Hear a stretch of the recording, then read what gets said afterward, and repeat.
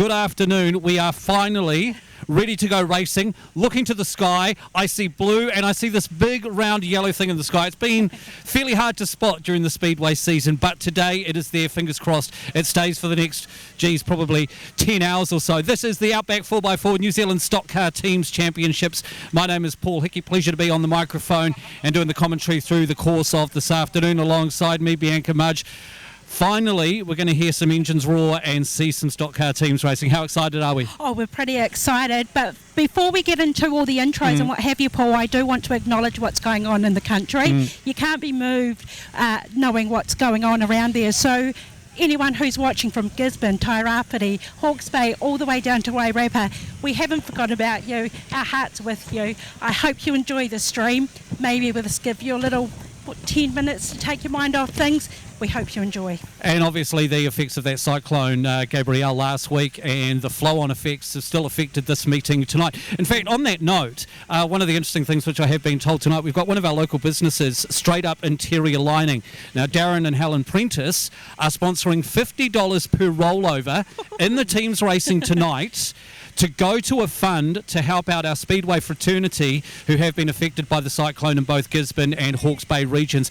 So any other businesses who may be wanting to match that, do get in touch with us, $50 per rollover. So that's a nice touch because we know the big wide Speedway family, we do love to help each other out, and there have been some people who have been affected. Oh, 100%, and it's actually really sad because, like you say, we are all a community, we are all family, we do care about each other's safety, and we were absolutely, I mean, I don't live anywhere in Napier, but golly me, it was heartbreaking. So, I mean, what a good cause, and of course, well done to all the volunteers who are still there helping as well. There's a 50-50 raffle, which is going to be happening at the track as well, and same thing, money to that cause. Right.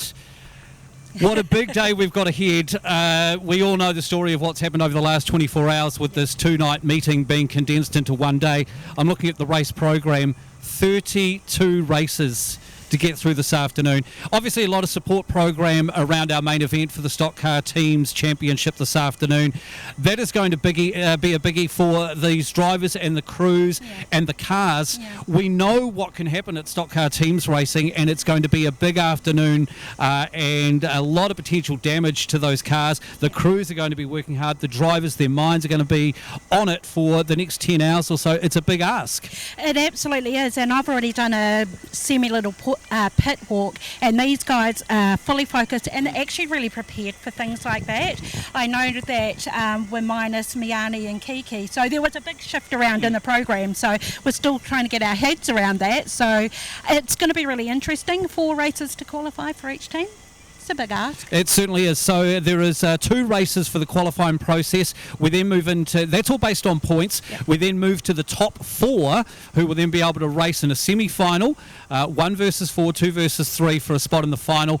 Then the losers of those 2 semis will race off for 3rd and 4th.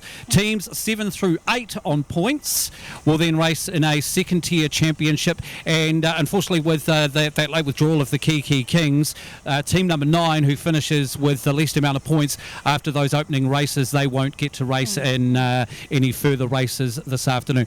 The Waikato Raiders, how good does the team look? See, look at that. We're in the heart of the Waikato. You knew there were going to be cowbells. The Waikato Raiders side over there, they've got the trophy proudly on display, the Gold Wings. Big night or afternoon for all of those drivers. Yeah, and they're all pretty calm as well. They know they can possibly take this away. Their last team race to actually win this down in Wellington was absolutely extraordinary. They just picked off each driver one by one. There was a lone Harley Rob on the track, poor Harley. But of course, if they can race like that again as a team, follow a strategy, they could easily take it away again. Well, it's been 2 years since that, obviously, with the COVID restrictions last year. It's essentially the same team for the Raiders. They've just changed out one driver. Larry Henderson is gone from the side and Josh Humble comes in. So they've all got plenty of experience, and like you say, that it was very strategic, that race, when they took out their final. They came in as, nobody was really picking them to be a winner, but they just worked so well as a team, and that is what it's about. It's best to have a star team than a team of stars. Absolutely, and the key to it as well is your team needs to race as a team. There's no individuals in team races. There's not one car that is actually going to be able to do it all for them, and they just work perfectly as a team. They gelled, they didn't go around it, with any egos or anything like that. They were great, and one thing I'm really happy about this weekend to see Brad Philpott back. I spoke to him. He said he is 100% fine. He wouldn't put his body on the line, so he is rearing to go. All right, we are looking forward to an exciting afternoon of racing action. As you say, all of these drivers are fully committed. Their minds are on the game. They've had an extra night, I suppose, to double check the cars and make sure everything is prepared there. Teams racing action, it all comes down to that strategy, and I think that each of these teams now, they're becoming, because they do a lot more teams racing, they don't just come into these events as one-offs anymore. So there's been a little bit go on around the place between some of these teams already this season, but you just never know what's going to happen in that first corner, right? 100%. And if we look at the Wellington team, that's a perfect example. So we've got the two Levine brothers and Brendan Ty, who actually raced in the Superstock teams as well. Raced very well. Of course, they didn't progress through to the finals, but that's a classic case of just being able to gel together because they know how each other races. Yeah, it's like any team sport, isn't it? Where you start talking about combinations, and when team players, they just know, they have a seventh sense or a sixth sense, so to speak, of what those other guys are going to do. So we're going to spend a bit of time. We're only 1:45 now, so we're still an hour and a quarter away from race start time. We're going to have a bit of a wander around the pits and have a catch up with some of our drivers. Yeah, we sure will, because teams racing is a little bit different to individual racing. So after they've had a teams race, we are not allowed to approach them. We can't interview them until they've been seen by a medic. They get a medic check and then we can go in. So we will try and get as many interviews as we can now in case we miss out. And I guess we better give a survival kit for anyone who's coming. 5 things you need to bring. Water. It is hot. Oh, it's warm. Sun. Sunscreen and a hat.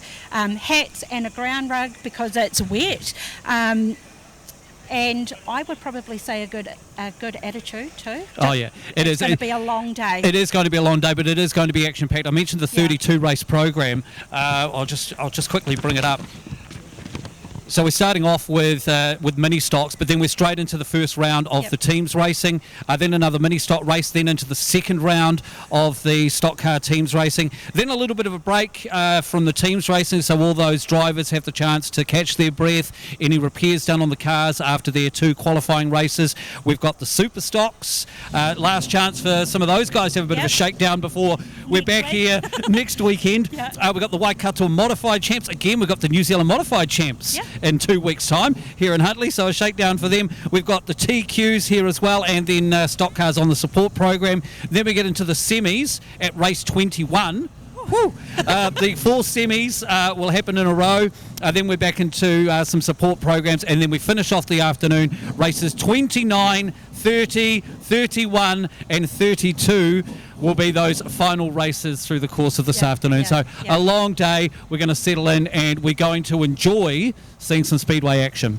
Have you ever called such a big night in terms of how many races? I don't recall ever doing 32 races in a row, but look, certainly there's been those nights where there's been rain happen. We've spent a long time in the commentary box and on the microphone, hence the reason with 32 races, although joining us in the commentary this afternoon, we've got Barry Brown with his expert analysis, and he'll be keeping us up to date with all the points and how all of that side of things happening. We've got Craig Tonkin, who is here, who's the regular Waikato Huntly Speedway commentator, so he'll be looking after some of that support program this afternoon. So I thought with the interview side of things, I'm still going to have a voice at about 11 o'clock tonight.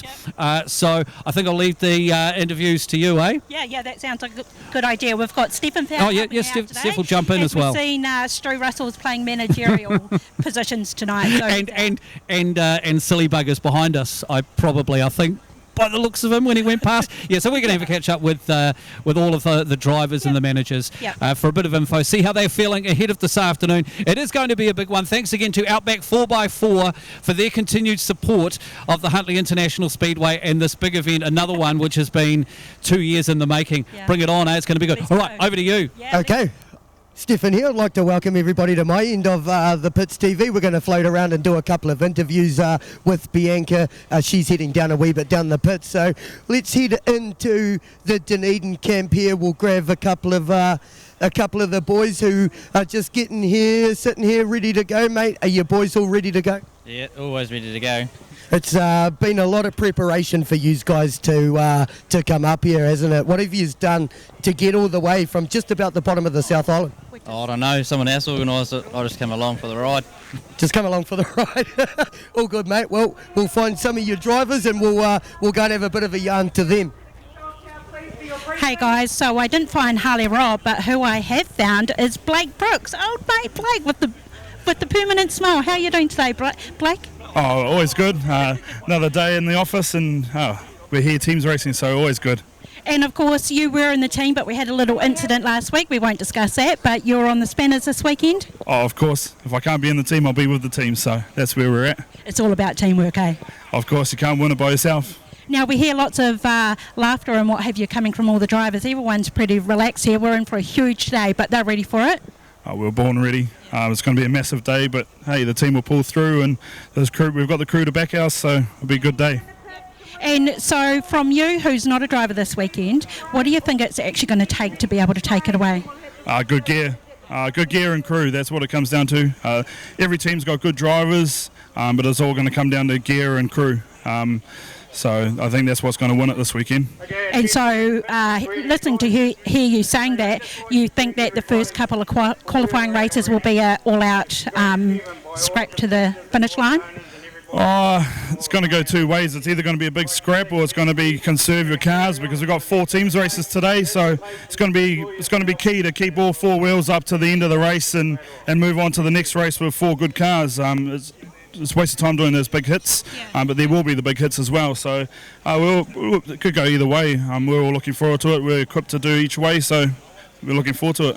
And so Blake, tell us, in terms of being prepared for the weekend, it was kind of sprung on everybody last night, and no fault of anybody, of course, the weather's controlling that. How do you mentally and physically prepare to go from 2 days down condensed into one? It's a big risk, it's a big call. I mean, there's no other way we can do.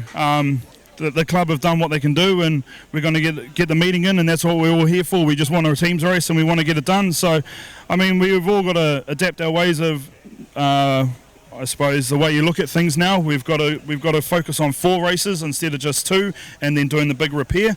We've got to worry about the whole day ahead of us. So it's going to be who has the best gear going forward into the next round. Yeah. Love talking to you as always, Blake. Thank you very much. Might grab you later on, but we'll make our way down the line.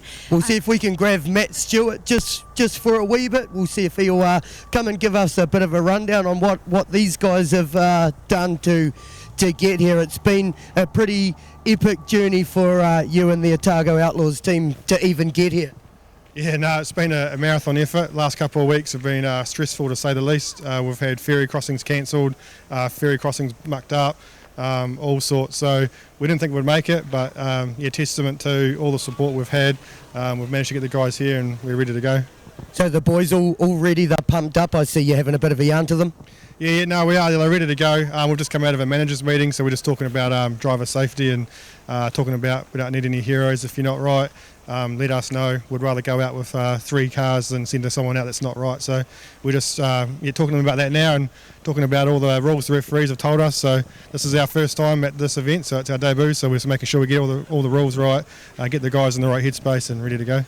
So they're all ready to go. You're ready to go as the team manager. What is your role involved, Matt, with these boys? My role is just making sure they're all safe. Myself and Anaru there, we just make sure they're all ready, keep them calm. We've got a couple of people that have done it before to help with tactics and things, but ultimately our role is to make sure they've got everything they need. They get out of the cars, get water in them, get themselves over to their medicals and just sort of coordinate things really. So you're all ready for the big teams racing. Who have you got first up? Yep, so we got Palmy first up, so that'll be interesting. And then we take on the home guys on their home track second. So that's we had a good catch up with them yesterday and a bit of banter. So hopefully we can tip them up on their home track as people out there for the first time. So yep, we're looking forward to it. Well, thanks very much for coming up and travelling all of this way. I know there was a lot of fundraising involved to get here and a lot of other stuff. We wish you the best of luck, and hopefully we get to talk to you a little later on. Yep, awesome. Thanks, guys. Guys, moving right along, if you turn around, Paul, I'm here with the manager of the Pumas, Stu Russell. Here we go. Here's some trouble. You're on a timer, Stu. How is it? I mean, this weekend you're going to be the ultimate hype guy. This is your first full teams meeting. As a new manager, how are you feeling? Oh, it's cool. We done the teams invasion in Palmy. We had the World 240s where we smoked the rascals. It was good. But teams champs is a whole different story. You've got to prep a whole different way, eh? Yeah. And what's your prep like in terms of condensing 2 into 1? We've done it before. We finished up second in Stratford and we had to do 5 races, so hey, what's for? You know? There's been a big talk about driver safety and all that sort of stuff, but hey, we know our drivers. We're with them week in, week out. We know their traits. We've got a good support crew around them, not just myself and Ian as managers, but the whole team. We're confident, that the guys can do 4. And I think too, there's such a big call, safety, that is going to be paramount. First of all, doesn't matter about the win, it's all about the safety. Yeah, it certainly is. We've got Rebecca Barr as our 6th driver, and I don't know about other teams, but we chucked Bex's seat in Burmese trailer, and she fits 3 of our cars absolutely perfect. The other 2 cars, they've got the exact same seat as hers, who's just a bit smaller, so we've got plenty of time to just rip the body off, whip the seat out, chuck her seat in, and away we go. So that's how prepared we are in case we have to use Bex. We don't want to, obviously, because it means one of the boys is down and out, but if we have to. And that was another reason of picking her. She knows what she's doing. She's been in the Superstock arena for a while with the teams, and it's good. And if you want anyone who's calming influence on your team, you definitely got the right person in Bex. Yeah, you do. And the whole environment's just been really chilled. It's been a good team environment, and just looking forward to getting out there. We've got Otago, which is quite cool. Brand new team to team champs. It's a whole unknown for them to do a team champs. Obviously they do the mainlands, but and then it's a whole unknown for us to come up against them. Luckily we know who Trezan is.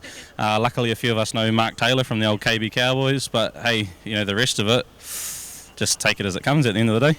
Well, look, we wish you all the best of luck, of course, as the new manager. Look at the smile, says it all, eh? Hey, from one manager to another, maybe you guys can meet off camera later. Okay, we're here with Troy Curry, the manager of the Can-Do Fishing Crushers, mate. You were just telling me a bit of a story about the rigmarole that it was to even get here. Tell us a bit about what's happened and how you got here. Basically, Scotty Myers from PTS and Malcolm Natai from Suck It Up Limited. They've gone above and beyond and pulled every string there was to pull to get us on the ferry from, they've loaned us vehicles. In the background here we've got Malcolm Natai's truck that we've put 3 of our cars on. It took us 20-something hours to get it here, but we got it here eventually. And yeah, Scotty, just massive. He pulled some of his own vehicles off the ferry to get us on yesterday, and he just made it happen. It's pretty incredible, the Speedway family and what they do for others. But the boys pumped, you're pumped, ready to go?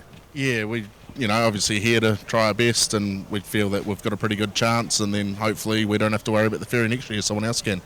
Do they feel pressure? I mean, you're a pretty hot favourites going into this. Do they feel pressure? No, it's just another meeting really. Like, we'll just do our own plan and stick to what we know. It's worked so far.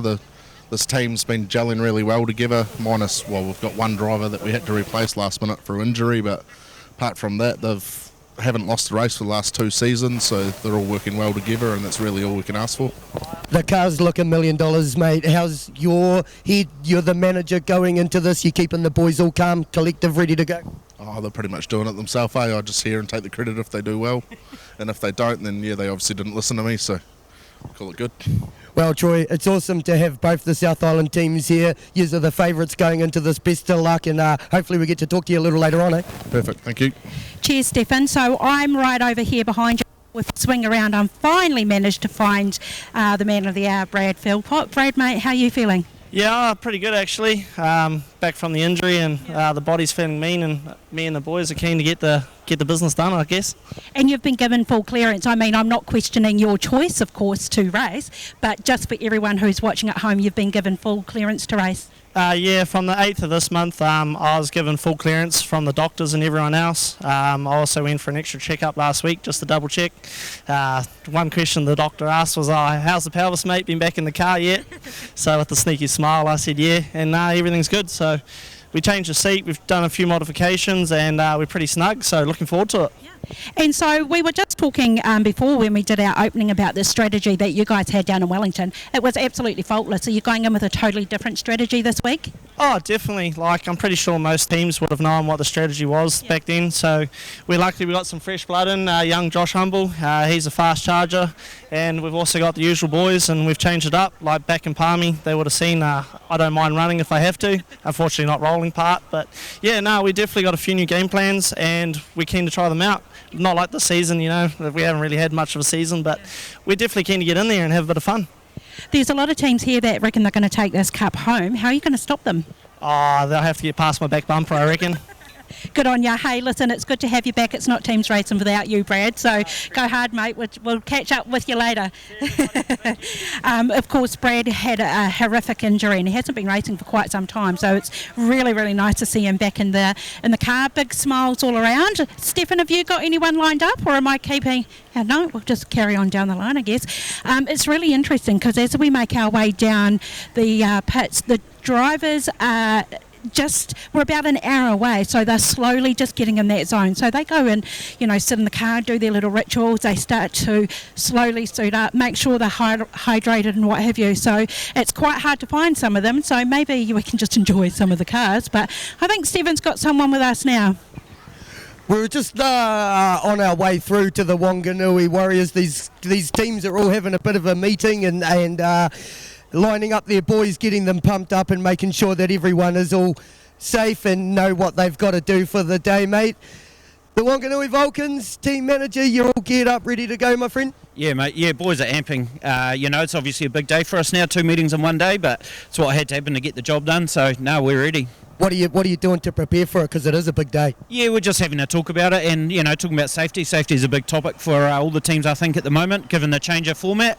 And then we'll just work through a few tactics and that sort of thing. Cars all ready? Yeah, mate, yeah. Boys have been ready for a while, so yeah, we're bloody amping. What's the plan of attack? Who you first up against? So we're first up against Christchurch, but they have a race. They have their first race before us, so we'll just watch and see what happens in their first one, and then then we'll make some tactics from there. I can't give too much away. Well, best of luck, man. Enjoy the day. It's going to be big, and good luck. Yeah, awesome, man. And just, while we're at it, just from the Vulcans, want to say a big shout out to the Miani team. The guys are doing it really tough over there. And when we go out on the track, we're all rivals, but off the track, we're one big family. So we're really thinking of you guys. Cool. Thank you. Cheers, mate. All good. I'm down here with Samuel Ashton, actually, down in the manager with the Rotorua Club. First of all, congratulations on your new appointment. You do start next season, but that's a huge step up for you. It is, and I've got to give it to Sonia Hickey. She has done it for the last 22 years, and she has been the best promoter that any track could have had. So we're thankful for her to do Rotorua, and it's going to be a sad day when she finally leaves. But she's got faith in me. I've got faith in myself to step up and do her job. So she's got big boots for me to fill. So hopefully her shoes aren't as big as I think they are, but we should be right. And so for now, we'll just concentrate on your manager's position for this team. How are they all faring? They all seem pretty calm. They're just slowly getting themselves ready. Yeah, it was a bit gutted last night, rained out. And the boys were like, oh, what are we doing? We're lucky we were sponsored by Blaster Karts. And so we went down there and spent a couple of hours there going around doing go-karting. Thankfully, we didn't get kicked off into the last 10 minutes, so they've had their racing experience with it yesterday. So they're relaxed, they're ready to go. We're pumped. Let's bring it on. Yeah. And so, I mean, you're not a long way from home, unlike these poor teams who have had an absolutely logistical nightmare getting here. But the prep is still the same, and the pressure is still the same. Oh, absolutely. Like, even though we're only an hour up the road or an hour and a half, we've still got to treat it like we're 10 hours away. We've got to bring enough spares here to get us through. Not 4 races, but 8 races, because the racing that we do is only 4 races, but you could get damages in one race that cost you 2 races, you know. So we've got to make sure we've got everything here. We're quite lucky. We've got technical outing services here with their big service truck. We've got Procromp from Rotorua that's just jumped in from Callum Flavel.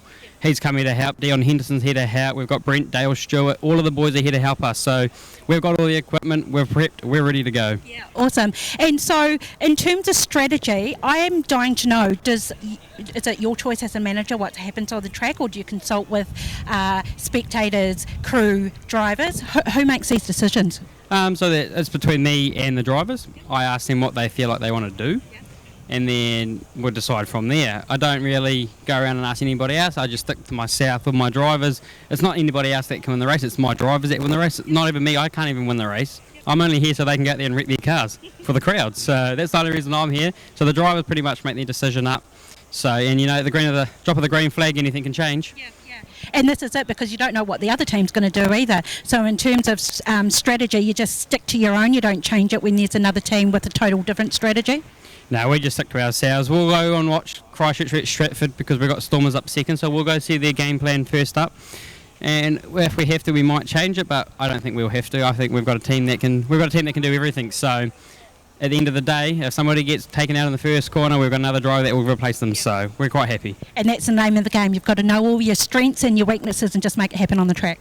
Yeah, I do. We've just, we've got to know. And all these boys have raced together, I don't know how many years together, So I've got to give it to Douglas for stepping up at the last minute. Riley McDonald, this is his first ever teams champs for us. He's done one teams race. This is his second ever teams race, and it's the New Zealand champs. So big ups to Riley for stepping up. Yeah, no pressure for Riley. So, yeah. Awesome. Well, listen, we'll let you go and spend that last few little minutes with your team. Good luck. We'll speak to you soon. We'll make our way on down. Stefan, do you have anybody? Oh, yes, he's over here. Can you see him over there, Paul? You better run, Paul. So we're here with Hilton Parker. He's the manager of the Wellington Wildcats. And... Wellington Young Guns, sorry. And you've travelled the furthest of all the teams from the North Island, mate. You're all ready? Yeah, no, we're all good to go, mate. The old boys are amped for this, so all the cars are looking good, and we're ready to go hard and fast. What have they done to prepare for this? Unfortunately this year with the way the season's been going, we haven't really done a lot of teams racing as a team ourselves, but these guys have been around, done a lot of racing. 3 of them have been in the Superstock teams earlier this month, and they're all capable of doing the job, so they all know each other and what they got to do. Bit of different scenario here with the stock cars, though. Do the boys feel that it's harder for a Superstock teams champs or doing a stock car teams champs? Well, I think with the stock car teams champs, there's a lot more pressure on them, as they know that the stakes are to take this back to Wellington again, So, I think they really like to, get this one and take it back to Wellington again. And, there's a bit more pressure on them, mine-wise, I think.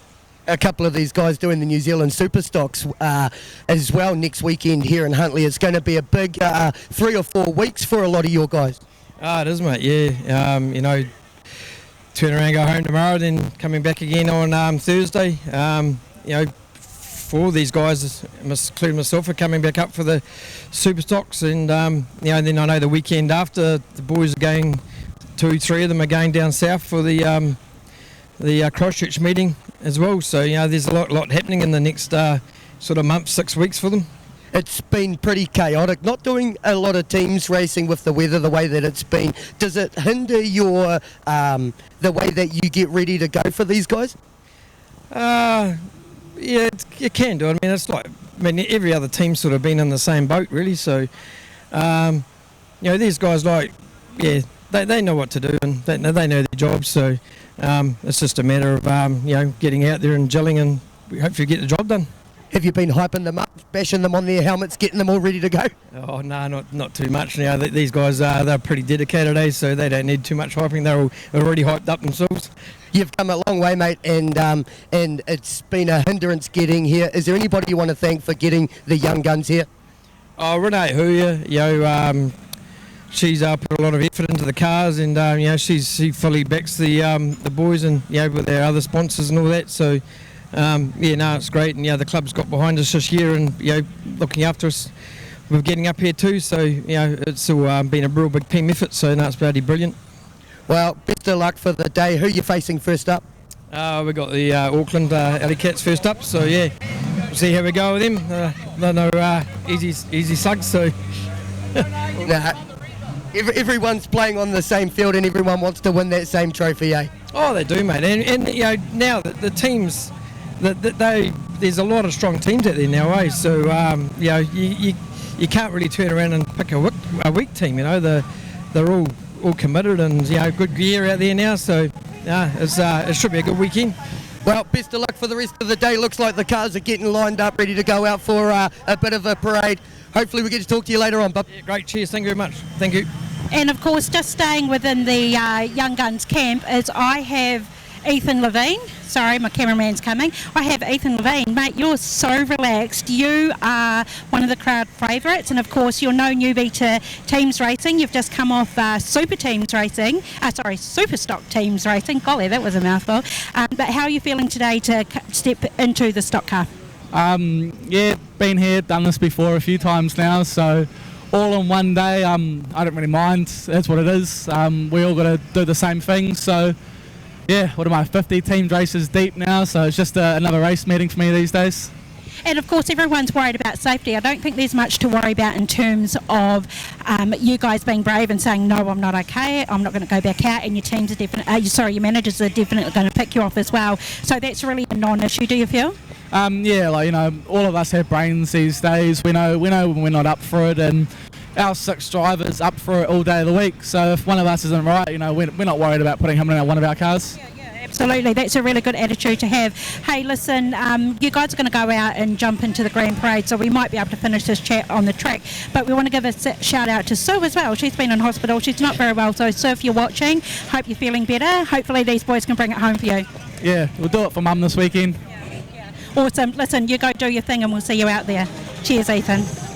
Well, ladies and gentlemen, once again, welcome along to Huntly International Speedway, coming to you now from the commentary box for the Outback 4x4 New Zealand Stock Car Teams Championship. My name's Paul Hickey, alongside me, Craig Tonkin, who is the regular commentator here at Huntly Speedway. Craig, thank you very much. Barry Brown also joining us in the commentary box. We'll get some expert opinions from him real soon. We see the Waikato Raiders side already out onto the track, and following in behind them is the Can-Do Fishing Canterbury Crushers side.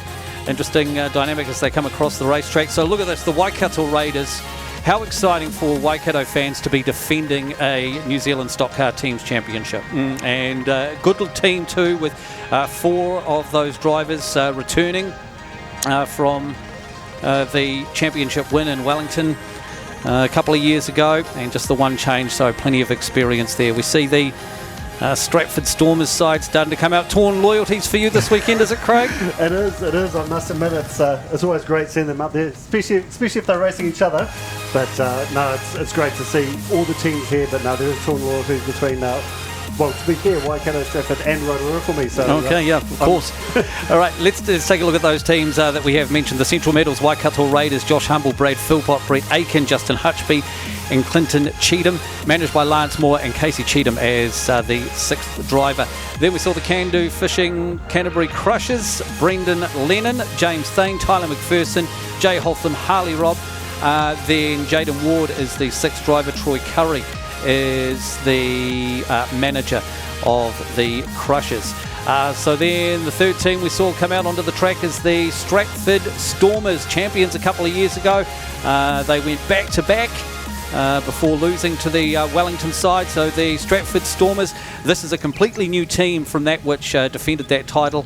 Lawrence Barr, Dale Mickelson, William Hughes, Carlin Painter-Dudley, Mason Woods, Brad Pajerski is the 6th driver, and the manager is Mark Woods. Out in the across the infield right now, what a haul for these guys. How good is it to see the Otago Outlaws up here in Huntly? Trezan Ryland Annabelle, Benji Smeal, Nico Tuhura, Mark Taylor, Zane Tuhuda. Harry Greer is 6th driver and managed by Matt Stewart. The Palmerston North Pumas are making their way out onto the track. The final car just coming out the gate there now, the 667 of Hamish McLeod. Joining him in the team, Sam Prescott, Daniel Burmester, Jaden Hall and Kyle Rowe. Rebecca Barr is the 6th driver. Ian Parfitt and Stu Russell are the managers of the Palmerston North Pumas. So 9 teams to take to the track this afternoon. There is the Stratford Stormers side coming around through turn 4, and they'll join the back of the queue of this lineup for the Grand Parade. 9 teams facing off this afternoon and into this evening to decide the New Zealand Stockcar Teams champion, and of course that ability and the right to host this event next season, which certainly makes it one of the unique events in Speedway here in Aotearoa. Here come the Auckland Alley Cats to the pit gate.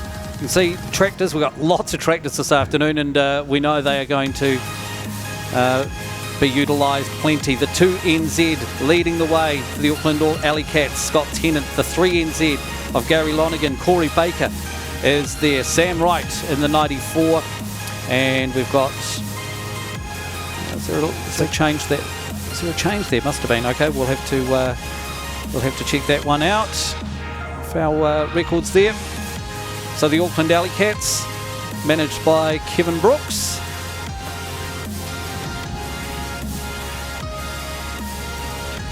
All right, we've got Matt Nathan, who has come into the Auckland Alley Cats.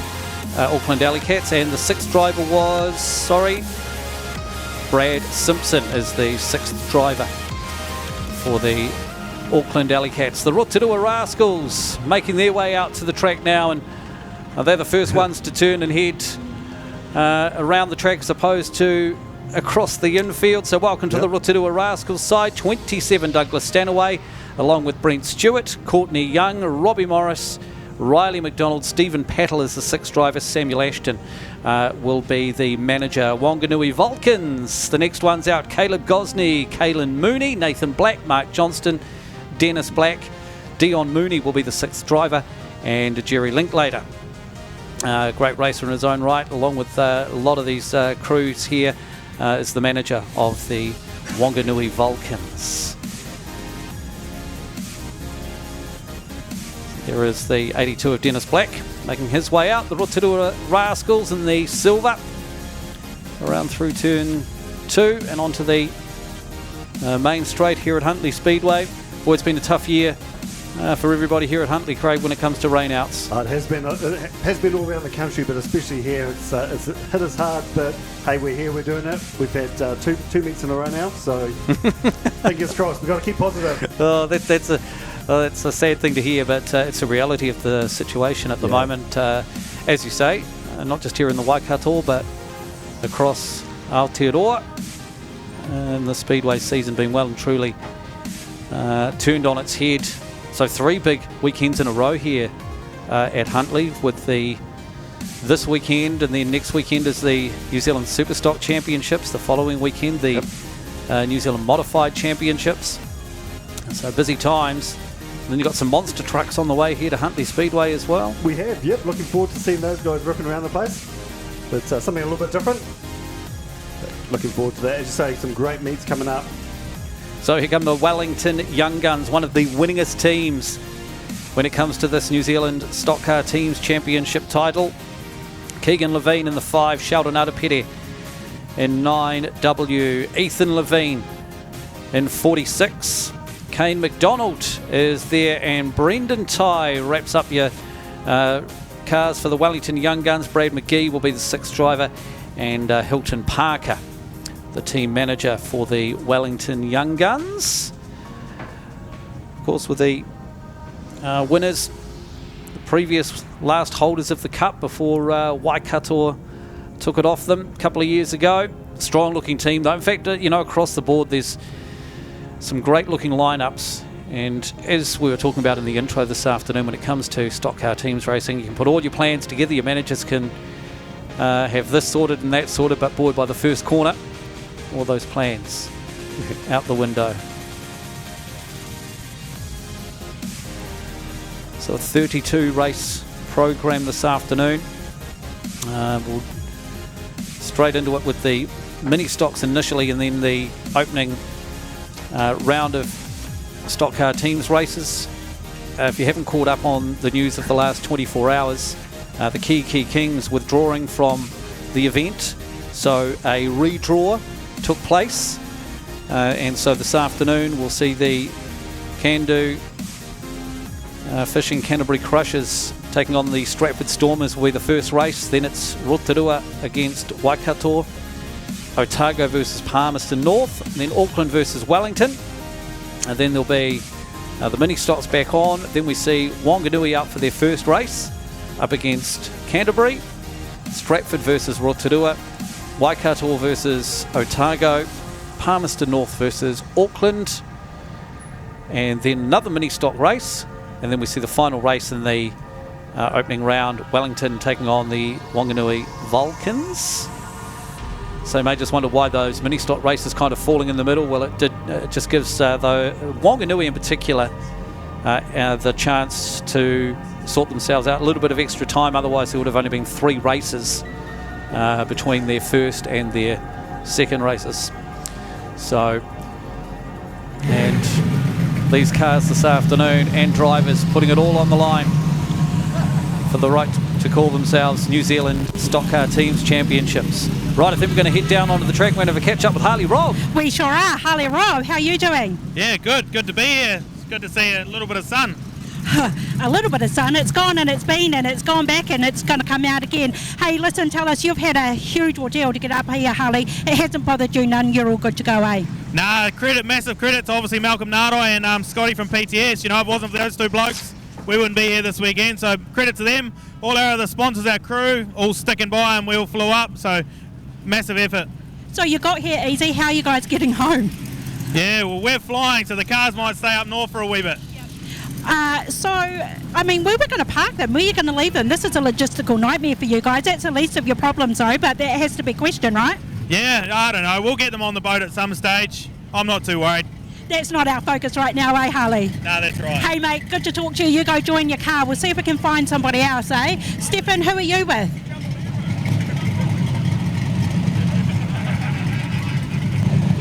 All right, we'll try and get some more interviews from these drivers who are out there on the track, getting themselves prepared as the crowd slowly builds here at Huntly Speedway. It's certainly an unusual time to be making your way to the Speedway. And I think I said this to a few people a couple of weeks ago when we had the issues with the New Zealand Superstock Champs, and it's happened again today where you walk into the stock car track and you're saying good morning to people. Exactly. It's not the norm. It's very, very unusual. So, yeah, 1:30 and the crowd is building. So I think it'll continue building through the course of the afternoon, I am sure. Right, I think we're going to head down onto the track and we're over to the team with another interview. And I think they're with Carl and Painter Dudley from the Stormers. There we are, mate. You've done a couple of teams champs, so you're rearing to go for this one. Yeah, can't wait. This is my first NZ teams champ, so I'm roaring to go. Can't wait. What have you done to prepare yourself for it, mate? You're pretty excited. Yeah. We've done a few meetings this season, so I'm stoked to put this teams kit on. It's such a good atmosphere at these teams champs, so I can't wait.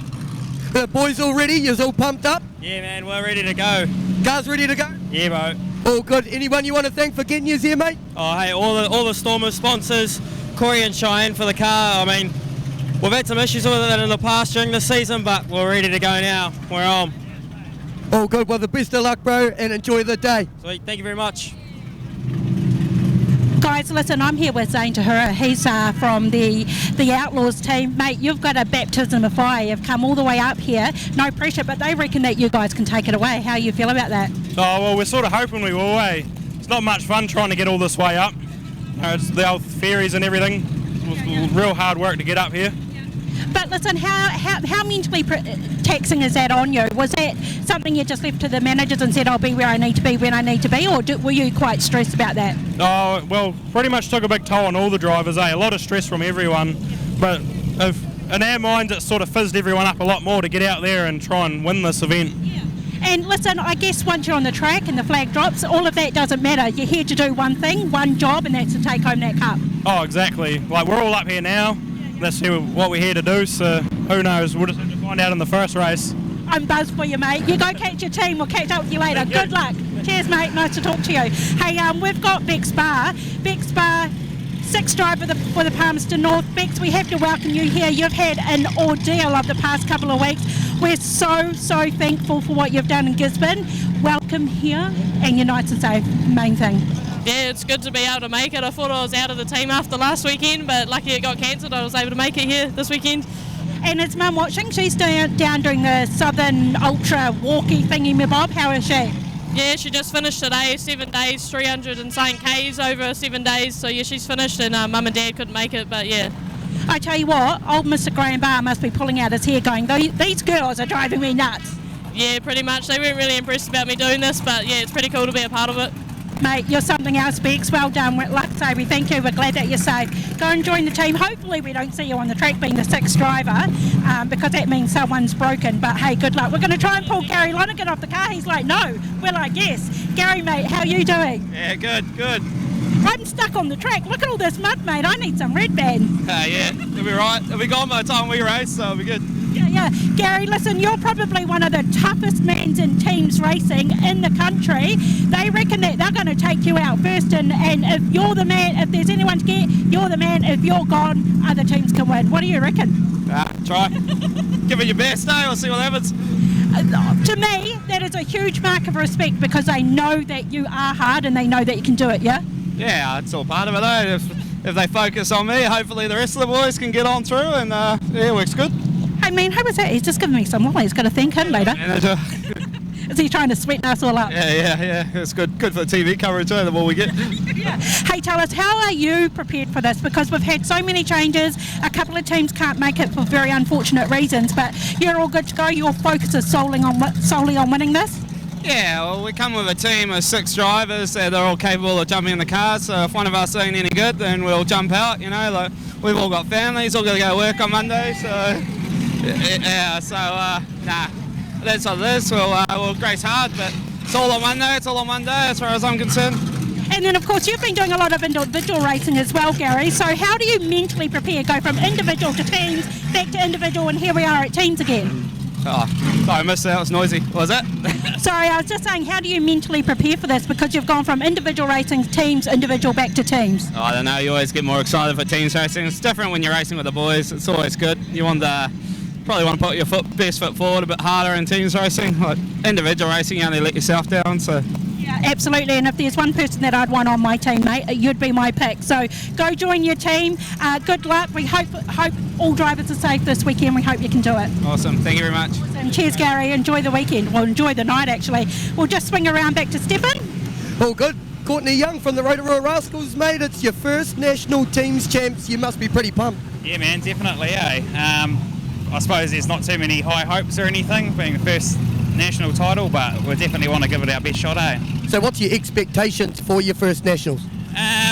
Going out there with none, really, Just obviously try if I can win each fucking team's race as they come, but other than that... Beep, beep. Yeah. Well, mate, you must be pretty pumped. The boys are ready, the cars are ready. Yeah, definitely. Boys are pumped. There's a few nerves still, but I'd say once we get out the gate, we'll get into it. Be me. Yeah, mate, all good. Well, best of luck for the day. Hopefully you enjoy it, and first team's champs, all good. Cheers, mate. Thank you, guys. Guys, why we just wait for the Wellington team to cruise on down. Look at old Alan Levine in this little buggy. He's having the time of his life. He thinks he's going to get out here and do it too, eh? We're talking about you. Listen, we'll try and... I can see Sheldon Artapeti making his way down. We might actually walk down to meet him, because otherwise we'll be waiting here for ages. There's a bit of a traffic jam. So let's go down and see if we can grab Sheldy, eh? Oh, no. The crashes. He's a bit of a hard case, is this Alan Levine, eh? What do you like? Sheldon? He sees me coming, he's like, oh, Jesus, here we go. Sheldy, mate, how you doing? Welcome to Huntly. Finally, we're here. Yeah, I know. There's no rain, so it's positive. So, yeah, boys are pumped up and we're ready to go. Yeah, so you're, of course, in your sponsored car by Renee Huia Racing. I mean, how are you prepared for this? This car's an absolute weapon, but racing in a team in this car is a little bit different, because last year you're in the Supers. Yeah, I don't know. Renee and Dan support us as long as all the other sponsors that look after us and stuff like that. So, yeah, I don't know. The boys are pumped up and we're ready to go. Here's another character of the team, of course, Brendan Ty. I'm going to jump in between these two. Leave you to it. Yeah, cheers, Sheldy. Brendan Ty, mate, you're another old hand at this team racing. You're racing in the supers as well, so you're, I don't want to say stepping down to stock cars, but a little bit slower, but nonetheless just as rough. Nah, just the same thing, you know. So yeah, love the teams racing, whether it's supers or stock cars. So yeah, it was good to obviously get the call up when Ben hurt himself and get back into it with a W back on again for both teams. And of course, last year you were racing with a P, so this is a little bit of a different environment, but you've slotted right in because these guys are like brothers to you, aren't they? Yeah, I've raced for the young guns quite a few times. So obviously went to a P a couple of seasons ago to race with the old man, and then just with the kids racing, it just this year made sense to go back to a W. And yeah, so it was kind of a privilege to be selected for the teams again as well.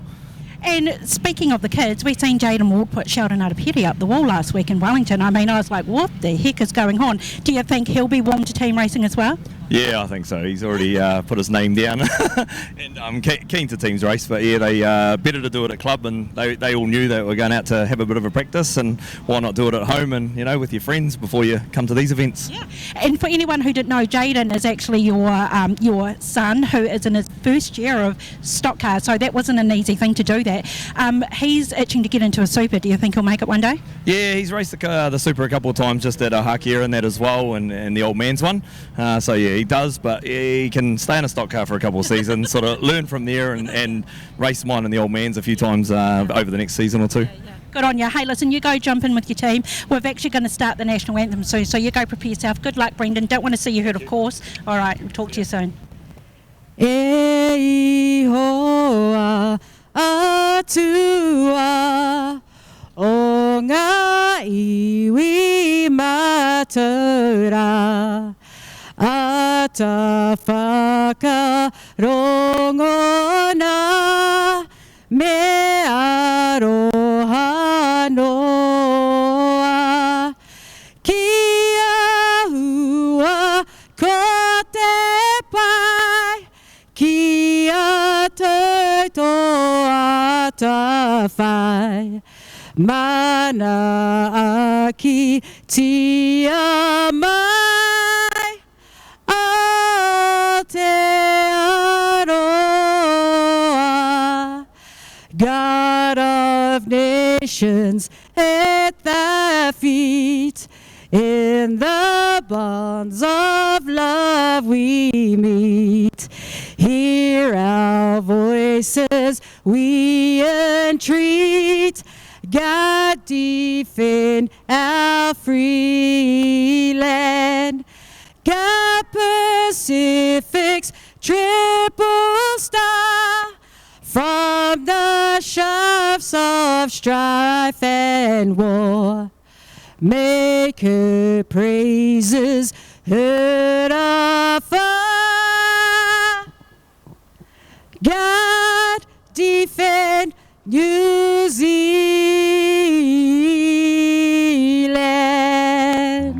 Thank you, Fado.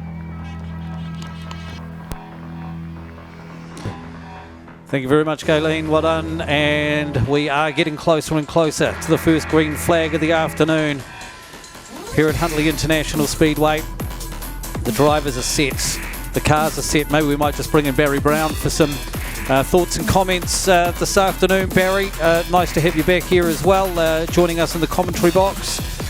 Boy, at least we might get to see some action this afternoon compared with the last time we were here. But you have been actually back with some thoughts a little bit down here. Yeah, have been. Come down and play around with the my laps a little bit, and came down to see the Saloon Car GP, which was also a third time lucky. And obviously with this meeting supposed to be running last weekend and then again starting last night, it's gone a third time lucky for the qualifying night for this as well. One other team we must mention, Kiki, you say pulled out yesterday, but that was in the original lineup, Benjamiani Maulers and out of Hawke's Bay, and obviously our thoughts and hearts go out to everybody down there. And had the team have made it out, they'd have been the favourites for everybody, I think, wouldn't they? But unfortunately not. So yeah, we've got 9 teams here, and it's going to be an even battle. There's nobody that stands out to me, and that's the best part about it, I think. It doesn't matter how hard the job is, we suck it up and get it done. No matter how dirty our hands have to get, we suck it up and get it done. Suck it up, suck it up, suck it up.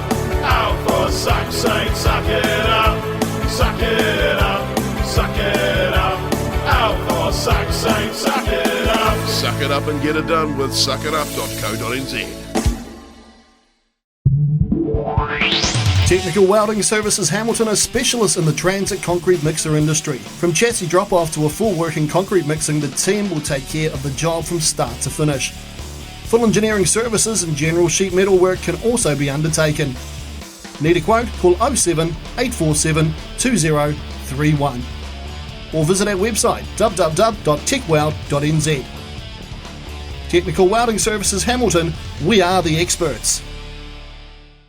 Okay, we are here with Kyle Rogue and Jaden Hull, the first New Zealand teams champs. You must be pretty raring to go, are you? Yeah, it's been a big build-up for a few weeks now. Looking forward to this one, so we can't wait to get out there. What have you done to prepare yourself for your first teams champs? Mainly just focusing on the car, making sure the car's in a good spot, reliable, and ready for the challenge. And what have the boys said to you? The boys, we've got a lot of experience in the side, so they've given us plenty of good advice and sort of what to look out for when we're out there. So. Are you raring to go? Is the car ready? Yeah. We've been looking forward to this one for a while, so we can't wait.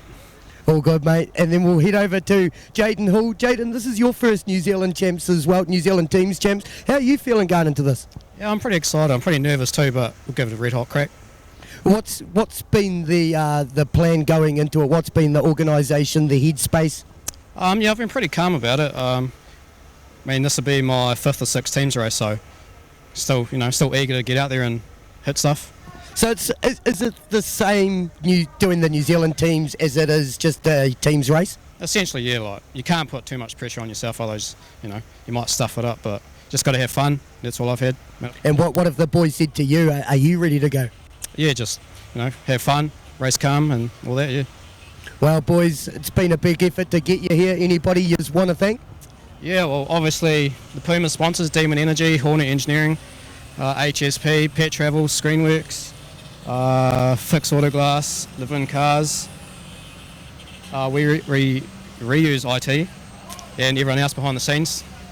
We reuse IT. Our good friend Dave, mate, he must be pretty excited, and the car looks $1 million. You look ready to go. Good luck for the rest of the day, and hopefully we get to talk to you later on. Awesome, thanks for that. Everything looking good out here. Everyone's looking happy. All the officials moving out of the way in the hands of the starter. Getting ready for the first race of the day. We are racing. We're off. Straight into it. 717 coming into turn 1 out the front. Making clear distance. 3-4 cars wide through turn 1 and 2. Everyone's staying off the wall, so looking nice and clean and tidy through there. But 717 of Levi Jones making a nice gap to start. Bit of contact down the back straight through out of turn 2 and into turn 3. 291, that is Lulu Russell parked up around the wrong way. He's brought out the red light, so of course all the cars got to come to a stop as soon as they can without running up the back of a car like they did down there on turn 4. So just shoot over there and check. So that's the 43 of CJ Attenborough. Now obviously, although the mini stocks, it is non-contact, being the kids out there, the youth out there, so non-contact class. And they were told at the start of the day that it's definitely non-contact. But these things happen. Well, they do, but particularly when you've got a decent sized field, and particularly in the first couple of laps, people are just trying different lines. They sometimes don't realise somebody else is outside them at the time, and when you're out pretty close to the wall, you kind of think you're out there by yourself, and all of a sudden you find there's somebody else even wider. Yeah, exactly. And they're there, and of course, first race of the day, so the track is still a bit slippery, a little bit gluggy. So, these guys and girls out there are racing well, but they are. They still haven't even got their driver's license yet, so not even quite one lap down yet.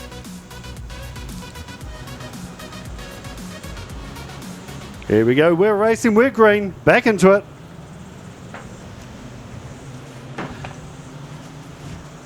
So the 717, Levi Jones still out in front. Car number 85, Casey Wade, big name in racing here at Huntly. The Wade name, but third place we're looking at 84, which is the likes of Preston Wade, yet again same family, with 33 in fourth place being Jamie Burley. So coming around finishing lap 2. So 10 laps out of this race, 8 to go. Levi Jones passing some of the slower lap traffic now, so that's going to pose another issue for these guys, but no problem for Levi, and as say for Casey Wade coming through. Carving up the field nicely, coming down the front straight, over the start finish line. Still looking at Levi Jones out the front, but Casey Wade right on his tail. Going wide down the back straight, past some lap traffic. Back to third place, of course, with the likes of 33, I think it is. But Donkey, 717, still holding out front over the 85 of Casey Wade. Just had another one turned round there in turn 3, Craig. Didn't Tom Langwell, car number 78. Looks like he's going to, hasn't quite made the turn. Could bring out a yellow possibly, but still racing now, still going green.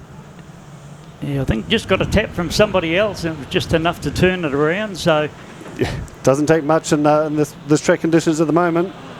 Levi Jones still well out in front, getting a little bit sideways coming into turn 2. Coming down the back straight, Casey Wade, 85, right on his tail. Midway through the race. Looks like 78's got himself going underway again, so that's good. Tom Langwell still making rounds. Great drive so far by 717 of Levi Jones, showing him how it's done. Casey Wade and 85 still on his tail.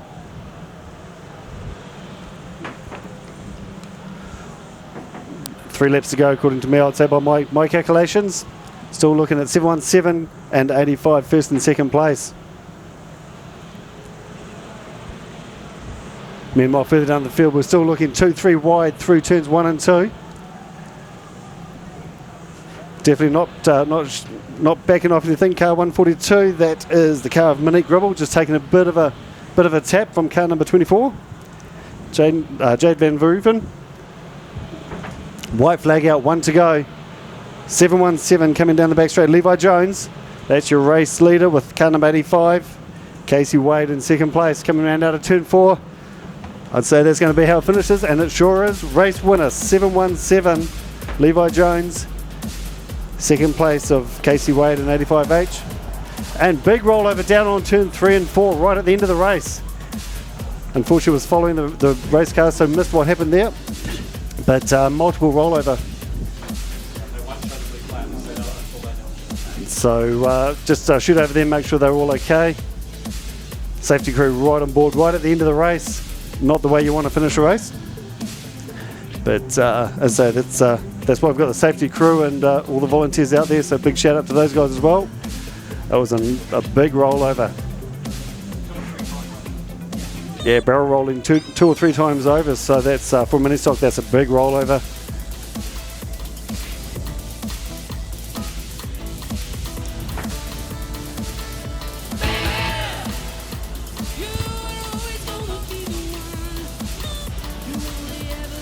Okay, we're racing again, back into it. So just going to be coming through to finish off the last lap.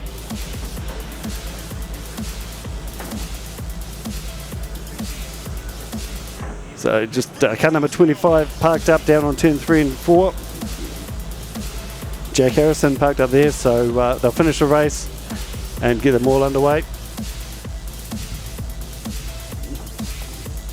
Nope, they've gone to yellow before the end of it, so decided he was in a bit of a precarious position there. Didn't get it back underway after the restart, but calling the race. So that's how it's going to finish up. As I say, we'll get the results to you as soon as we can. But it's the first race of the day. Straight into it, Rawson Plumbing and Repco Waikato mini stock champs. Up next, of course, straight into the teams racing, the Kando Crushers versus the Stratford Stormers. So yep, can do Crushers up against Stratford Stormers in the next race, the first of the teams racing.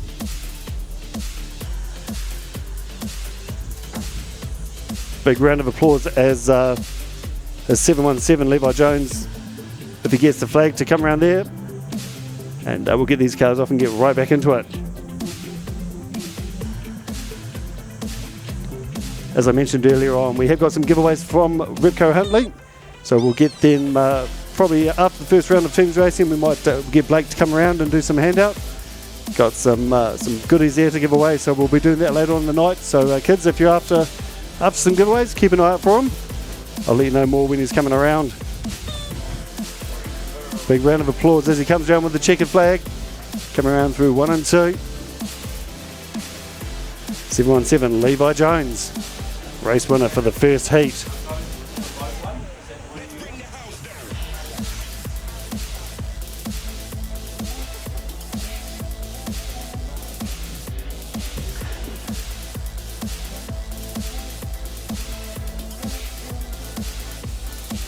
Alrighty, so looking at the results, we've got information now. So 717 Levi Jones, as I say, first place. 85 of Casey Wade in second.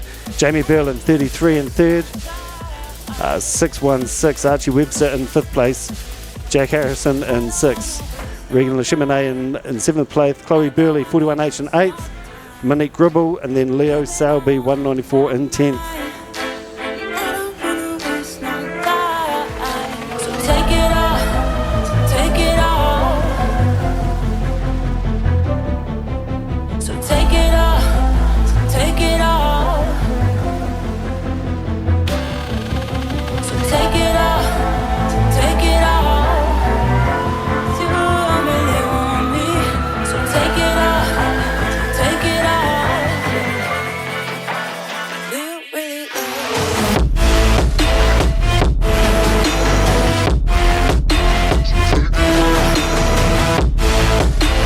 So, Paul, they've just done the coin toss, mate. Christchurch won it, and they choose to start off pole. Is this a bit of a tactical thing? Oh, not really. It's just doesn't matter. I guess we've still got 2 cars on each line, one from each team, so it doesn't really change a lot. I'm sure the drivers will change it when they get out there. So. Oh, wow. She's all go, Paul. She's all go. Canterbury choose to start off pole. Awesome. Thank you so much. So there we go. There's the first coin toss of the night. So the Can-Do Fishing Canterbury Crushers winning the toss will take pole in this opening race of the night against the Stratford Stormers. Or opening race of the afternoon. Here at Hunting International Speedway, we've got the grader out on track at the moment as we see some of the teams here. Of course, we'll go through the usual rigmarole of the hot laps. Each of the teams will get 4 flying laps to get themselves sorted. There's Braden Lennon, the number 4, focused on the game. I mean, that's the thing. This was one of those events that was supposed to run 12 months ago initially. So, yeah, we haven't just been waiting for the last couple of weeks for it. We've been waiting for that plus a couple of years. So, no, really looking forward to it. It's just one of those unique to New Zealand Speedway. It's the only event that the winning team takes it to their home track. All those other big events like other teams' champs meetings stay in the same place every year. And it's just that extra incentive for the guys when they're laying it on the line, because they know, what a good financial thing that can be for their club 12 months later when they get to host it. Plus they get home track advantage should they be able to take it off Waikato here this afternoon as well. Well, you talk about that home track advantage for the Waikato side. They won it back in Auckland back in the late 90s, brought it home and ended up finishing in third. So that didn't work for them that time, maybe. A whole different ball game though in 2023 as the Can-Do Fishing Canterbury Crushers are already on track. Here come the Stratford Stormers out the pit gate now. There's the 267 of Carlin Painter Dudley. Let's take a look at these lineups for the Can-Do Fishing Canterbury Crushers. We've got Braden Lennon, James Thane, Tyler McPherson, Jay Holtham, Harley Robb racing for Canterbury. And for the Stratford Stormers, it is Lawrence Barr, Dale Michelson, William Hughes, Carlin Painter Dudley, Mason Woods, and Brad Pajerski there as the 6th driver for the Stratford Stormers. So first up, it is a South versus North battle. West coast of the North Island taking on the east coast of the South Island. Here we go. The teams line up on opposite sides of the tracks. They will do 4 hot laps. Just the chance to get a feel of the cars, a feel for the track before we go racing. Again, the Canterbury side won the toss. The manager, Troy Curry, calling and winning the toss and choosing pole. Already, we see Tyler McPherson moving to the infield for the Crushers side. So problems already for 136. Here we go, 4 laps for the hot laps. Harley Robb. He is one of the stars of stock cars and super stock racing.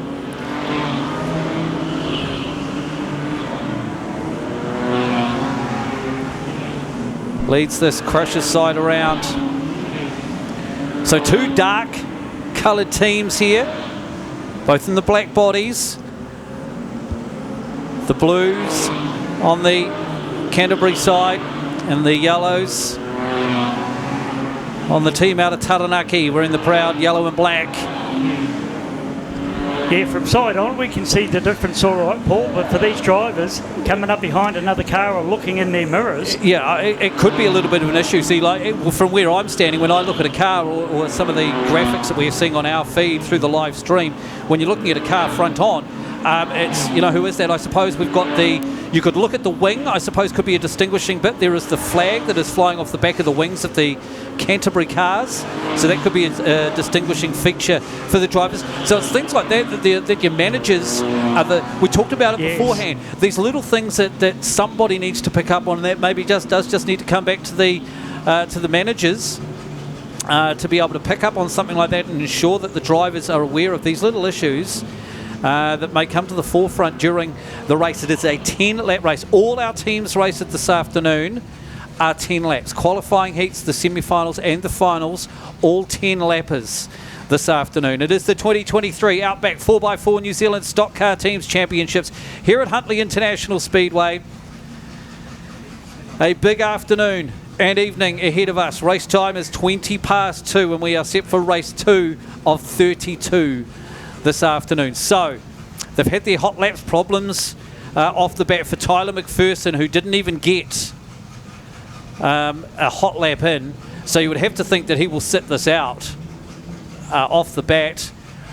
So here we go, the fun and games of the 3-minute bell, and Braden Lennon is the first driver who's over to the gate looking for some issue, and the 136 will get a push over Harley Robb, the smart thing, and just pushing the 136 across to the gate. So none of the Stormers are pulling up there at the moment, actually. No, it is the 99 of William Hughes. It seems to be a feature of the Canterbury team, Paul. We noticed it at the Superstock Teams Champs at Palmy, that 2 or 3 times Drayden Ward in particular pushed starting stationary Christchurch cars, and including Scott Tennant to the win. Yes, it was. And look, that was Harley Robb who did that, who was part of that, maybe that methodology as well from the Glen Eagles side, and passing that down into this Can-Do Fishing Canterbury Crushers side. So there's the 136 that we were just talking about. Tyler McPherson didn't even manage to complete a lap. He's kind of, you can see his hands unknown. We're waiting for the officials to give the 3-minute start to the cars. So we've got 3 Crushers cars and 3 Stormers cars who are parked up at the pit gate. There is a lot of crew standing waiting behind the gate. There's spare tyres, there is jacks, axle stands, all sitting there waiting to go over the gate. So it's a big wait. It's much more controlled now, that pit gate, in the 3 minutes and that, isn't it, Paul? So yeah, it is. Yeah. So here we go. The 3 minutes is now underway, and over they go, and into the cars. The 3-minute bell begins. So all the different crews rushing to each of the cars. There's only one that's gone to the 136 of McPherson, I suppose, to find out what the issue was, and then sends it back. You're right, Barry. The control at the gate, it certainly needed to happen, didn't it? Because it did get a little bit out of hand for a while. Well, it did. I mean, effectively, the first car up there had to cruise straight over on the gate, and you know, they could get 5 minutes on that, and the last guy up maybe only gets 2 minutes or something. So they made it a lot more controlled, all the cars at the gate, and basically they're told to jump over. The 3 minutes is time for everybody, so they get the same length of time.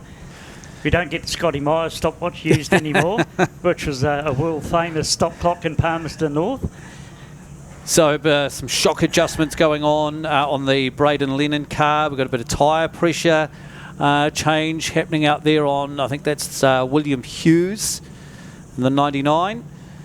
So we can see we've got 1 minute 47 seconds left. For those on the stream, we've got the countdown happening. We'll keep you up to date for those who are here at the venue. So we see just 2 cars parked up on the infield for Stratford. All A-OK at the moment. Dale Michelson in the 85 and Lawrence Barr in 34. There's Carlin Painter Dudley. Had a chat to him during the Grand Parade.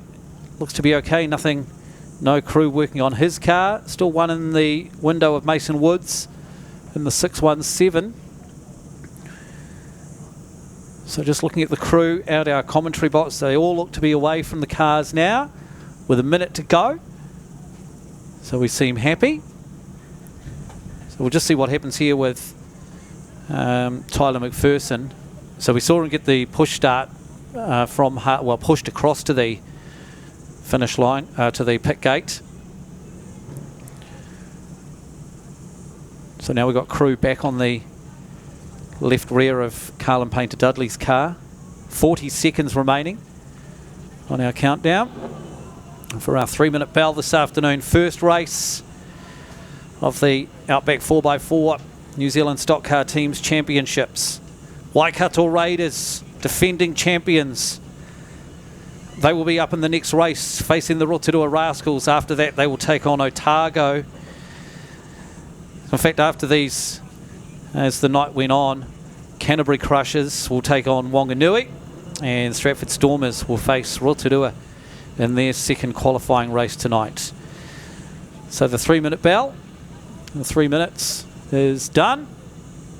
Crews are gone from the track and we see the tractor coming in, so we'll see McPherson pushed off to the infield, so that at least confirms who our starting 4 will be for the Canterbury Crushers. So again, taking a look at our team lineups, we have 5 cars, only 4 will take to the track. Each team also brings along a 6th driver with the ability to hop into any of the cars. The lineup for the Can-Do Fishing Canterbury Crushers is Lennon, Thane, McPherson, Holtham and Rob. McPherson will certainly sit this one out. For Stratford, Barr, Michelson, Hughes, Painter Dudley and Woods. We will wait to see who sits it out for the Stormers. So the Crushers winning the toss and choosing to take pole, the 15 of James Thane is the first one to line up. He's brought it out very, very wide, which is what you can do. You've won the toss.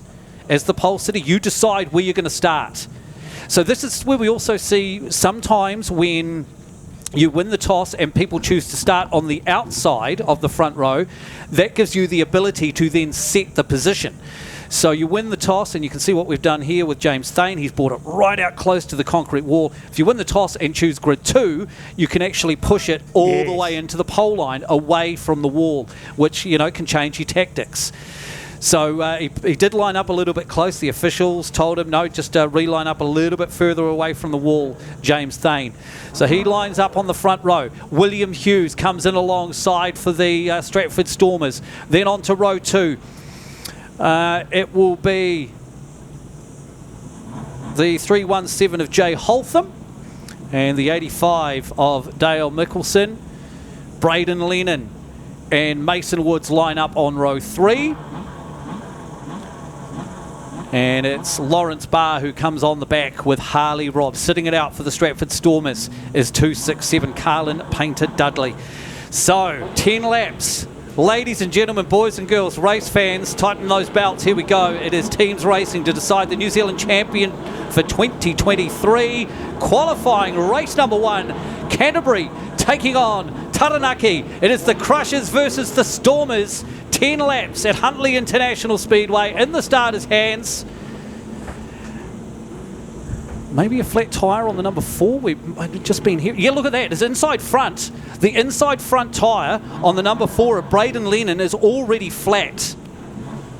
So that's issues straight off the bat for the Canterbury. Although I suppose they could rather have a car out there with a flat tyre that can actually go compared with the 136 of Tyler McPherson who had no go.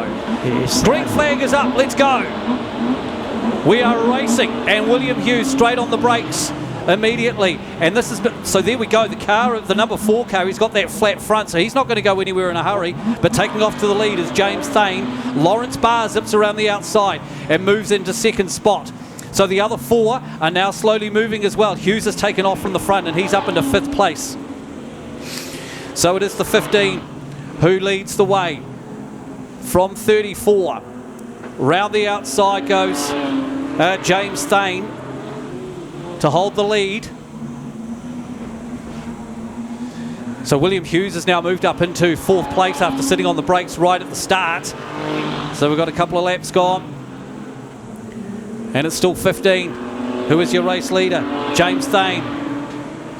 He's going to come up behind a couple of block cars in a moment. He'll look to get around the outside of Mason Woods. So Woods down. Oh, and Woods takes a big shot from Jay Holtham. Great work that allows his lead runner through, and Thane goes. The 99 car's gone to the concrete wall, so he's got issues. William Hughes. It is still 15 versus 34 at the front of the field. Here comes the race leader up behind this gaggle of 3 cars. Looks straight around the outside. Thane moves into another lap done and gets around the outside. Barr goes around the outside of Rob. That could prove fatal for him. Harley Robb tries to put the spin on Lawrence Barr. So Barr just has to slow up the pace a wee bit into turn 3. Rob tries to take him wide out to the concrete wall. Still putting the pressure on Barr, and he's going to spin him into turn number 4 and into the concrete wall as they get onto the pit straight. Oh, turn number 1 and 2. Big shot on Braden Lennon from the 617.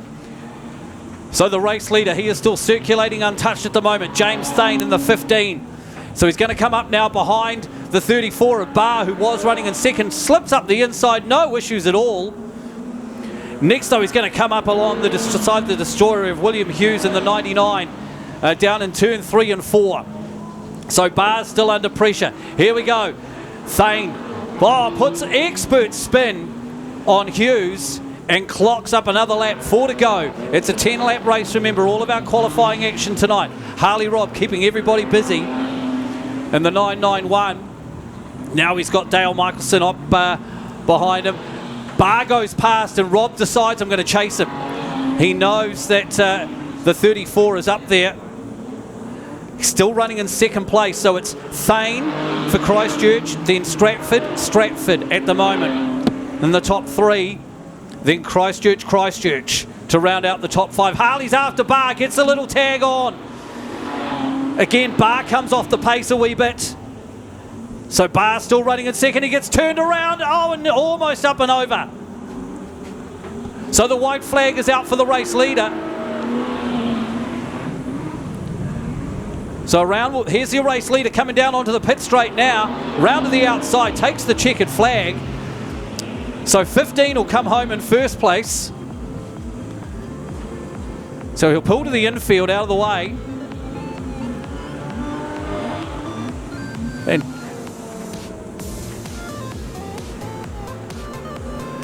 so we've still only got a couple of cars. Where's Braden Lennon?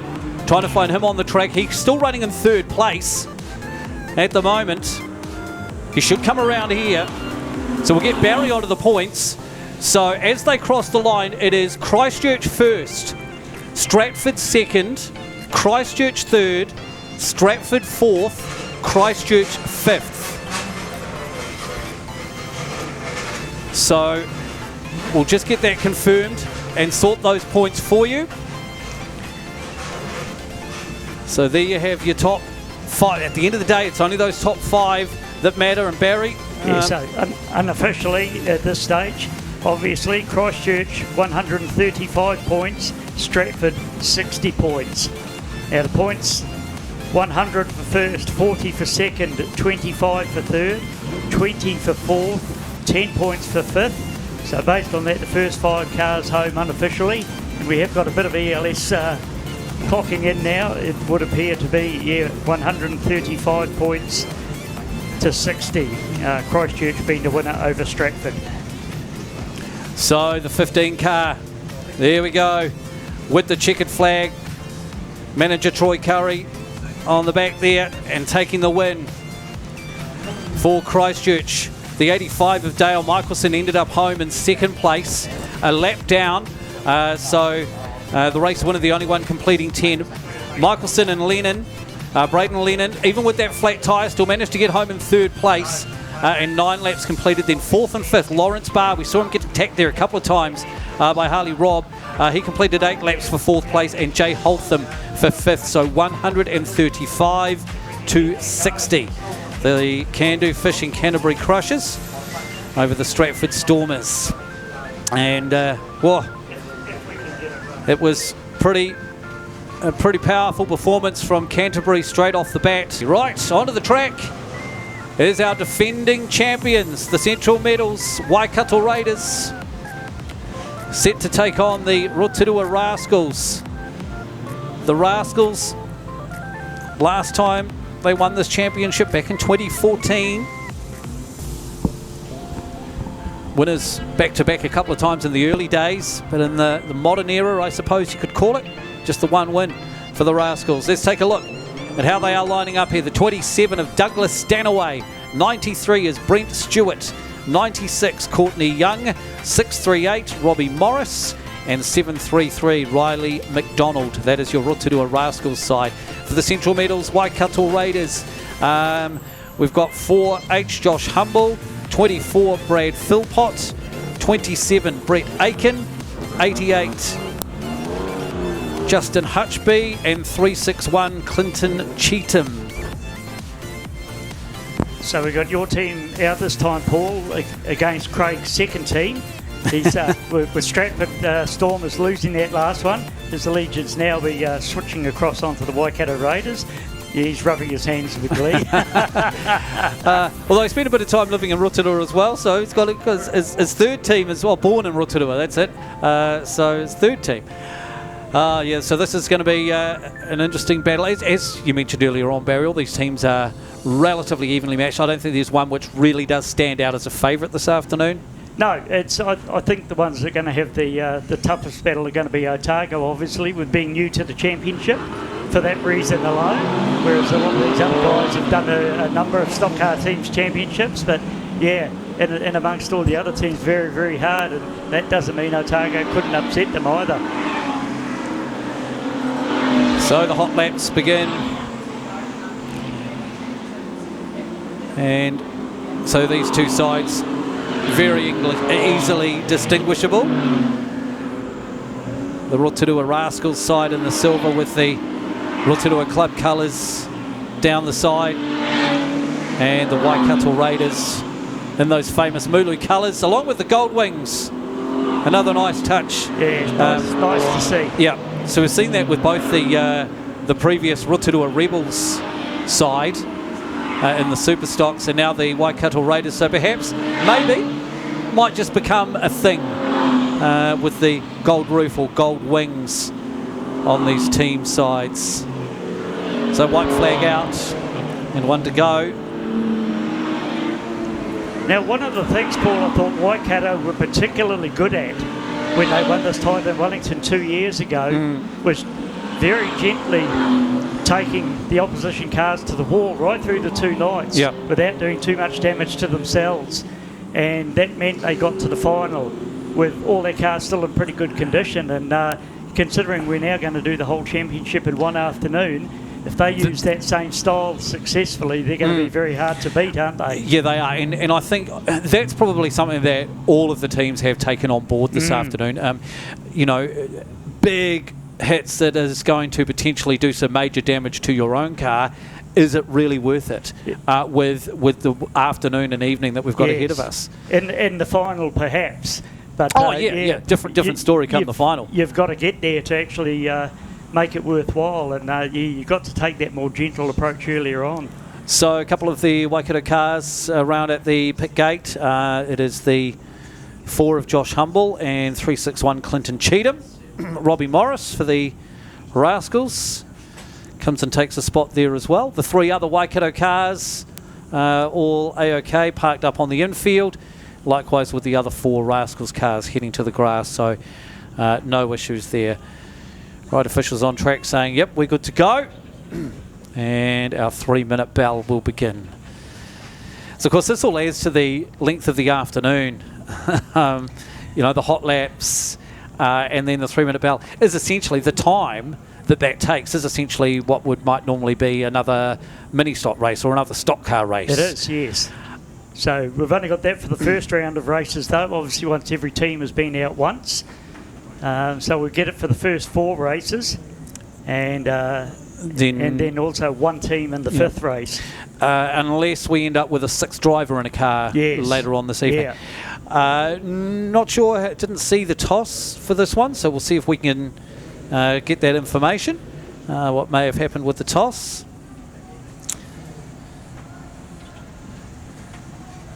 So there's those three cars, some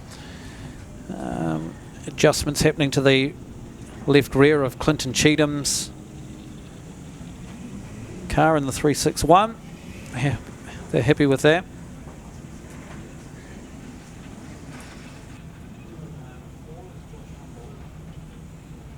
So let's just run through that Central Medals Waikato Raiders side for you once again. 4 is Josh Humble. 24 is Brad Philpott. 27, Brett Aiken. 88 is Justin Hutchby. And 361, Clinton Cheatham is your Central Medals Waikato Raiders side. And for the Rotorua Rascals, Douglas Stanaway, Brent Stewart, Courtney Young, Robbie Morris and Riley McDonald. So not too much problems there for those three cars. Some quick adjustments. So again, this is where we talked about that control of this area here. And again, now when the cars cannot move away until the officials say they can. So there was that issue, so I think it was at the Palmerston North Teams Champs in the Superstocks last year where I think it was Keegan Levine. It was the first race of the night. And he stopped at the pit gate, got some adjustments made and took off before the 3 minutes were done and ended up being parked on the infield. I think from memory wasn't even able to start the race. That was a no-no? Yeah, and he was parked in front of the person with the red flag. And that hadn't been picked up by, once again, team manager's job should be looking at all those sorts of things. And making sure the drivers are aware. Right, here we go. It's the Rotorua Rascals who are lined up on pole, and it's the 93 of Brent Stewart who is there. 24, Brad Philpott for Waikato on the outside. Then on row 2, Clinton Cheatham for Waikato. 638, Robbie Morris for the Rascals. Then Justin Hutchby, 88, lines up for Waikato. Douglas Stanaway comes in on the row number 3 for the Rascals. Then it's Courtney Young who will line up on the back row for the Rascals. And the 27 of Brett Aiken on the back row. So Josh Humble sits this one out for Waikato. Riley McDonald sitting it out for the Rotorua Rascals. It is a 10-lapper. Defending champions, the Central Medals Waikato Raiders. They've waited 2 years to defend this title at their home track. It comes down to this one to get their campaign underway in a successful start to the Outback 4x4 New Zealand Stockcar Teams Championships in the starters' hands. Waiting for that green flag, it is up, and let's go racing Rascals and the Raiders. And Brent Stewart takes off from the front for the Rascals. Cheatham on the brake slightly over Douglas Stanaway. So meantime, again, one row sits stationary. Now they are away. So 93, Brent Stewart is your race leader from Clinton Cheatham. From the 27 of Brett Aiken. Now they're going to come up on some of these back markers straight off the back. Stewart needs to wind his way through here. Gets to the outside. In comes the 27 of Aiken. Puts the shot on. And they both get round there. The 93, oh no, the 27 of Aiken didn't. So now, race leader, here he is, looks around the outside of the 24. Problems for the 24H car of Brad Philpott. He went to the infield. Whew. Yeah, that could be, he's got some left front issues. Yes, lights are red. Now this, is there something on the track? Or is... Yeah, there is. There's just a spring just near the pole line. Oh, yep. Okay, so that's come off the 24 car. So they'll pick up that spring just down in front of the control tower. Okay, so damage there on the 24 car. So Rotorua running first and second at the moment, 93 and 27. Although, Douglas Stanaway has caught up on Brent Stewart.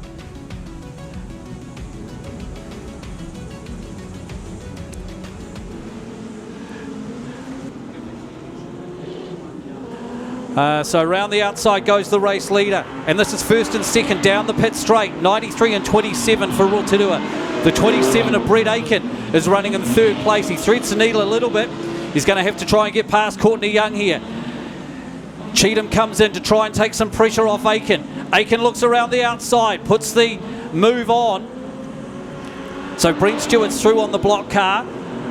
Douglas Stanaway comes in, a good shot and spin on the 24. Problems for Robbie Morris has gone to the infield in the 638 for the Rascals. So race leader still the 93. He's got some issues here. He's getting blocked by Hutchby. Stanaway. Oh, the Rascals are about to get it wrong here as Aiken's going to get around the outside.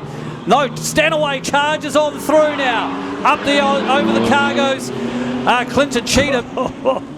Now, I don't know, you probably can't call that intentional. Those cars were out of control, weren't they? Some big shots going in here. Stanaway puts a big shot on and spin on. In comes Hutchby, tries to take out Stanaway. Ends up taking Courtney Young to the wall instead. So it's still Douglas Stanaway who's the leader. Brett Aiken, he's going to... he's come to a stop. He's parked up in the wall, so Brent Stewart now goes into second spot. Lights are red. Yeah, I think you're just going to check on the 638 here. Certainly nothing intentional. Yeah, he didn't steer towards them when his front wheels were both up in the air. So riding over the top of another stock car and just got carried to the infield. I think it was Cheatham collected him, wasn't it? And but yeah, he had both his front wheels well off the ground when the contact was made. So the 27 car of Aiken, so he did back out of the wall as the lights went red, but he's obviously got some major issues. So I think we've got a tractor heading over there. So we're down to 3 on 3, and we are 6 laps gone. Rotorua running 1 and 2 at the moment on track. So Aiken's out. So 5 cars score points. We've only got 6 left, Paul. So Robbie Morris is out of his car. Oh, yes, you can see he must have felt that. He's just kind of stretching a wee bit as he gets out of his car. They've decided to leave it there. I think there's some major damage to that car. I didn't see what happened to the car originally. No, he did have some problems with the left front because he was trying to drive off the grass but was stuck. But he couldn't reverse off it either, so there was already front-end damage before he got collected. So it looks as though it's going to be a twofer to get that car off the track. So hence the reason they've just decided to leave it there for now. That's a big call. It's still only a car length off the pole line. But we're 3 on 3. So yeah, all cars scoring points then that are left. No, we've got 6. 6 on the track still. Oh, Rotorua has still got 4, have they? No. 3 on 3. Okay. Oh yeah, only Aiken's been towed off. Yeah. So Stanaway puts the punt into the damaged 24 of Philpott. Shoots around the outside. Stewart up the inside of Hutchby. So it's 93-27. The way they're running at the moment. Douglas Stanaway, the race leader. 2 to go. Clinton Cheatham in 361 is in 3rd place. He's got some damage to the outside front. Here we go. These Rotorua lead cars going to come up on the 2 Waikato block cars. Stanaway just comes in with a shot on Philpott. Philpott takes him to the grass. He eases off the outside. White flag is out for Douglas Stanaway. Stewart gets out and mobile again. Clinton Cheatham, is he now the only mobile car? No. We've got the 24 underway again of Philpott.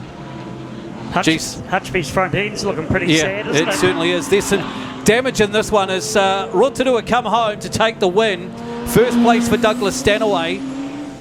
Brent Stewart will come home in 2nd.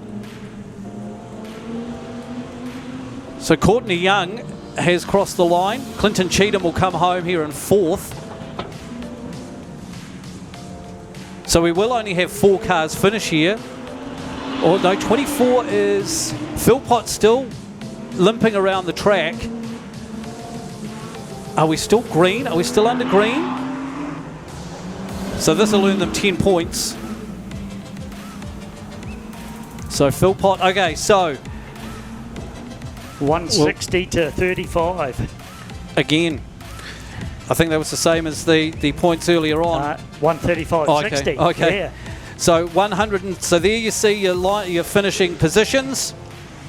Douglas Stanaway. Also Rotorua first and second. Waikato third. Rotorua fourth and Waikato fifth. So 160 for the Rotorua Rascals. 35 for the Central Metals Waikato Raiders.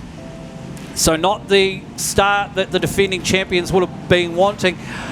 We just saw everything that we were talking about before that race, with drivers taking it easy and a little bit less damage, get blown out of the water, because there was some big hits going in that one. There certainly was, and a bit of damage on both sides, obviously. And really for Rotorua, what a turnaround from their practice teams race they had at the World 240s, Paul. Yeah. Against the Palmy Pumas, where they got dismantled. Yeah, very different lineup and team, but the Rascals, there they go on their victory lap. And a well-deserved win for the Rotorua Rascals, winners 160 to 35.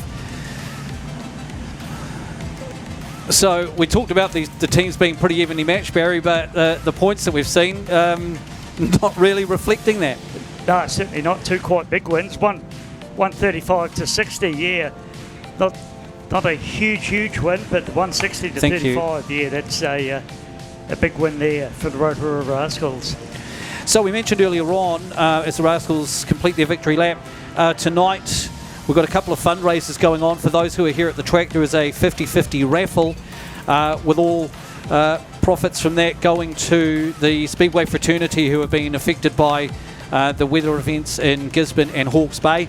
Also, Straight Up Interior Lining, they have sponsored tonight $50 per rollover in the teams racing to go to that fund as well. There was a couple of close calls in that one, I felt, but none there yet. So thanks to Straight Up Interior Lining for getting that underway. We've been contacted by We Reuse IT, who have decided to match it, who have decided to match that.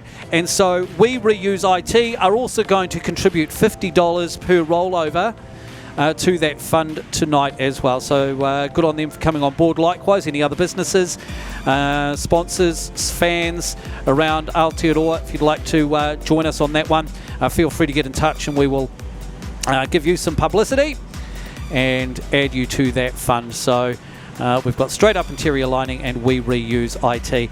So we're seeing some of the replays. We talked about some of the big hits coming in there, but there was also plenty of technical nous in amongst some of that racing as well. Some good spins going on, and we're going to check out as a bit of water goes on the track as we see those on the watching through the Pits TV, some of the replays of the earlier race, the Crushers and the Stormers. Harley Robb, look at that block move for the race leader to make his way past. Taken to the wall, right in front of our commentary position. So the sun is out and the afternoon of racing is underway. And how good does it feel? Oh, look at this. That was William Hughes on the attack, as he so often is, both in teams and individual racing as well. It's from a different angle for that one. So a bit of water out, the bit more packing down as well. So the Rotorua Rascals will, in their second qualifying race, take on Stratford, who lost their opening race, and the Waikato Raiders will take on the Otago Outlaws in their second qualifying race tonight.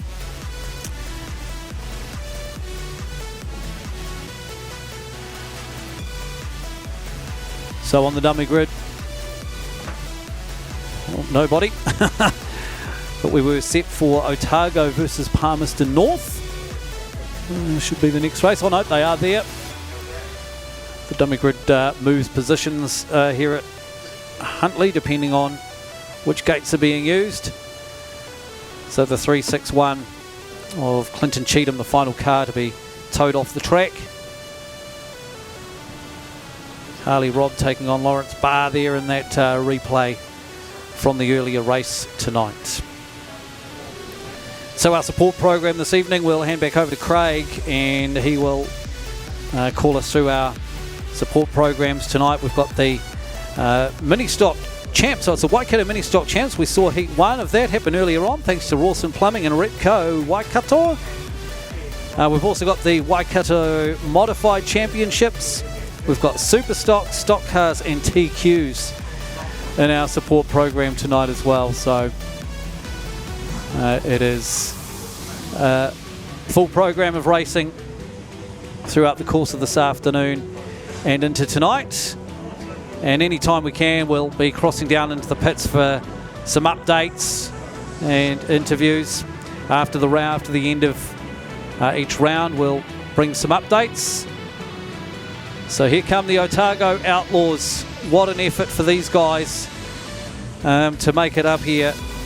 And as they mentioned earlier on, you know, getting so much help with accommodation that had to change. And of course those ferry bookings, and we've all heard in the news this week with the issues with the ferries that they've been having. So the Palmerston North Pumas taking on the Otago Outlaws. Let's take a look at the lineups for Otago. Trizan, Ryland, Annabelle in number 5. Benji Smeal, 59. 75 is Nico Tuhara. Mark Taylor in 84. Zane Tuhura in 88. And managed by Matt Stewart. The Palmerston North Pumas, Kyle Rowe, 79. Jaden Hall, 135. Daniel Burmester in 172. Sam Prescott in 175. And the 667 of Hamish McLeod is your lineup for the Palmerston North Pumas. So the pit gate shuts. And we get set for the 4 hot laps.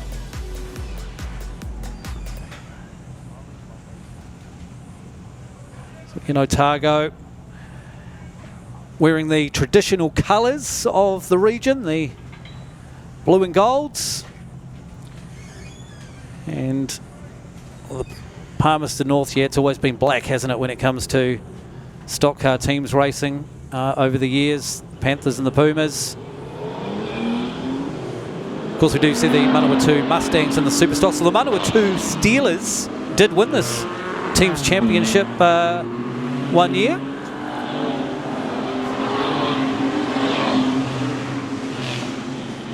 How good.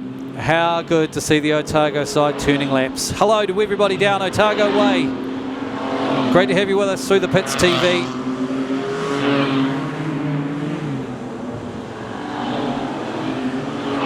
So it is going to be a mission through this afternoon.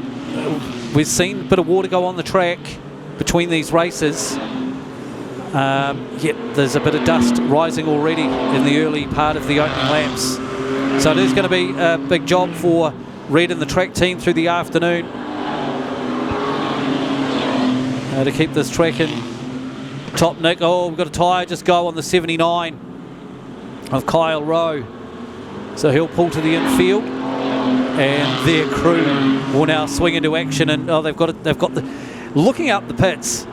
We might have to see if we can get some shots of this for those who are watching through the stream. There is just rows and rows of tyres sitting down there. They are all prepared, ready to go. White flag drops. I tell you, look at this. This has become a thing in hot laps. I noticed it a lot in Palmerston North. After about 2 laps, one of the drivers just slows down and becomes a little bit of an obstacle for the other team to complete their hot laps. Most teams kind of did do that in Palmy, and we've just seen that happen now with the Pumas, Sam Prescott. Bit of gamesmanship. Yes, that's the word I was looking for. Who would have thought it would be Palmy who would pull it out first off in Huntly this afternoon? course, the Palmerston Pumas, managed by Ian Parfitt, long-time manager of the Pumas side. Alongside him, gentleman who's alongside us in the commentary box quite often, Stu Russell. So we did have Stu set to join us at the New Zealand Superstock Champs a few weeks back. He was with us at the World 240s in Rotorua, but obviously tonight, commentary comes second to being the manager of the Pumas. So we saw that tyre go on the 79 of Kyle Rowe, and he's the only car at the pit gate. All the rest seem okay, which is good. It's especially for those 5 Otago outlaws. Long way to come to have an issue in your hot laps and then maybe not even be able to start a race that you were expecting to start. So the crew's down there. Wheel guard's already off the Kyle Rowe car. Well, now over comes the 175 of Prescott. And then for Otago, drawing the Palmy Pumas first up, who you mentioned earlier on, Paul, the Wellington Young Guns being the winningest team. The Pumas wouldn't be far behind, would they? Because no. They kept it down there, I think, for about 12 years at one stage between those two tracks. Wellington and Palmy, yeah. Wellington won it 8 times. Palmerston North have won it 6. But then Palmerston, the Pumas side have always been there. They've also been runner-up 8 times. Yes. So you take 8 times as runner-up, 6 times as winners. So that's 14 times out of the 27 years that they've been in the final. In the final, yeah. Yeah. So yeah, always a high-performing side. And Otago got to draw them up as their first ever New Zealand Stockcar Teams Champs opponent. So it is. I was actually going to ask, that's one that I wasn't able to find anywhere. So this is Otago's first. I couldn't find anything on whether they had been at any previous events, because we have had, over the years, we have had obviously the Nelson, the Tasman Thunder, as they were called, out of Nelson, the Eastern States. What did they call themselves? They were the Eastern States Titans, and actually made the final in 2013. So we've had them. The Greymouth Grizzlies have been up and have competed before as well. But yeah, I couldn't find whether Otago had been anywhere.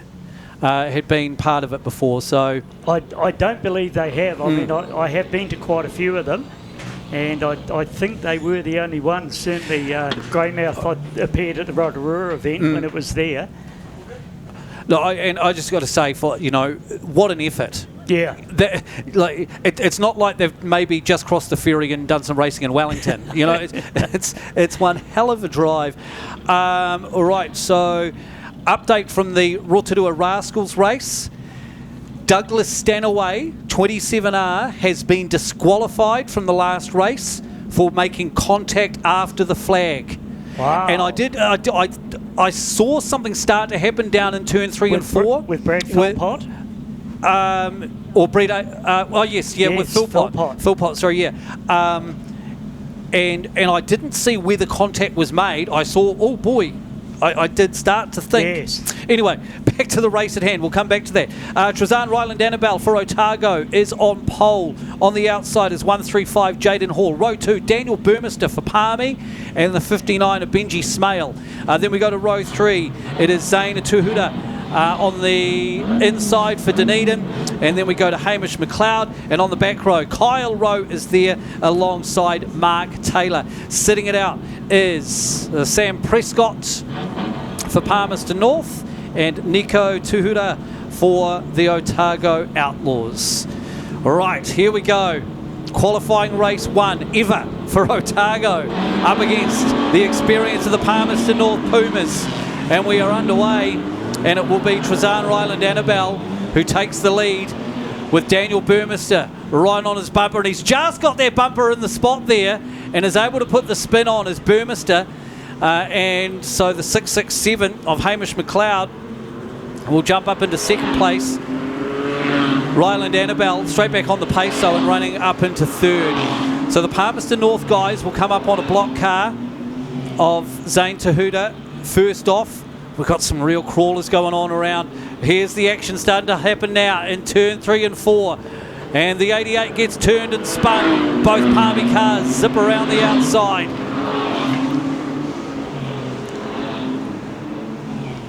Too fast, too quick at the moment. Early stages though. As the 135 of Jaden Hall does a good little block job. So the 5 is still running up in third place of Trezan Ryland Annabelle. Kyle Rowe hot on his tail now. That is the battle for third and fourth. There they are, coming down onto the main straight now. That is the battle for 3 and 4 as the race leaders come up on another block car. Burmester comes in, puts a big shot on Taylor, puts the spin on and gets himself crossed up in front of his own teammates. And now Kyle Rowe takes the lead. It is Hamish McLeod who's taken the lead. And he's going to get taken to the wall and punched in there by the 88. Hits reverse though and pulls out. Oh, and Burmester just overcooks it and spins himself out down in turn 4. Oh, and he's punctured. Gets taken to the grass by the 88. Smooth move. Could get caught here in the mud, Burmester. So the 667 and 79 now running first and second. Trezan Ryland Annabelle is also right there in third. Palmy 1 and 2. But Ryland Annabelle is catching fast. So this is 1, 2, 3 down into turn 1 and 2. 6, 6, 7, 79 and 5. That is first, second, third. Here comes the number 5. He's right on their tails now. Puts the bumper into the 79. The 667 little half spin. So here we go. Can the block car hold up the Palmy man? Round the outside goes Annabelle. Trezan Ryland Annabelle to the lead for Otago. The number 5 is the race leader with 3 to go. 79 Kyle Rowe in second place. He doesn't want to muck around too long, the number 5, because Rowe's going to close fast. Here we go. Round the outside he goes. That's 2 laps to go now. For the number 5, zips in underneath. Can the block man hold them off? Needs to take the 79. He's gone to the grass. Here we go. White flag about to drop. We've got Daniel Burmester sitting up in turn 1 and 2. White flag is out. 1 to go. Oh, Rowe just gets spun. Annabelle, he goes around the outside. Here we go. Is this the boil over of the afternoon already for the Otago Outlaws? Number 5 comes around the outside to the wall. Takes a shot, but he's going to take the checkered flag. And the Otago Outlaws take the win. Wow, wow, wow. And we look down and it's going to be, as it's, so it's, have we gone red yet or gone orange yet, or are we still mobile? Okay, we've gone orange. So we've got Trezan Ryland Annabelle for Dunedin for Otago in first place. Kyle Rowe for the Pumas in second. McLeod for the Pumas in third. Smale in fourth place for Dunedin, and Burmester in, actually, that may just change, maybe because Burmester hasn't finished the race. So it'll be Jaden Hall, 135, who will come up into fifth. So Dunedin first and fourth. That's 125. And Palmerston North will be second, third and fifth. So that'll be 70. So look at that. Ladies and gentlemen, put your hands together. This will be a popular victory, I am sure. They came with no pressure. But now, boy, they've shown their hand, haven't they? Congratulations. 125 to 70. The Otago Outlaws put, oh, look at that, standing O. Standing O down in turn number 2 for Trezan Ryland Annabelle, Benji Smale, Mark Taylor and Zane Tahuta, who were out there. Nico Tahuta, the reserve, and sat that one out. They will take on Waikato in their next heat. Waikato, with how much damage did they sustain in that race against the Rascals? Lots. It certainly was. Hutchby's car sitting down here looking a mess. Phil Potts was pretty damaged. We know the 27 that got towed out the wall on turn 2. That was looking pretty sad. And Clinton Cheatham, the only car that actually did finish, ended up being towed off the track as well. And so, yeah, Otago taking on Waikato in the second round of racing. So, boy, oh boy, there would have been some, or there will be some very happy people down the bottom of the South Island right now. Congratulations to you. Your team has done you proud in this early stages of the weekend. Well, that's it. You know that you take a win over the Pumas anytime you can. Oh, you would. And regardless of what happens for the rest of the night now for Otago, they've made a statement. They've won already, I would say. Wow, good stuff. So, from that Waikato Rotorua race, now the winner was disqualified, wasn't he, they said? Yes. So, well, I'll go down. So Douglas Stanaway took the win, and he's been disqualified. Yeah, so he's totally out the points. Yeah. So it'll still give Rotorua the win with the 93R. We'll take first place. It will. So, how did you have... Yeah, so let's come back to that. How did you have them finishing? So we went 27. 93R. Yep. 361H. Yep. 96R. And 24H. Now, Philpott was the last finisher. So there'll only be 4 cars scoring points by my reckoning now, and it'll be Rotorua 125, Waikato 60. Yep, so yeah, still a win for Rotorua. Yeah. But of course, remembering that it is all based on points. So it is after the 2 qualifying rounds, it is first. So the top 4 point scorers will race in semi-finals to decide the finalists. So that there does adjust. It's obviously a little bit of an advantage for Waikato, and Rotorua has lost some points. So we've had. So now we've got Canterbury on 135, Otago and Rotorua on 125. Then we've got Palmerston North on 70, Stratford and Waikato on 60 as it stands at the moment. So yeah, it's 1 versus 4, 2 versus 3. And then there's also 6th through 8 battle as well. 5th through 8. 5 versus 8, 6 versus 7 to decide those next spots as well. So the biggest winner so far is only 135 points. It kind of leaves it open for teams that have lost their first race to make a real statement in their second one. Yes. Actually pull themselves back up the list again. Yep. So 2 on 125, 1 on 135. Like, we haven't seen anybody with top 3 or top 4 yet. No. So,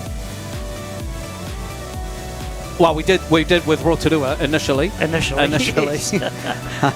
There's a difference between initially and officially, unfortunately. All right, let's turn our attention to this one. It is the Auckland Alley Cats against the Wellington Young Guns, who are on track, getting set for their hot laps in a moment. And we will take a look at the lineups for you shortly. And again, nice and easy to distinguish these two teams, one in the white, one in the black. Both taking those regions' colours, black and gold for the for Wellington, and the blue and whites of Auckland. It's more of a grey than a black. Oh, is it? Okay. Yes. That's the colour that you'll be in a few years. Oh, already there, man. Yeah. Already there. So, both teams have had success over the years. This Wellington Young Guns side, just with the 2 Levine brothers, who were part of that winning side back in Stratford in 2020. See, now here we go. Look at that. Is the 669 foxing? Brendan Tye? Or has he got some legit issues? Or he's just dropped off the back?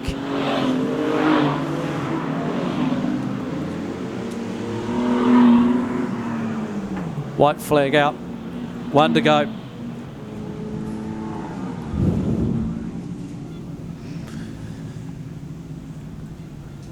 Okay, so here we go. Auckland versus Wellington. For the Wellington Young Guns, it is 5 Keegan Levine, 9 Sheldon Adapede, then Ethan Levine, Kane McDonald and Brendan Tye for Wellington. And late change in for the Aucklanders as well. Nathan comes in place of Brooks. We've got Scott Tennant and Gary Lonergan, the 2 and 3 NZs from their home track earlier in the season. 45 Corey Baker and Sam Wright making up the Auckland side. Auckland managed by Kevin Brooks. Hilton Parker, manager of the Young Guns. Right, here we go. 2 from each team sitting at the pit gate, ready for the 3-minute bell. And we're underway. See what kind of work goes on down here. So we've got the Scott Tennant for Wellington, for Auckland. And Keegan Levine, they're in the number 5 for Wellington. So look at the work. They're just taking some of the body work off the front of the number 5 car. Obviously his vision affected in there. These nice brand new bodies, all the new graphics. Let's just get the angle grinder in there and cut that bit of fiberglass off. So it is the 2 Levine cars that are down there. Keegan and Ethan. And for Auckland, Sam Wright and Scott Tennant. No work on the Tennant car now. They've left there. Somebody just getting a quick look over of the Sam Wright car. And the crews are done.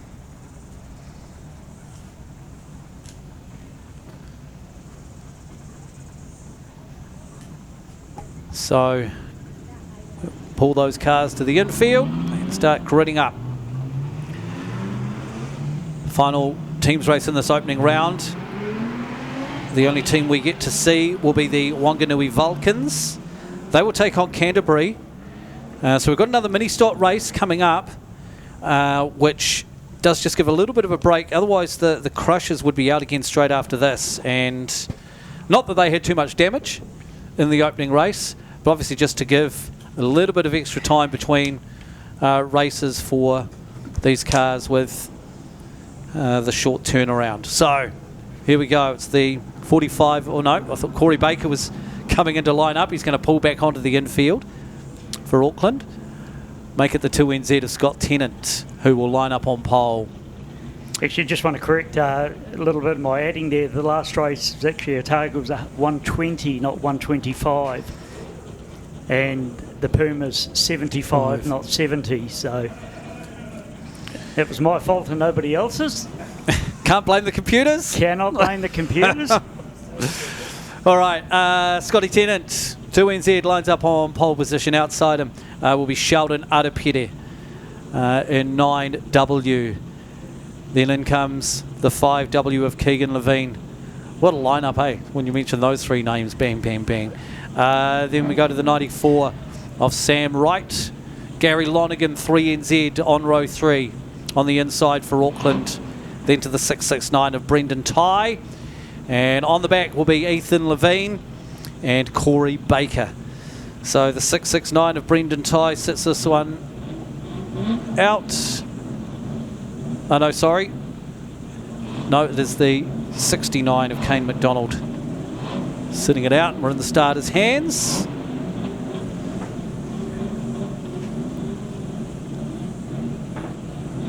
Qualifying heat number 4.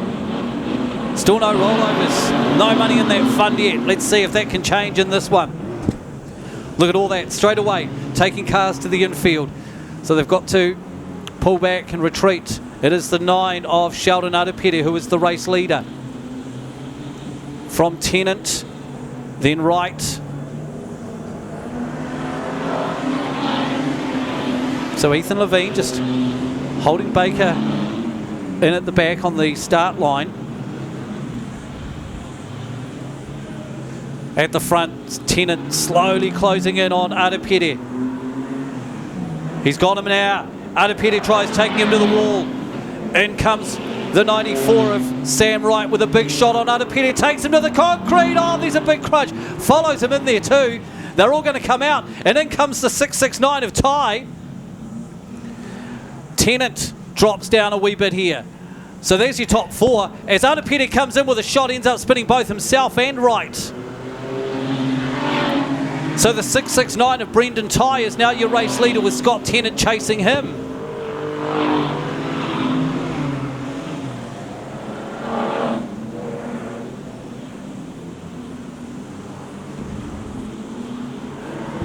So a bit of chaos down the pit straight as the race leader gets taken to the wall by by Corey Baker, sorry, and then Wright comes in, puts the bumper in, zips around the outside. Sam Wright may have taken the lead now. Big shot on the back of Sheldon Adapede. Look at this, 4 cars off onto the infield.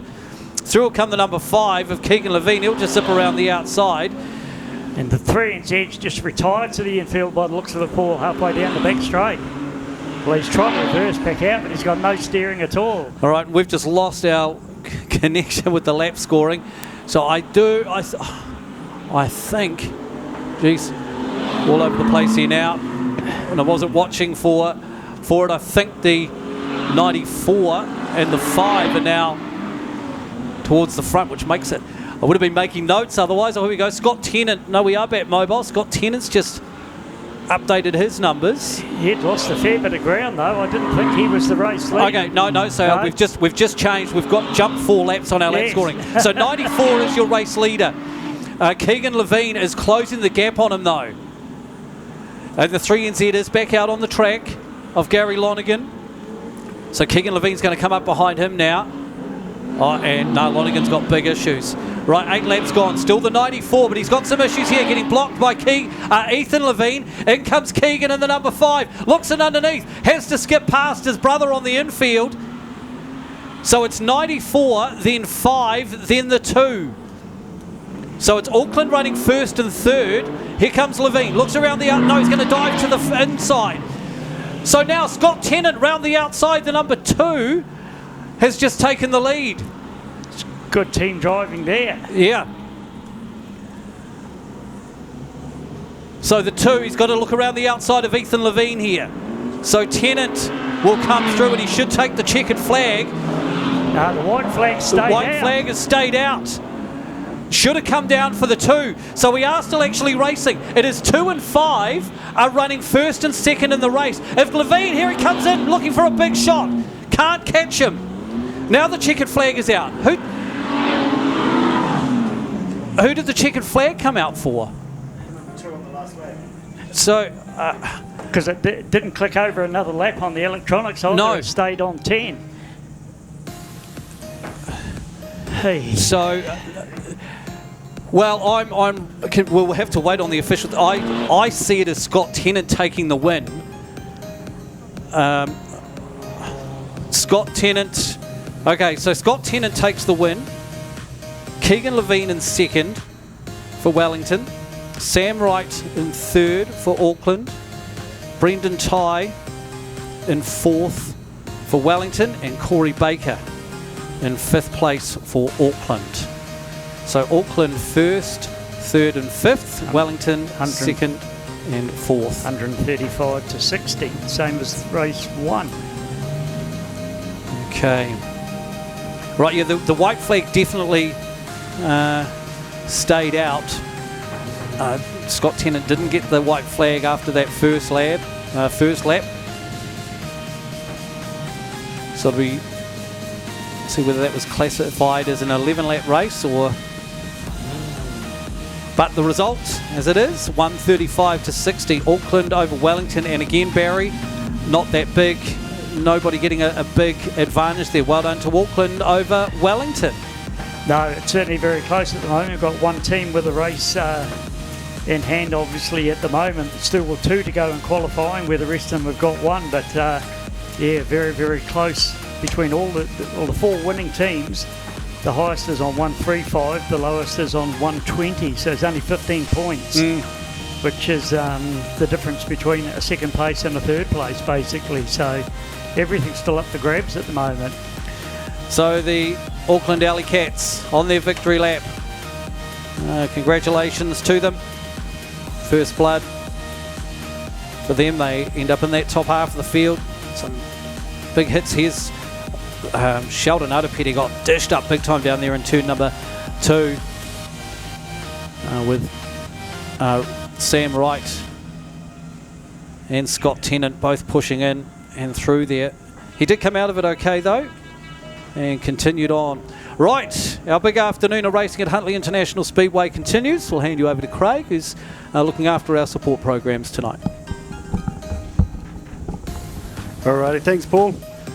Wasn't that some awesome racing? But big thanks to Paul and Tabari. But as we say, up next, back into mini stock action. Rawson Plumbing and Repco Waikato mini stock champs, Heat 2 for 10 laps. So just carry on cleaning up the cars from the last team's race. And just a reminder that we have got Blake coming out, and we'll be giving out some Repco hats and Repco prizes. So he'll be wandering around sometime throughout the day. I'll come back to you as to exactly when we're going to be doing that. But big thanks to Repco Huntley for providing the prizes today. So just waiting on the bit of water to come down onto the track from the water truck, and then, as I say, mini stocks up next, followed by straight back into the next round of the teams racing after that. So gates are opening now. Mini stocks coming out, running through the names again. We've got 4H of Reece Hinton. We've got Regan Lechimene on 5H. 18 Tid, car number 19. 24 is Jade Van Vroohoven, 25 Jack Harrison. Cohen Kendall, car number 26. 29 Blake Lockett. Jamie Burley, car number 33. 35 we've got Reese Fraser. Chloe Burley, 41H. 43 CJ Attenborough. With a bit of a great race in the first race of the afternoon. Anderton Decorators are a long-established Canterbury company covering the whole of the South Island who love to support their local community. If you require expert advice from design to application, then Shane has the expert team to ensure your next project is hassle-free with a professional finish. Floor to ceilings, walls to roof, inside, outside, commercial or residential. Let our team take the hassle out of your decorating. Give us a call now on 027 Painting. That's 027 724 6846. Anderton Decorators, we have you covered.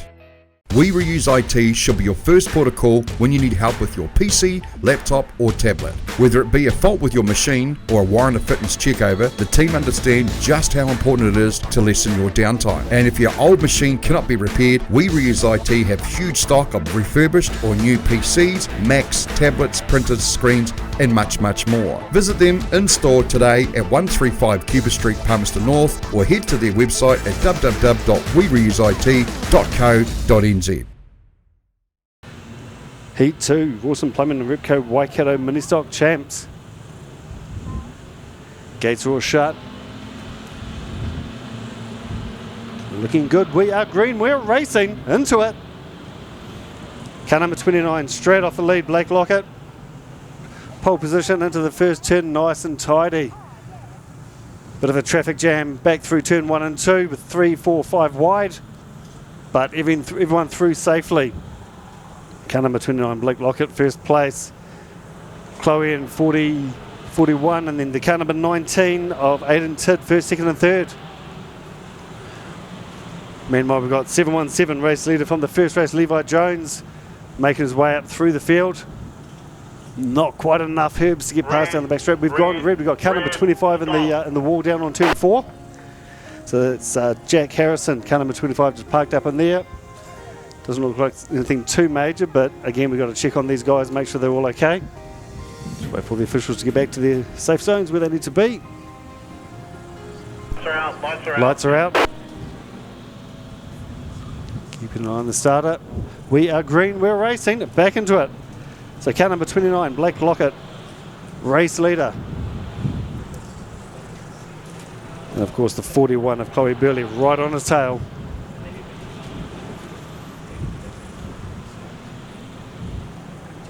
Car number 4 of Reece Hinton just maybe having a few issues, a bit dropping back down through the track, through the pack, sorry. But looking back at the pointy end of it, it's all about car number 41, car number 29. Battling it out. A little bit lap traffic there. 19H, Aiden Tid is your third place. Levi Jones, 717, working his way up. Just looking to make a pass now, but he might be blocked by some lap traffic. No, he's made the pass, coming out turn 4. Made the pass quite nicely.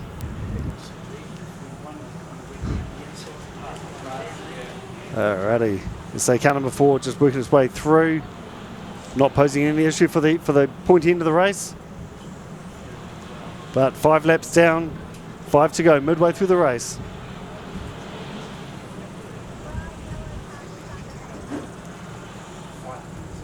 Coming through turn 1 and 2. 2, 3 wide through there. Chloe Burley, 41, now in first place. 29, Blake Lockett, second place. Made the pass throughout there. Levi Jones in third. Regan Lashimene in fourth. 4 laps to go. 6 down. A little bit of dust starting to play an issue here for the mini stocks. But keep an eye on car number 41. That's your race leader. Coming down into turn 1 and 2 now. Coming down onto the back straight. Great fresh and yellow car. That's your race leader coming down the back straight into turn 3 now. And big rollover on turn 2. Just a bit of contact there into car number 98 of Jake Hancock. And over Imperating we go. So instant stop, check on those guys. Obviously car number 98, Jack, he's going to be fine. 84. But big rollover for 84 and 78, reverse up please. Yep, just going to go down for an interview now. We've got Trezan. Hey guys, I'm down here really quickly with Trezan. Mate, you took that convincing win away. How does that feel? You've had a huge baptism of fire. Yeah, really good. I'm just stoked for the team. Glad that we get that win in and, yeah, keep us going, hopefully.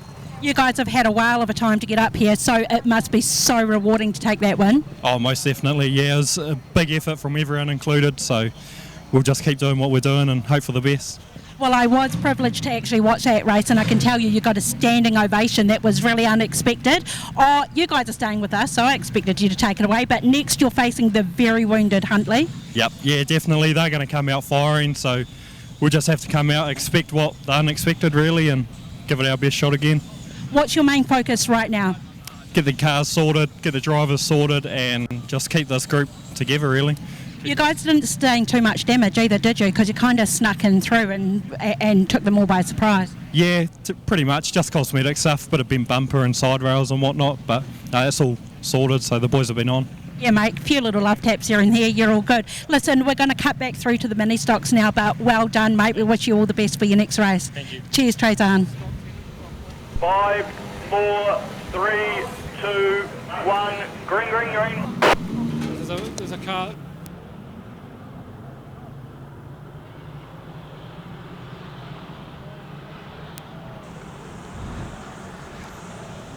Back into it, we're racing now.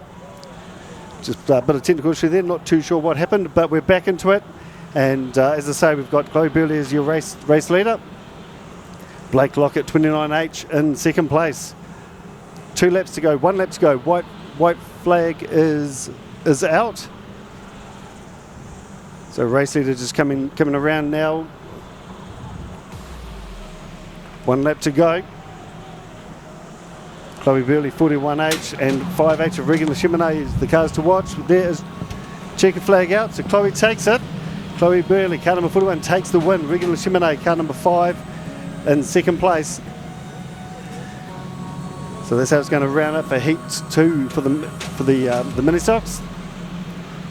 Blake Lockett in car number 29 in third place. Casey Running in fourth. Casey Wade in fifth. Levi Jones 717 in sixth place.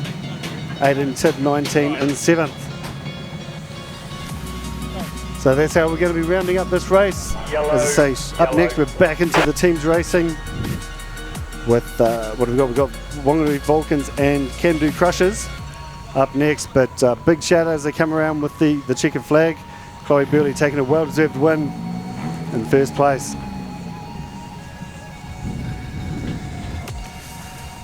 Just going to be getting these cars off. As I say, we're up next back into the teams racing, but big round of applause as Chloe comes around with flag.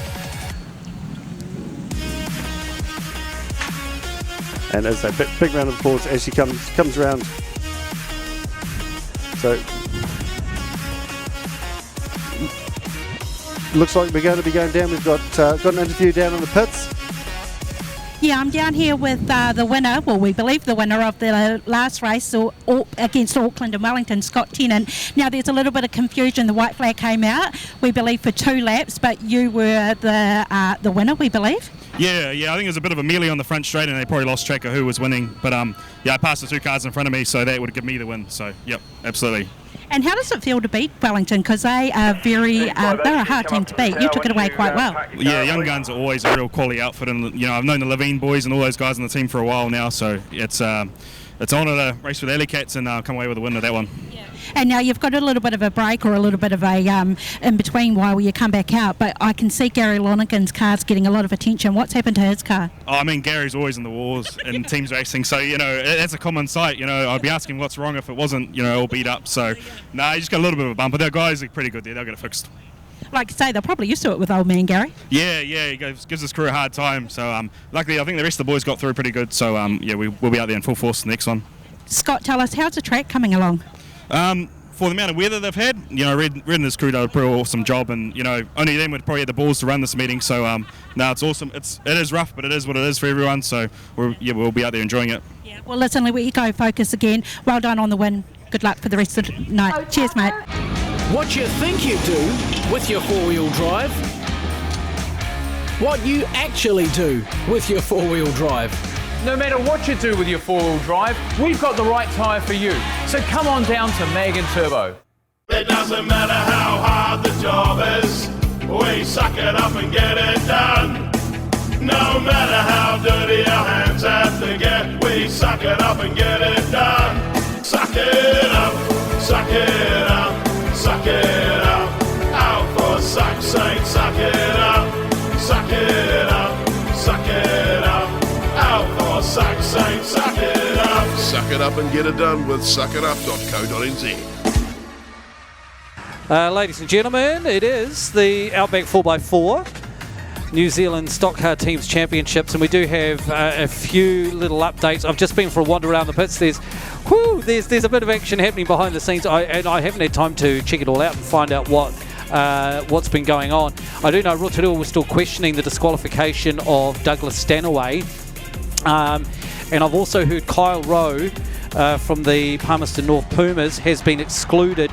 Now, he finished in second place for Palmerston North against Otago, so that's adjusted those points. So we'll get Barry on in a moment and give us a bit of an update there. So that's changed it. That's advanced Otago's points and dropped Palmerston North down a little bit as well on what we thought they would have. So back onto the track, and this is race 6 of it's only race 6 of the afternoon of 32. Let's take a look at the lineups. Obviously Canterbury we've already met, but we've got Braden Lennon, James Thyon, Tyler McPherson, Jay Holtham and Harley Robb for Canterbury. And over for the Wanganui Vulcans, first time we've seen them on the track in race mode this afternoon. And we've got Caleb Gosney, Caelan Mooney, Nathan Black, Mark Johnston and Dennis Black for the Wanganui Vulcans. So with Wanganui, their first teams race out there, they get to do the 4 laps, the hot laps. And the Christchurch side, only 4 cars out on track. So we'll update you on that in a moment as the Vulcans get themselves sorted out there. And there we go, there goes a tyre on the Johnston car, so his crew will need to get that sorted in the 3 minutes. No surprise, Caelan Mooney showing some good pace in the 26, as was Johnson. Caleb Gosney in 10, Nathan Black 67 and Dennis Black in the 82 for the Vulcans. White flag out for the hot laps.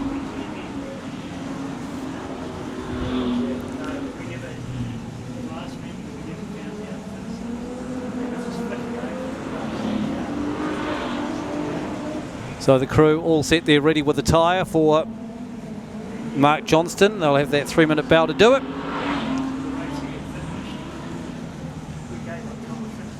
So the hot lap's complete. So as we look at the lineup of the Can-Do Fishing Canterbury Crushers, the car that is missing is the 317. And as we look down at the pit, still jacked up. Looks like there's still crew working on it, even though their team's about to go racing. They are potentially, well, they do. We'll have another race this afternoon, at least 1 or 2 more. So everybody will race 4 races this afternoon, except for that lower scoring team who will only do the 2. Everybody else will race 4 teams races, regardless of their results. So here's Mark Johnston.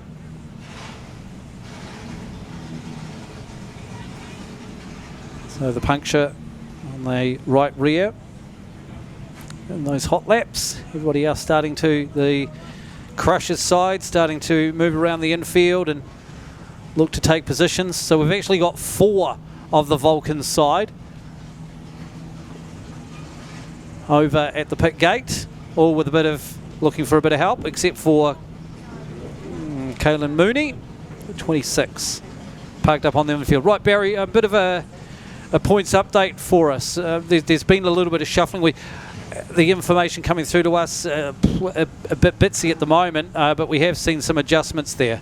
Yeah, certainly, Paul. It looks like with the exclusion of the car from second for Palmy, there was a Palmy car in third that went up to second, an Otago car in fourth that went up to third, another Palmy car that went from fifth to fourth, but there was another Otago car in fifth place. So we now have Otago 135, Palmerston North 60. So looking at the points, Auckland Alley Cats 135, Otago Outlaws 135, Canterbury Crushers 135, Rotorua Rascals 125, and then the 4 losing teams, Wellington Young Guns, Palmerston North Panthers, Stratford Stormers, Waikato Raiders, all on 60 points. Wow. So to say that every point counts, when in your teams at the moment that have won one race, 3 of them on 135 points and 1 of them on 125. So at the moment, all of those teams that lost the first race, if they get there and win the second one, bag a couple of good placings as well, that whole thing could turn upside down from where we are at the moment. So it's definitely not lost. The cause is not lost for any of those teams that lost their first race. No. There's still plenty in it for them. No, you've got to make the first 4 basically, and with so many people equal, there's going to be opportunities to do that. So there's an opportunity here for the Wanganui Vulcans to grab this event by the scruff of the neck and win this one big time. There is. And do the same thing again in their second. So Rotorua were on what, 175 or 165 initially? 160 initially. 160. Yeah, so that 35-point loss. Although, like I say, they were still disputing that when I was around the pits, and I think even the Waikato side might have been backing them up as well. So, but I suppose the rule's the rule. We'll see what happens in there. Yeah, and it doesn't really matter what the managers and drivers say. No. The referee's the final decision at the end of the day. But so the referee this afternoon is Ross Thurston. He popped up and we had a bit of a chat with him earlier on, and he just said, we just went through the usual stuff. There was nothing a lot different today. It was just general teams chat with the drivers, the do's and the don'ts, seeking sanctuary, that kind of thing. Yeah, well, the vast majority of drivers outside of Otago, at least, are pretty experienced. Even the Canterbury guys, so they've had their own team championships down south and that, so they know the know rules. what they're doing. Yeah. All right, let's take a look at how they are lining up as they take to the grid. It is the Can-Do Fishing Canterbury Crushers on pole. James Thyon, number 15, heat winner in that opening race. He sits on pole. Outside him is the 78 of Mark Johnston, tyre all repaired. Row 2, Nathan Black for Wanganui, and Tyler McPherson gets his first start of the afternoon. Row 3 is Braden Lennon for Canterbury, and the 82 of Dennis Blake for Wanganui. And on the black back row, Kaylin Mooney and Harley Robb. 10 laps. Qualifying afternoon. So Canterbury only bought 4 cars out. So yes, they did. They're lucky they got that 136 mobile again. Yep. All right. The green flag drops and we're underway. Right at the front, they all go and hit the go pedal. And it's Thyon who leads them around. Johnson just eases off the gas a little bit as he gets the number 4 of Braden Lennon on his back bumper. So Tyler McPherson zips around the outside and into second place. Oh, Johnson could have been a spin there. He's under some pressure from the 4, and he's going to take him to the wall as Lennon. So now the Christchurch car's up on a block car. And they, through goes 136. So it's Christchurch 1-2, then Wanganui 4 and 5. Thyon is through And into second spot, past that blocker. And the 67 of Nathan Black running in third place for Wanganui.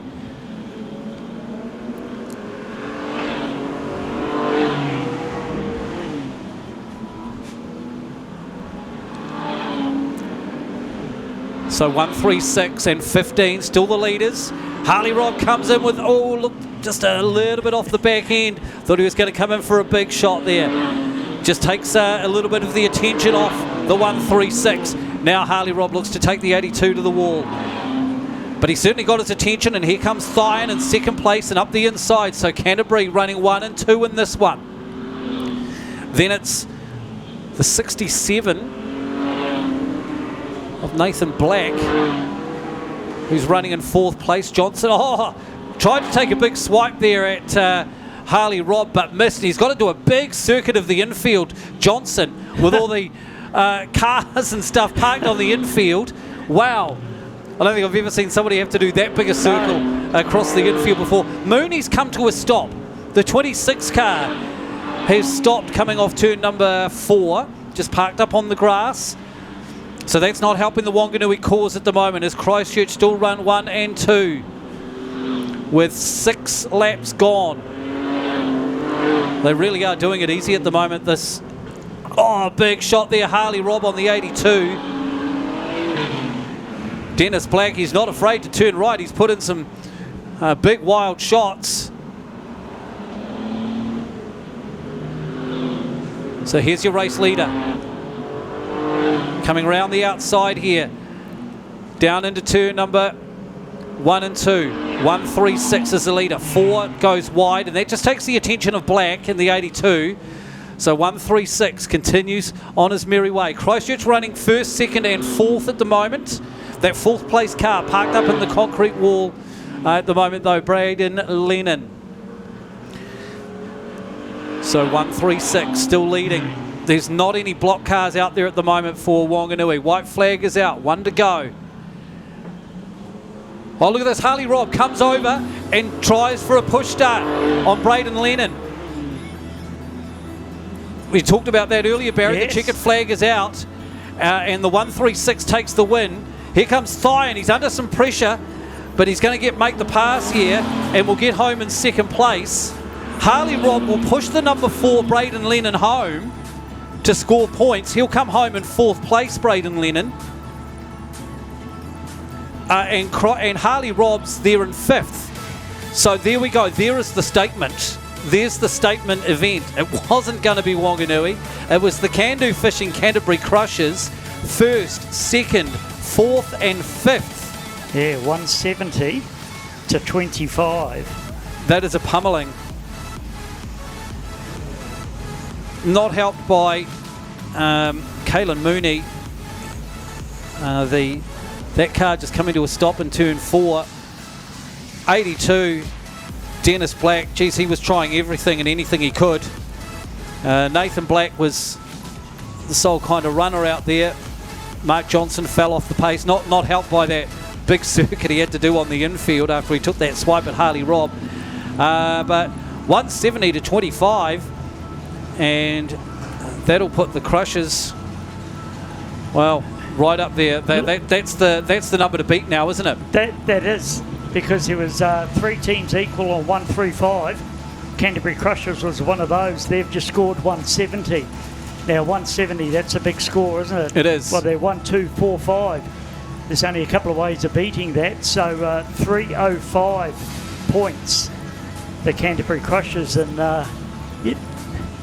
I'd feel safe enough to say at the moment that we'll see them probably top 2. Number 1, yeah, top 2. Top for 2, sure. Definitely. It's not going to be many teams beating 170 to pass them, I don't think. So congratulations to the Can-Do Fishing Canterbury Crushers on their victory lap. That is 2 wins from 2 starts this afternoon, with 2 more to come. The checkered flag on the back of the 136 of Tyler McPherson, who took the win, sat out that first race with the mechanical issues. Obviously they fixed that, and now they'll carry on working pretty hard, I'm sure, on the J. Holtham 317 car, which is in the pits as we see a few of the replays. Both two front rows took off early from that one, but James Thyon, he was very quickly into the lead once again, but still came home in the top two after McPherson got past him while he was having a couple of issues. But still a strong finish, and well done to the Canterbury Crushers. You say only a couple of ways to beat that 170. I think there's only one, isn't there? Oh no, you 1, 2. So they got what? 1, 2, 4, 5.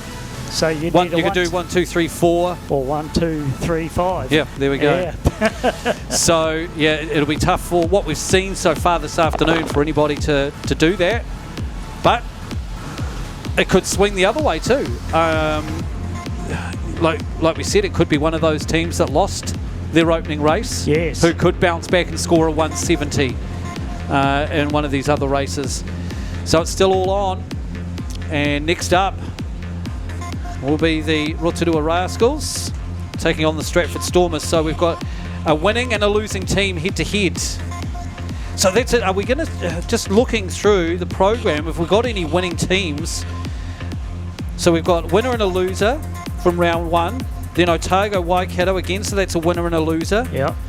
Palmerston North versus Auckland, winner and a loser.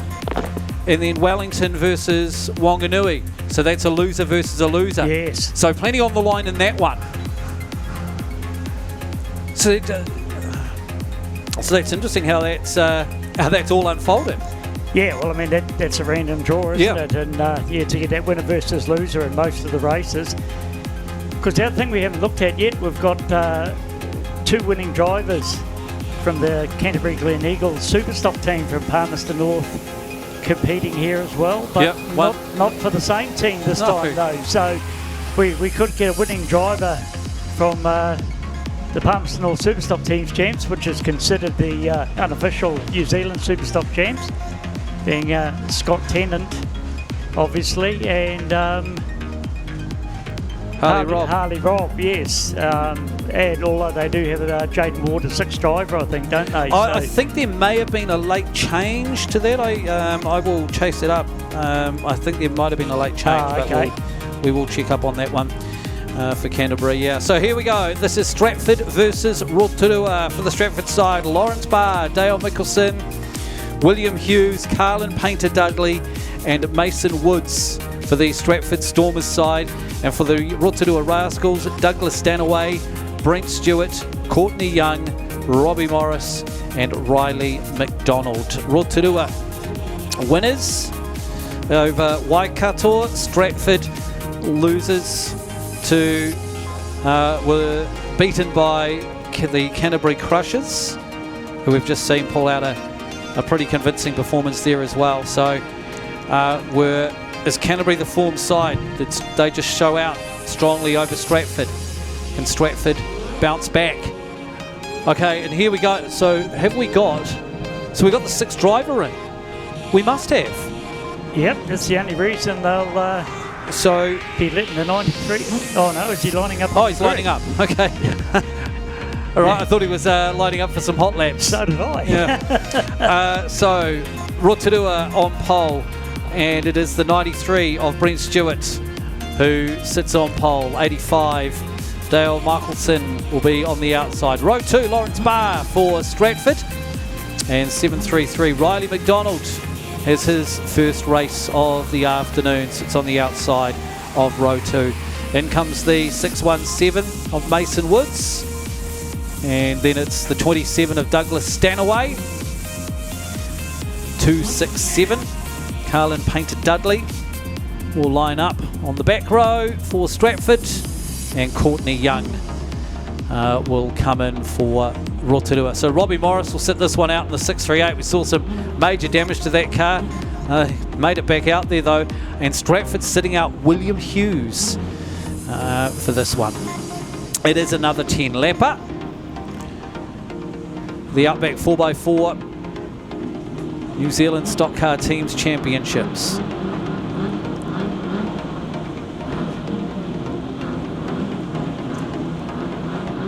Here we go in the starter's hands. And we are racing. Brent Stewart from the front. Can't get the advantage this time. It's going to be the 617 of Woods who jumps up from down towards the back of the grid.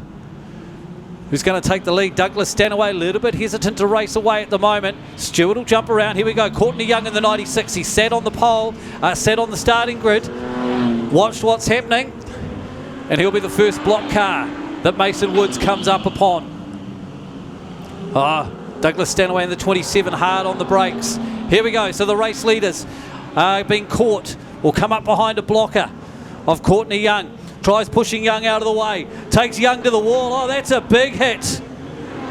Stewart comes in and takes the 617 up and over. Here we go. $50 to the charity cause this afternoon. Make that 100. We reuse IT. So we got $50 from them and $50 from Straight Up Interior Lining. And that's something you don't see that often, the race leader turning a block car over like that. They're normally trying to save their damage a little bit. That was first versus second. That was first versus second. Oh, so he'd actually just taken... Mason Woods had taken the lead. Taken the lead up. Yeah, he'd taken the lead and he took out Courtney Young for Rotorua down in turn 4, who was blocking. So Mason Woods was the race leader, and yeah, so Woods took out Courtney Young, and then Brent Stewart decided, right, I'm going to take you out as well. Okay.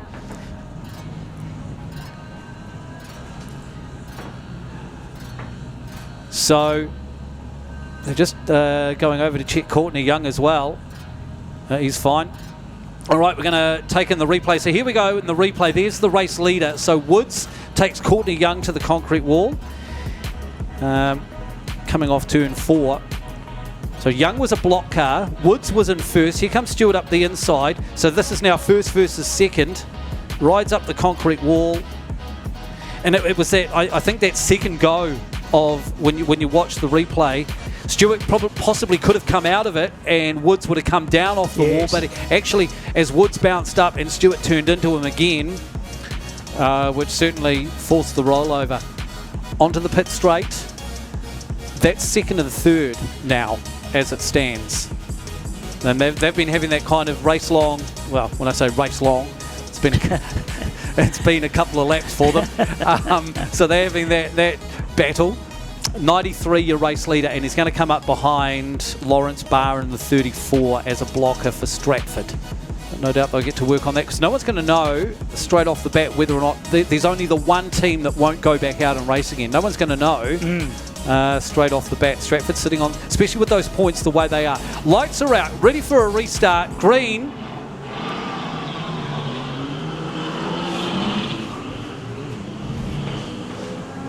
Yeah, Courtney Young's car's definitely got some damage. So Brent Stewart has a look up the inside of the 34. And he puts the spin on. Oh. So Barr just pulled out of that, probably quite smart, because he did kind of get taken onto the infield. Douglas Stanaway puts the big shot on Lawrence Barr. I think your race leader's got a flat right rear tyre. Oh, that won't help him at all. That's not the one you want. So the 85 of Dale Michelson for Stratford is up into third place, and he's catching the second placed 87.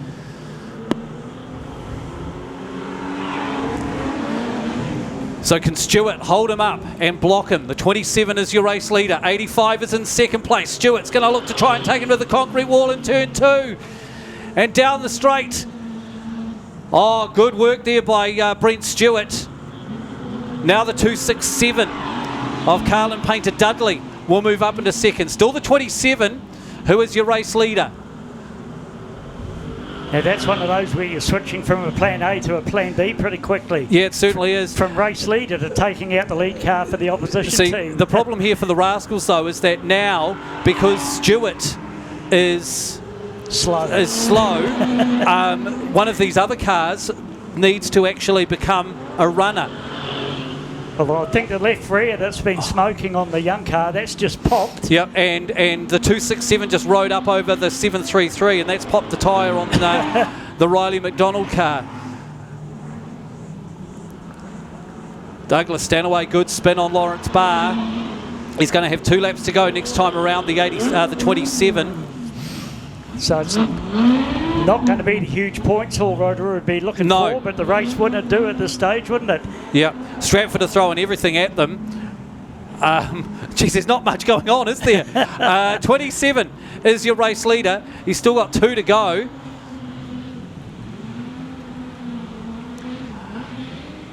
Good work there from Brent Stewart. They are putting in some big hits here, aren't they? So 27, 267. Where's the 267 gone? Oh, he's stopped. He's stopped in the concrete. Okay, I wonder where he disappeared to. He's actually efficient. He's still in second place. Oh, he's just restarted. Okay. So the white flag out for the 27. Here we go. Courtney Young. Can he put the block on for Douglas Stanaway?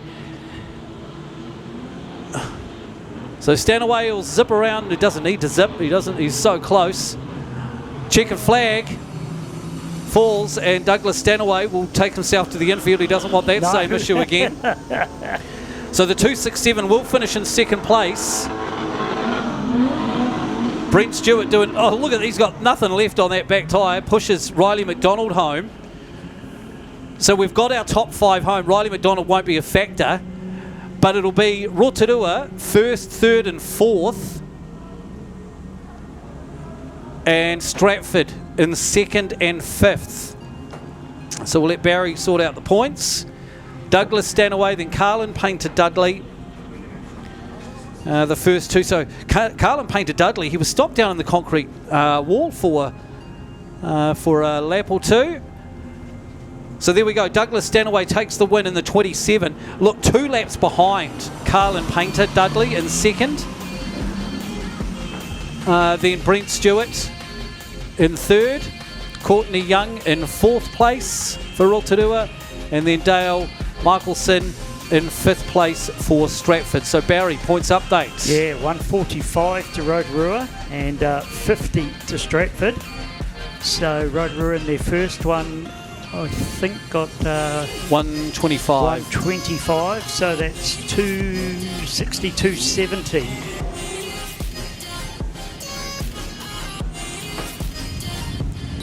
So we'll be keeping a running look on those points through the afternoon. We have just seen our points update here. Canterbury Crushers have officially moved up to the 305. Yep.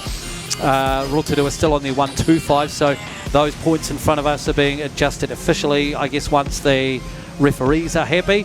So not a strong day up for the Stratford Stormers, a 60 and a 50, 2 losses. Could they be the team that won't make the finals round? We will wait and see. So Rotorua, that's 2 wins. You'd have to. Should put them in the top 4. Yes, yeah, it should do. You probably don't want to be finishing in 4th place and taking on Canterbury at the moment, the way they were looking out there. No. But here come the Rascals.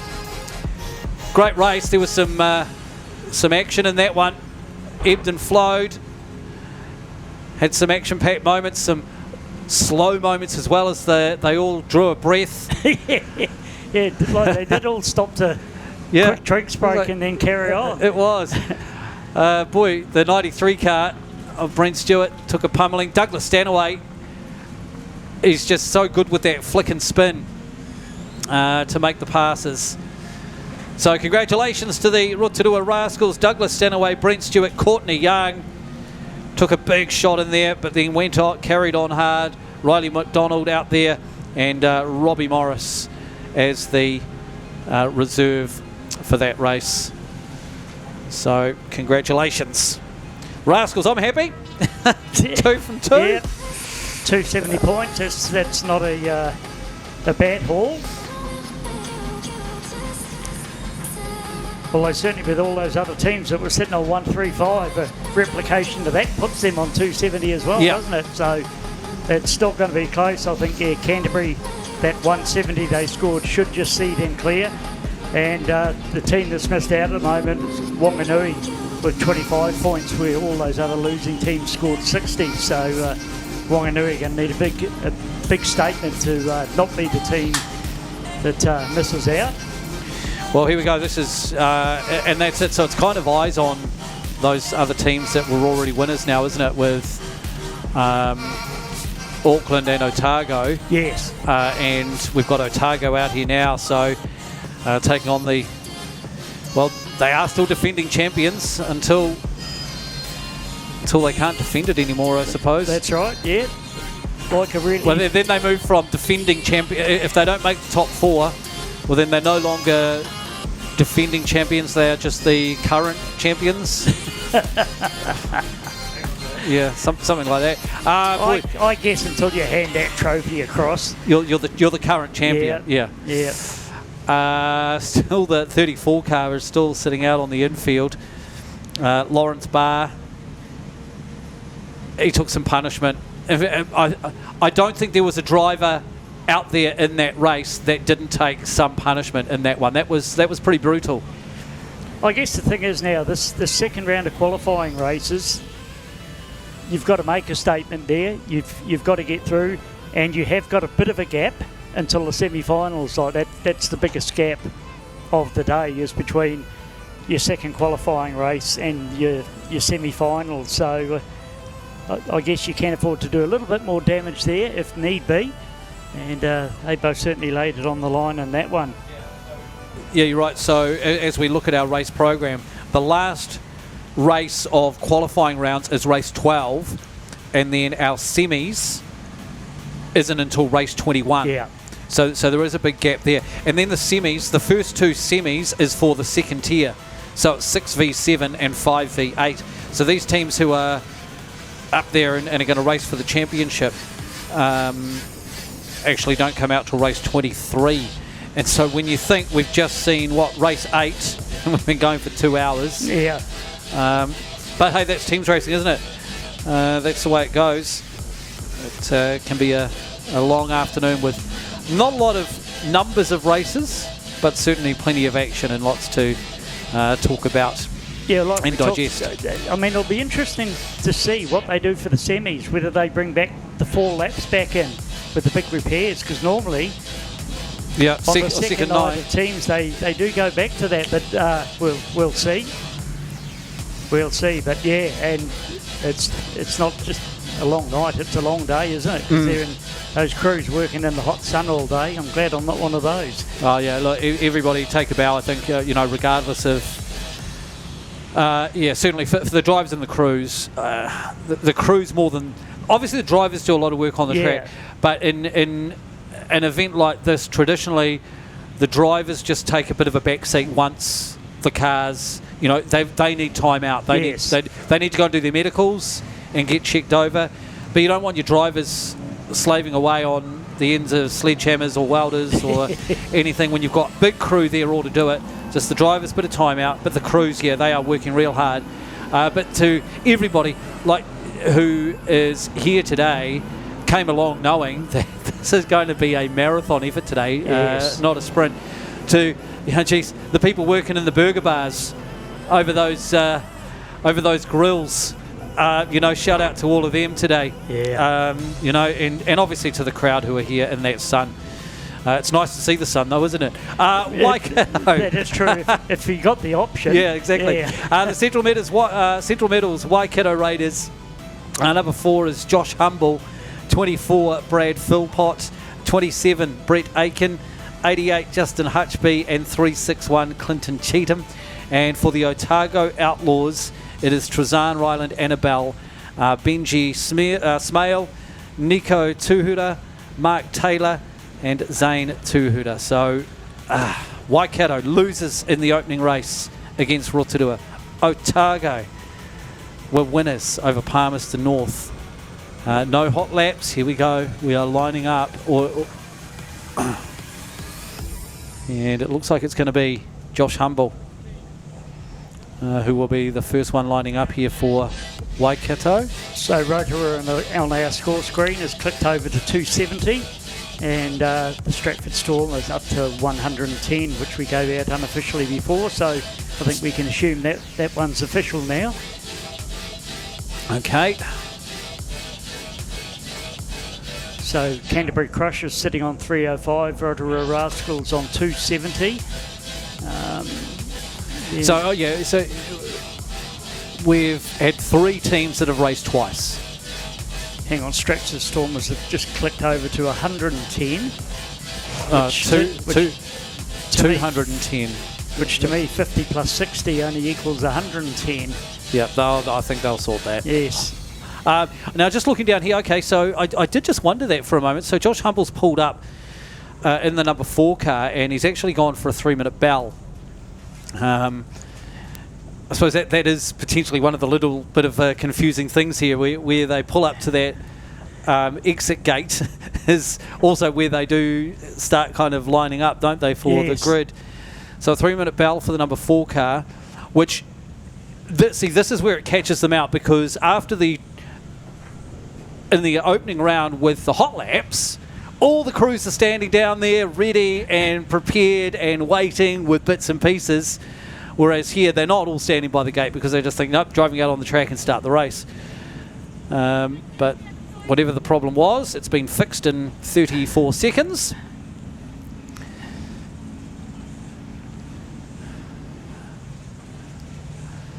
And Humble will pull off, and now we'll look to get these cars lined up. Clinton Cheatham in 361 brings it forward. So it looks as though Waikato are on pole.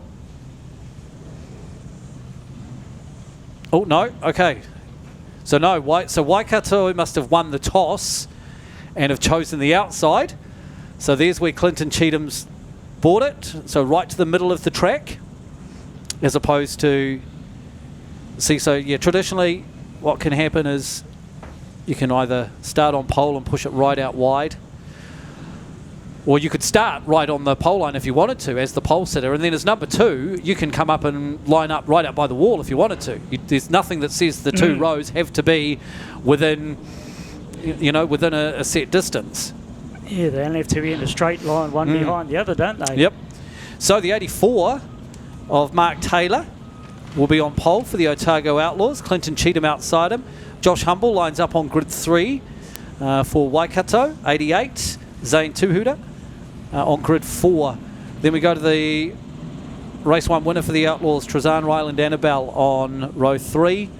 Inside the 24 of Brad Philpott, and on the back Justin Hutchby in 88, and the 59 of Benji Smale. So the 75 Nico Tuhuta sits this one out, and for the Raiders there is no Brett Aiken. So 10 laps. Can Otago go back to back? Can the Raiders, the defending champions, pull off the win on their home track as the green flag drops and we're underway? And there's 4 cars who go for it. The other 4 sit and wait. So it's Taylor who's the leader from Cheatham. The 5 takes the 4 infield. So look at this, it's Otago running first and second. Once again, as Cheatham got spun around. Mark Taylor, 84, your leader. Trizan Ryland Annabelle in second. In comes Humble. Tries putting the big shot on. Maybe not quite close enough. Round the outside goes Taylor. The 5 says, no, I'm not going to try that one. And Humble again. Tries it, but gets it a wee bit wrong. Benji Smale crosses the finish line. So Humble's now up into second. Clinton Cheatham's gone into third. The 5 car from Otago is back mobile again. Mark Taylor, look at this, just holds off and decides to let his block cars do some of the work. Doesn't end up happening though, has to come in himself. So it's 84 who's your race leader. Has to look around the outside of the 24 of Philpott. Not the thing you want to do. Humble to the lead now, the number 4. All of a sudden it's the Waikato Raiders running first and second, 4 and 3, 6, 1. The 59 is running. He's got the 2 leaders coming up behind him. He needs to slow down that pace a wee bit. And they take out a block car. The 2 blockers from Otago. The 5 gets dished up by the 24 of Philpott. So it's Waikato now running first and second. Problems for the 88 of Zane Tuhuta. He can't get that car re-fired up down in turn 2.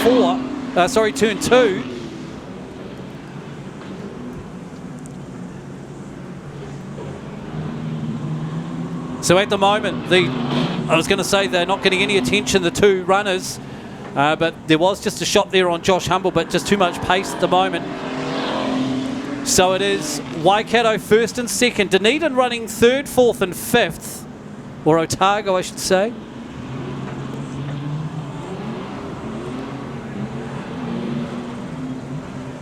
Good blocking there from Hutchby. Oh, Humble got taken to the wall by the 88. Oh, and we'll go red here because that was a big shot on the 59. And he's lost his wheel guard. That is a mess, the back end of that tank. Yeah, it's looking pretty second hand. It was a big hit, all right. And he's not very well. So Benji Smale.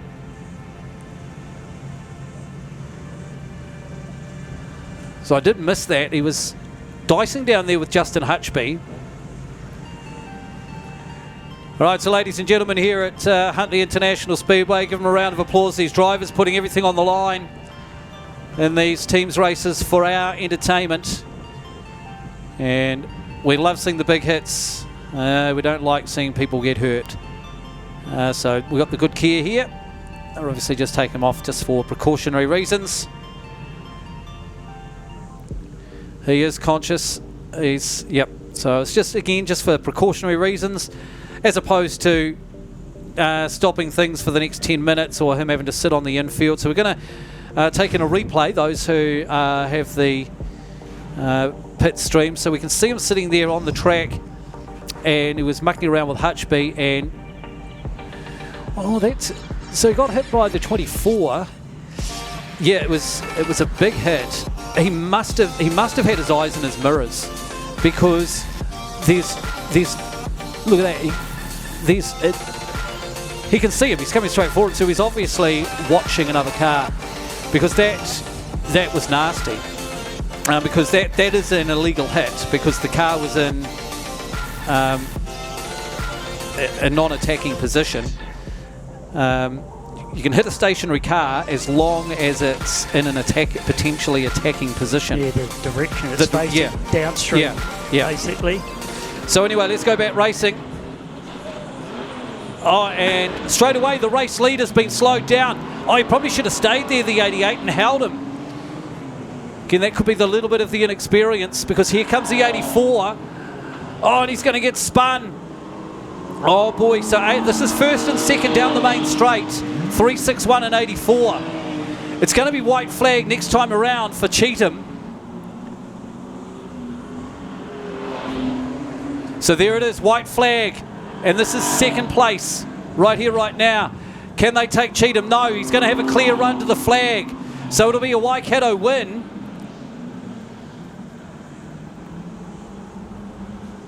Josh Humble's moved back up into third.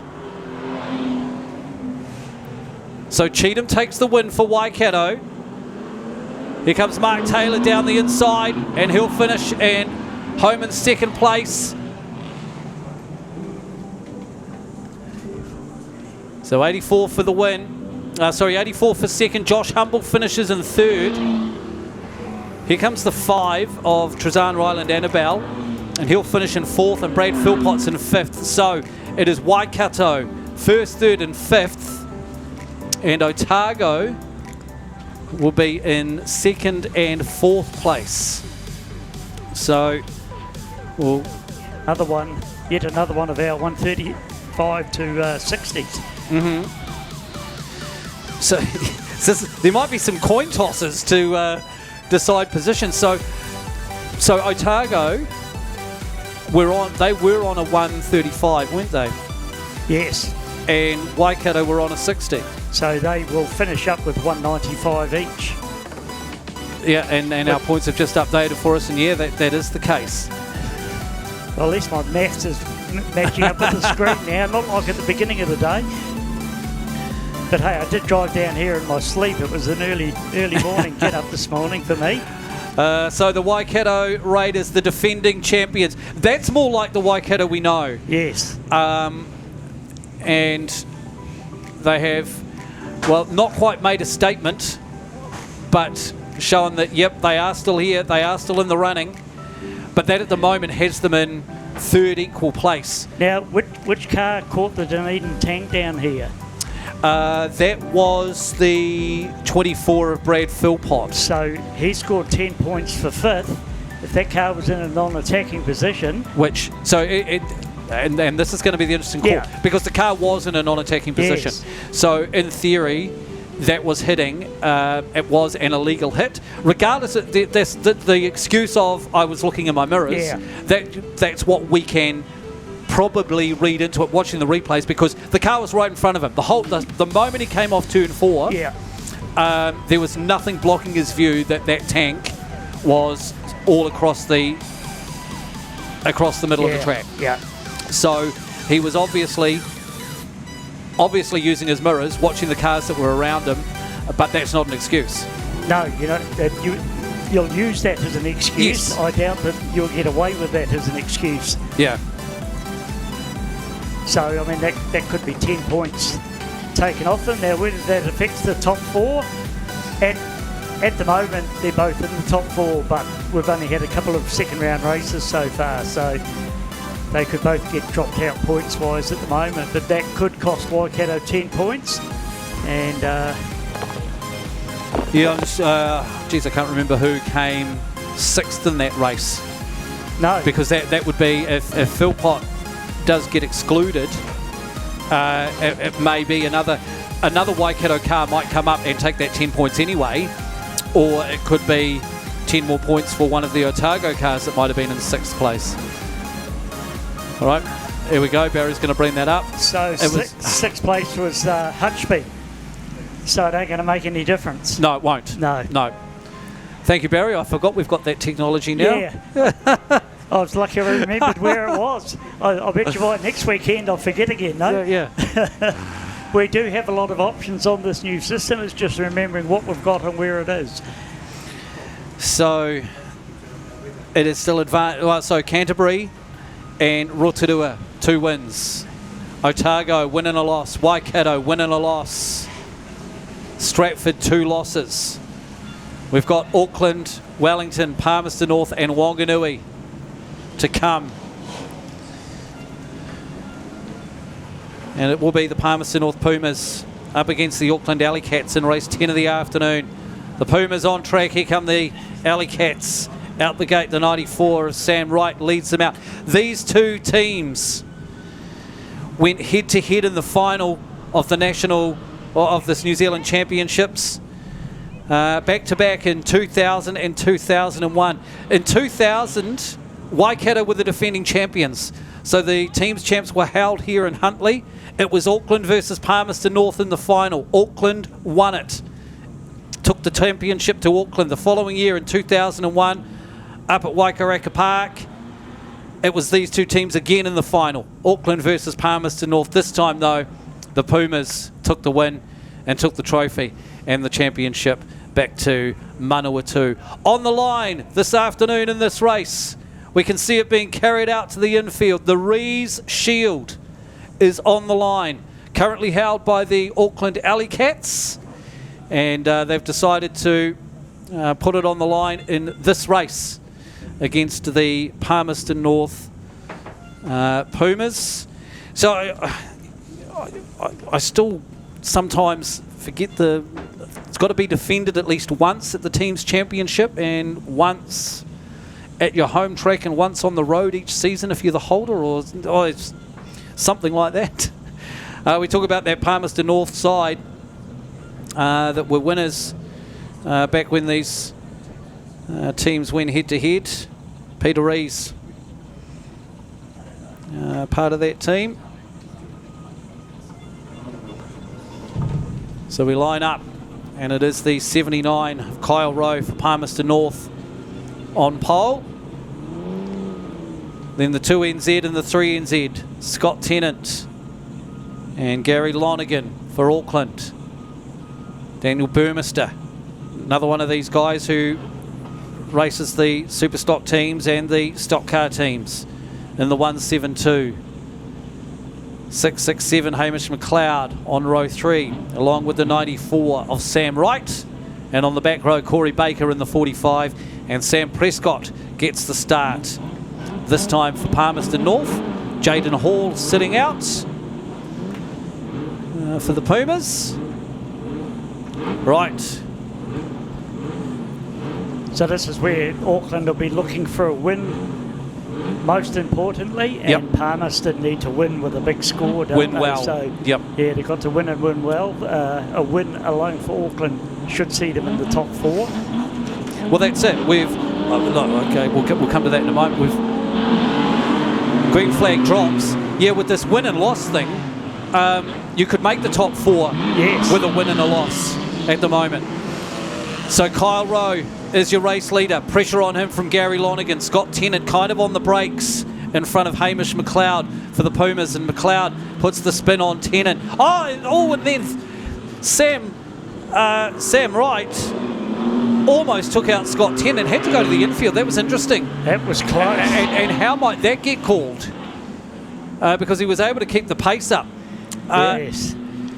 So Burmester gets turned around, and through all that, Gary Lonergan's taken the lead. The number 3 car, because Kyle Rowe got caught up. Prescott comes across, tries to take Lonergan, but Lonergan at too much pace, and still on him though is Hamish McLeod. Prescott spins up in front of his own team man. So it's 3 and 667. That's first and second. And into turn 3, Kyle Rowe gets picked up by Wright and taken to the concrete. And now we've got a new leader. It's the 667. Tries to... Oh, no. Whoa. Crunches all around. Kyle Rowe tried taking Lonergan to the wall, and then in came Corey Baker and dished up Hamish McLeod. Kyle Rowe's gone around. Yeah, I thought the first hit was quite big. The second one was bigger. Like, those are the ones that would really hurt, you'd think, because you've just had one, and you just... Then that second big hit, man. Yes. So through this all, it is 3. It's Auckland running 1, 2, 3. And the 667, he's not going anywhere. I'm sure... Will we go red for that? Lonergan round the outside of Prescott. Makes it look easy. Burmester. How often do you see Burmy being the last one still mobile? Still 3 of them at the moment, though, for the Pumas. But it's Auckland running 1, 2 and 3. Prescott gets the spin from Scott Tennant. So that's second and third. And then Kyle Rowe's in 4th place in the 79. But he needs his blockers to slow these other cars down. Here's Burmester on the race leader. Oh, big shot on the 3NZ of Lonergan. He's going to chase him, and now Lonergan's going to come up behind Prescott. So it needs to be a 2-on-1 here. Oh, and Burmy just spins it up on his own. Prescott gets the blocks on.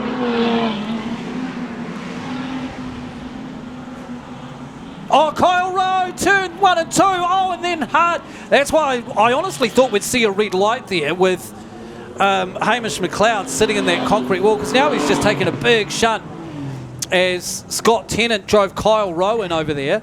Yeah, I think he gave the thumbs up to the officials on the infield. So, and now he's actually mobile again from that hit. Wow, that's probably why he wanted to stay there. He just needed a push start. So Daniel Burmester takes the 94 of Sam Wright to the concrete wall. Oh no, now we've gone red. We've gone red.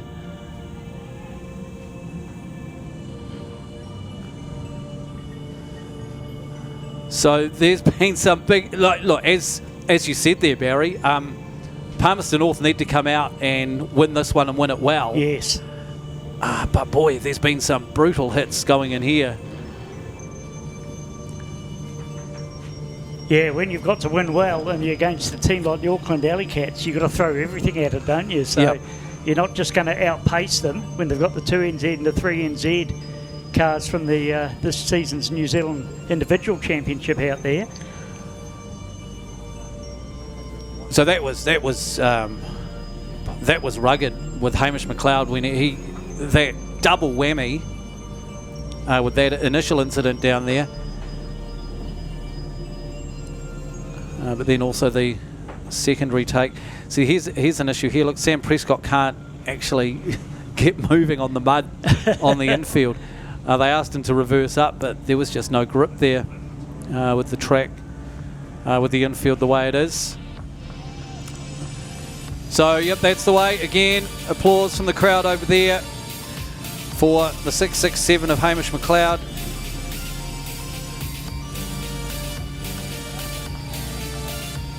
See him mobile in the car and moving, which is nice. Right, so we're going to go racing. So the crowd down there, if we can get you back off that fence now, please. As you can see, that's the place where those cars are going in, and going in hard.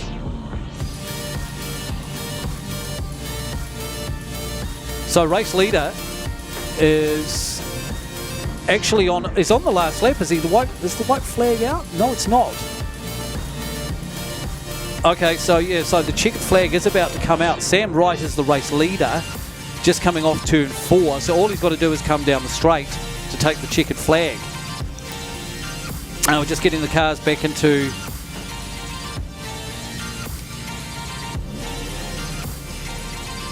so Sam Prescott down in front of race control,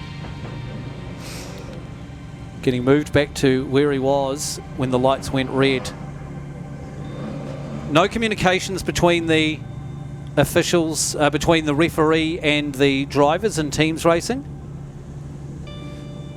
Of course, what is now standard use is the one-way earpiece that the drivers wear and the referees can give them instructions. But they don't use it in teams racing, hence the reason there is no communication tonight in this one. So like at Palmy, they've got, I think, 9 or 10 cameras around the track, yep, which the officials then use for repositioning the cars, but by radioing messages down to the likes of Annette Hutchby there, who's spending a whole afternoon's work repositioning one car. All right, so it is Auckland running 1, 2 and 4 at the moment. Kyle Rowe. And now Gary Lonergan's not remotely happy with that because he reckons that car wasn't in front of him when the lights went red. Well, again, that's what the referees say. So Lonergan's in second place, so he's almost a lap down. So Prescott, so Sam Wright could cross the line here even maybe before Gary Lonergan does. Okay, lights are out. Here we go. The checkered flag's at the ready. Yeah. And it's going to happen. There we go. Oh, so this could change it because here comes Kyle Rowe now, and he's going to finish in second. So this could be controversial. The checkered flag is out. So Sam Wright has finished in first. Kyle Rowe has now moved up to second. Prescott is doing a great job. Now here we go. He can't. Now, hey, that's a hit on a car facing the wrong way up the track. So Lonergan just attacked Prescott, whose car was pointing the opposite way up the track. No, your car can't be to be in an attacking position. Your car has to be pointing in the direction of the track. So you look at those. It's a tough one, and we got a bumper. We got half a bumper sitting on the track, so Lonergan will not be happy. Because as we saw, he was disputing that right at the start. So Sam, anyway. So what's our race order? Okay, so we've got Sam Wright in first. Gary Lonergan still ends up in third, but it's Auckland first for Sam Wright. Kyle Rowe is in second. Gary Lonergan third. Scott Tennant fourth. And Daniel Burmester fifth. So it is Auckland 1, 3, 4. And Palmerston North 2 and 5. So Auckland, what, 145? And Palmy with, what do they got, 50. So Auckland in their first race had 135 from memory over the page. Yep. So 135 and a 145. Is 180. 280. 280, sorry. And Palmerston North. We'll finish on 110 as well. Yeah, 60 and a 50. So with 2 losses, same as Stratford. Yep. So we've had Canterbury, Rotorua and Auckland win 2. And so those 3 will be your top 3 teams. Will be 3 of the top 4 teams. Yeah. We've got Wellington and Wanganui to come, who both lost their opening heat. So a team that has lost a race will make the top 4. They will. And at the moment, you've got Otago and Waikato on 195, sitting in 4th equal place. If the points from that, bearing in mind what we saw down here with the Gary Lonergan incident, so if he gets excluded, that'll move Palmerston North, that'll move Scott Tennant up to 3rd. Yeah. So that will drop them on points. Because that would mean we've got Sam Prescott in 6th place, so he would move up to 5th. So it would then be Palmy 2, 4, 5, and Auckland only 1 and 3. But Auckland should still end up in probably in 2nd or 3rd on points. We've got Otago and Waikato with a win and a loss on 195. So Wellington are on 60. They need 170 to guarantee 4th place. Yeah, so basically Auckland would lose 10 points and Palmy would gain 10 points. Yeah. That's the only difference it would make there. But we'll wait for that officially. So we have Canterbury on 305, Auckland unofficially on 280, Rotorua on 270. So those are those 3 teams that have won 2. And then we've got Otago and Waikato with a win and a loss on 195. So for Wanganui, so they need to get to 200. Wanganui need 175. Yeah, it's not easy. So Wellington actually only need 140. Yeah. Which is 1st and 2nd, which is definitely possible. Right, we're taking a quick break from the teams races, back to the mini stocks, the Waikato champs, and back to Craig. Alrighty, thanks Paul. Some fantastic teams racing there, but yep, mini stocks up now. And then straight after that we've got another teams race, and then back into some super stocks and modifieds, some of the local cars. So as I say, heat 3 of the Rawson Plumbing and Repco Waikato mini stock champs, over 10 laps. In the hands of the starter now, engines moving up, lights are out. We are green, we are racing. 291 Lulu Russell on the outside, trying to duck in on the inside. Can Lulu make it? Not quite. Bumped out and knocked out by Monique Gribble, 142.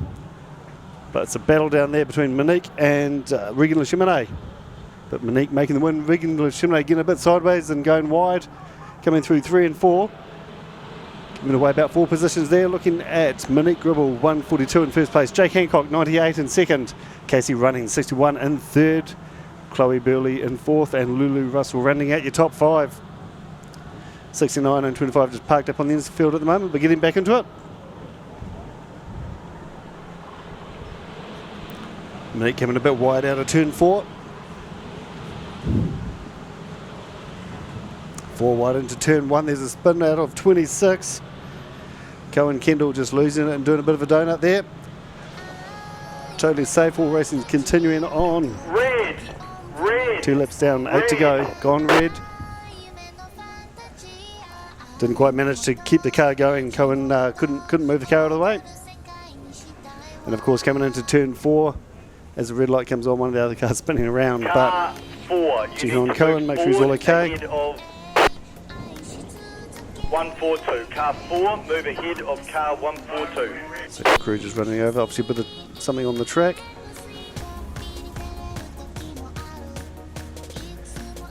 So we're 2 laps down, 8 to go. Heat 3 of the mini stocks. 5, you need to move back. Car 5, you need to move back.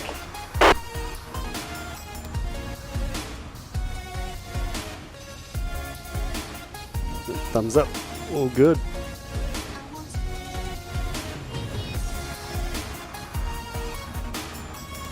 Looking good, everyone's happy with that, so let's get this race back underway. As I say, we've got 2 laps done, 8 to go. Just down here by the start finish line is your race leader. 2, 1, green. Lights green. out, we're green, we're racing.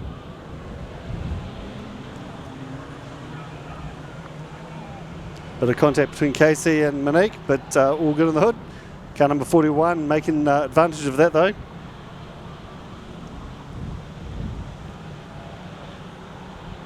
All back underway.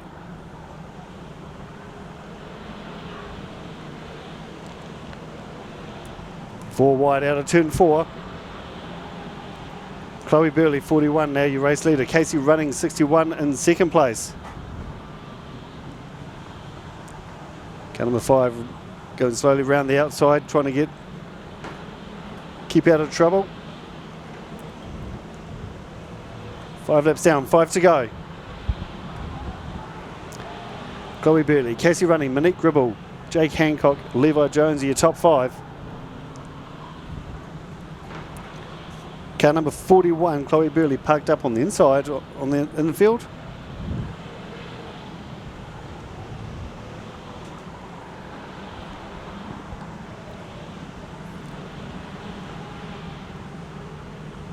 .142, your race leader coming down into turn 3 and 4. Blake Lockett and Levi Jones hard on the tail.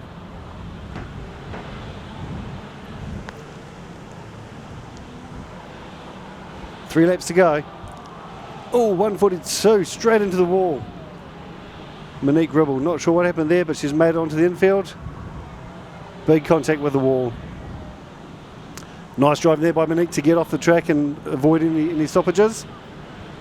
But just shooting over there to check on her, make sure she's okay. But that's 142, that was your race. Definitely up in the race leader. So we're now looking at Blake Lockett, Levi Jones and Casey Running in your top 3. 29, 717 and 61 respectively. White flag out, 1 to go.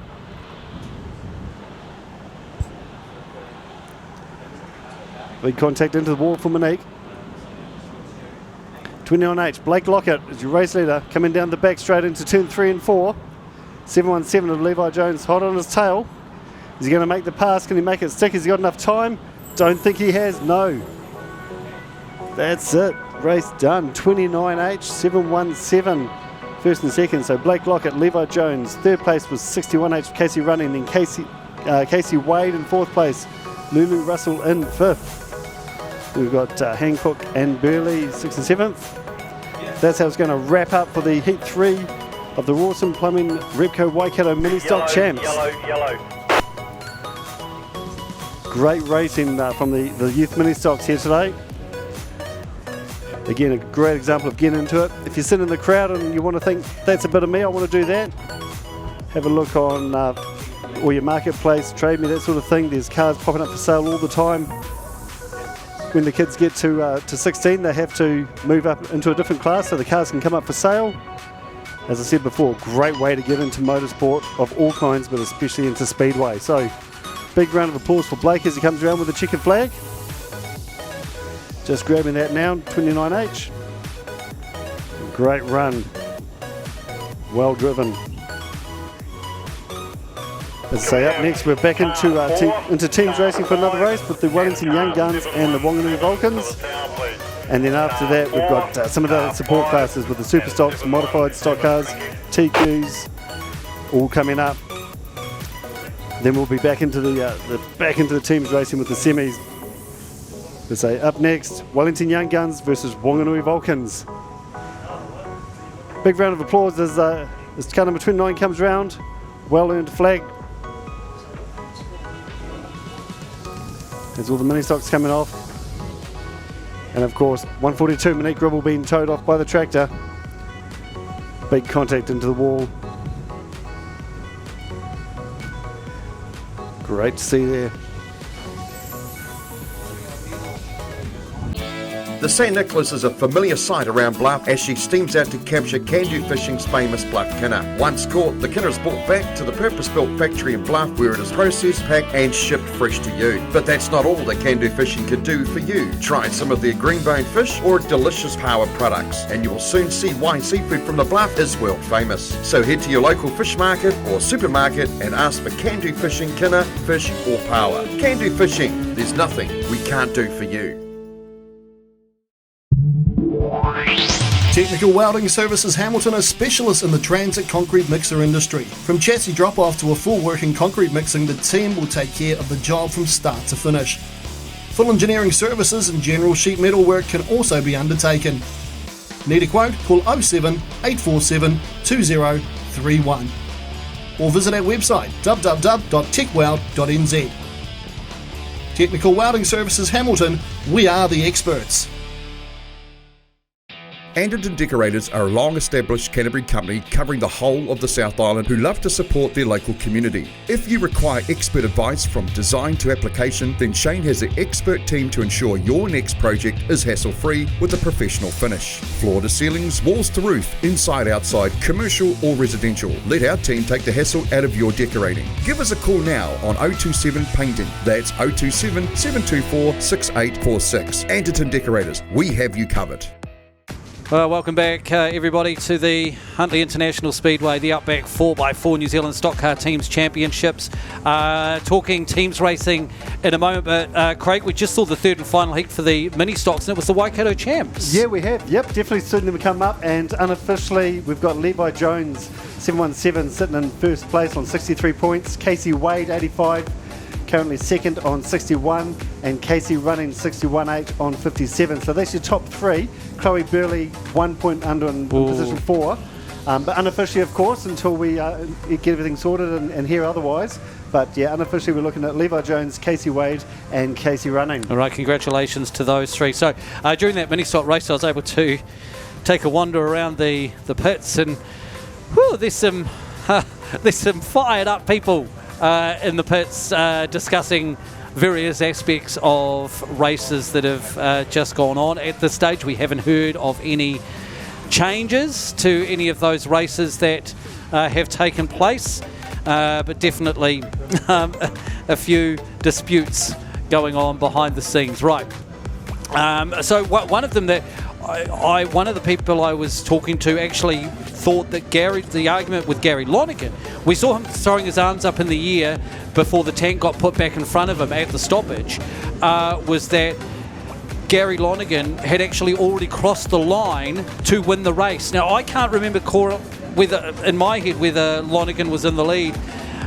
So lots of disputes going on. Right, let's take a look at this lineup. This is Heat 9. This is the final qualifying race. It is the Wellington Young Guns against the Wanganui Vulcans. The lineup for you: Wellington is Keegan Levine, Sheldon Adapete, Ethan Levine, Kane McDonald and Brendan Ty. For the Wanganui Vulcans, Caleb Gosney, Kaylin Mooney, Nathan Black, Mark Johnston and Dennis Black. Now, both of these sides lost their opening race, but with the way things are stacking up at the moment, there is still the chance for both of these teams to make the top four. As the points stand at the moment, if one of these teams can get to 200 points, that'll put them in fourth place. So,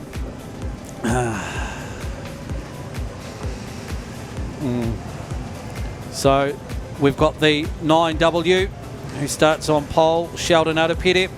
Yeah, and this is at the Wellington side. They had remember the 2 laps under the white flag, and Keegan Levine saying that he backed off after the first lap, although after the first lap under the white, although there's the Shane Anderson rule.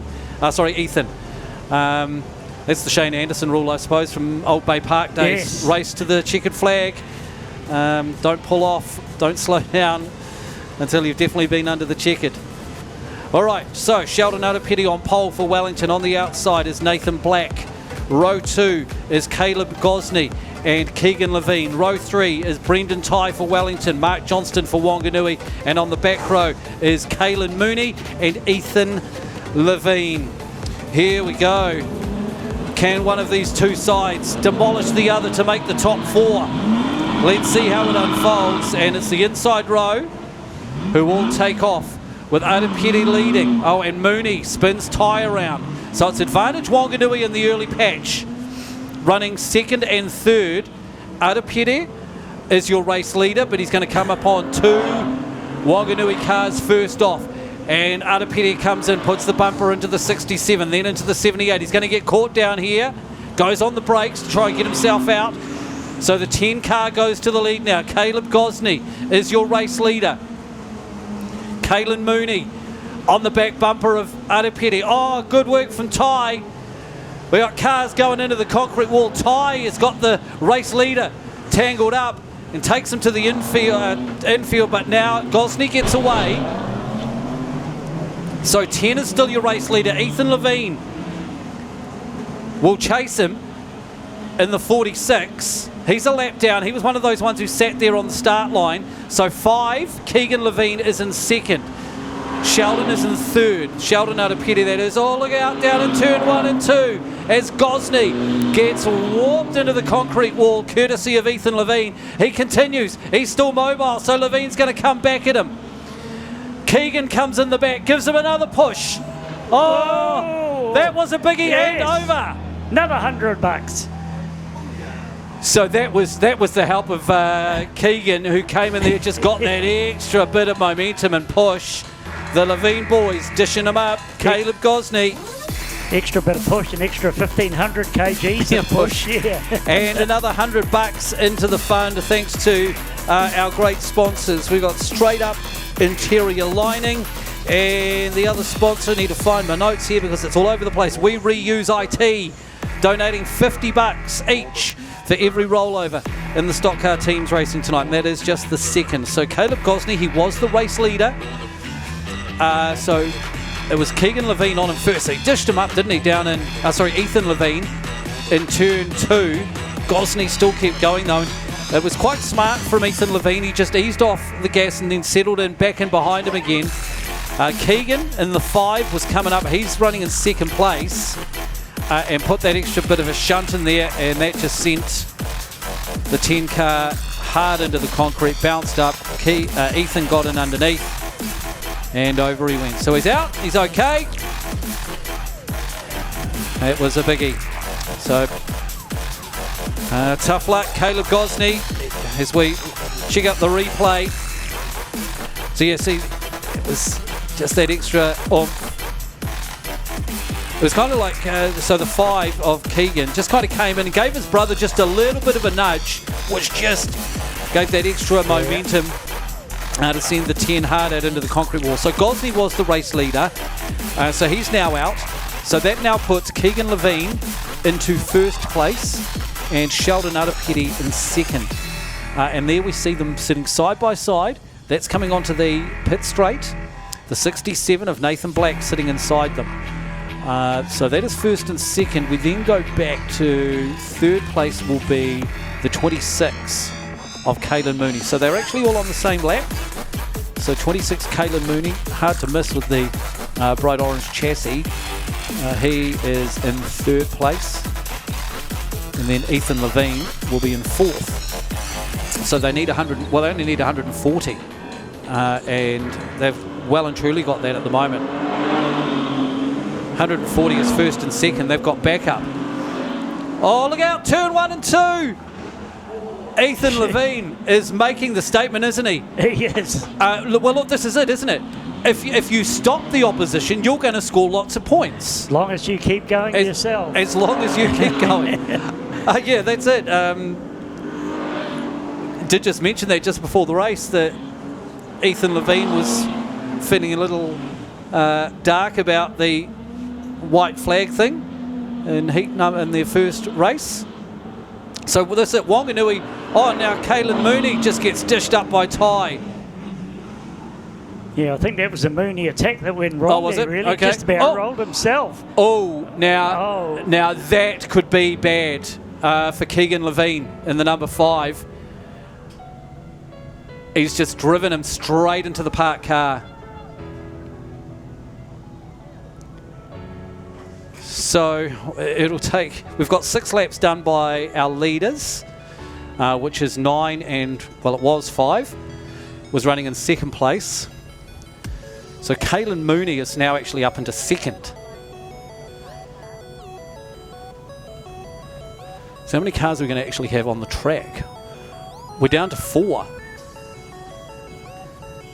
4 on, so 3 Wellington and 1 Wanganui. So you'd have to think this was the tactic that Wellington came out with, was to stop the Wanganui cars.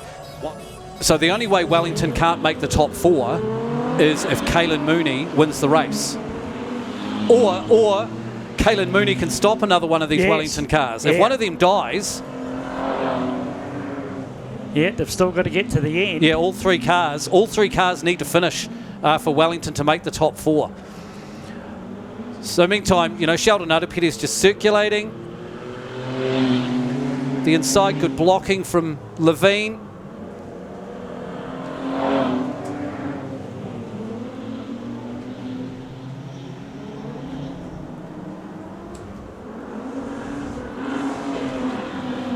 Kaylin Mooney doing his darndest.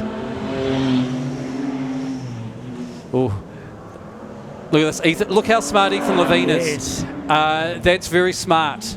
Just immediately doing the big loop. Yeah. Yep. He got taken off on the straight. He circles around, whereas Kaylin Mooney didn't. So that could exclude Kaylin Mooney. Boy. Although the interesting thing here, white flag is out. So here comes Sheldon Utterpetty to take the checkered flag. Isn't there fixed penalties for various infringements? Like we need to. So Levine pulls off. For some of the, like the car into another car, is that a fixed penalty of stand downs? We'll wait and see. I don't have all that kind of data in front of me. Sheldon Utterpetty takes the win from Kaylin Mooney. Brendan Tye in 3rd, Ethan Levine in 4th. So it is a Wellington 1-3-4 and Wanganui just the 2nd place. So that should put the Wellington Young Guns. How do you see it, Barry? So what did they score in their first one? 60. That was a 60. So that should be 205, I think. Well, that's enough, isn't it? Because they needed to beat 195. Should be showing up on the screen as 215. Okay, but that won't change the order of your top 4. No. So we've got the points. Barry, what were our points? Your points for that one was Wanganui, Wellington 145. 145 and Wanganui 40. 145 to 40. So the Wellington Young Guns off on their victory lap, and they should make it into the top 4. And so as we've got it, it will be in the semi-finals, Canterbury taking on Wellington and Auckland versus Rotorua. Yep. For the top 4. For the 2nd tier, that's where it gets interesting, because we've got Otago and Waikato both on 195, and then Palmerston North and Stratford both on 110. So I'm sure we don't want to have 2-car runoffs, which would be the norm for ties and teams racing. Yes. I'm sure they're just going to go, look, let's toss a coin, because we don't need extra races and extra battles for these guys who are already doing 4 races today.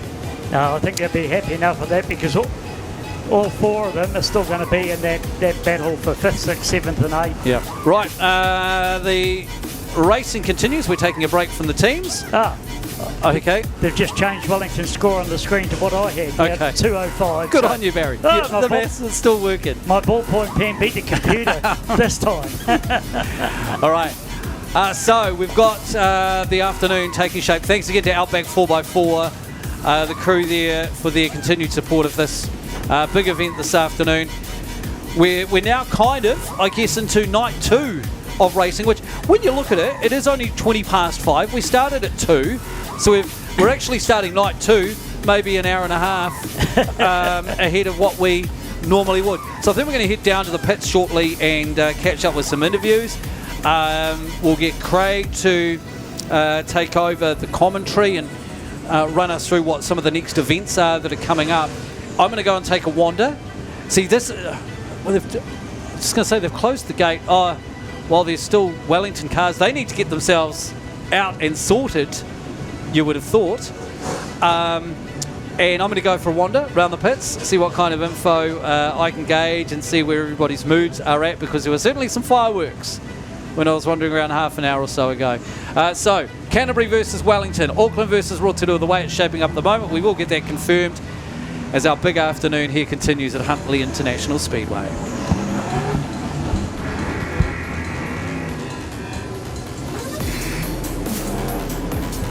Okay. I just had. Sorry to jump back in there, Craig. I queried it about the code. Is it called the Code of Ethics? I think on the team's racing Code of Ethics, and I queried it about the Keegan Levine being excluded and pulled off, what the subsequent penalty is. And I've just had it sent through to me. Thanks, Stats Boy. The forced or steered another vehicle into a stationary vehicle, the penalty is removal from the race and disqualification. That has happened, plus a $100 fine, plus an 8-day suspension. So that would mean that Keegan Levine is out for the rest of tonight and out for the New Zealand Superstock Champs next weekend. If that, and what that, it's in black and white. That is what the rules are. Yep, that's the rules. All right, so it's happened, hasn't it? He's already been excluded from the race. So in theory, the rest of it will flow through as well. Right, exactly. Awesome, mate. Great, thanks for that. That's fantastic. Well, not fantastic news, but great investigation work to bring that to us. So we're looking at Superstocks. Heat 1. So yeah, as Phil was saying, Paul was saying, we're basically starting the second night now. So straight into Superstocks, we're looking at James Thompson, Thomas Slater, 10R, Alan McRobbie, 11R, Liam Marsh, 15H, Ethan Whitaker, 15R, Paul Mabey, Joseph Carter, and 18M. Run through the list, we're looking at 22R, Les Hepworth, Dave Merritt, 27H, Robbie Mabey, 33R, Tony Coxhead, 42R, Jeremy Fleming, 68R, 86H, Thomas Van Amsterdam, Tony Wooten, car number 71H, 77H, Wayne Slater. Looking at Matt Jarvis, 79M, Jeff Kite. Cars just doing rounds, getting themselves sorted out now.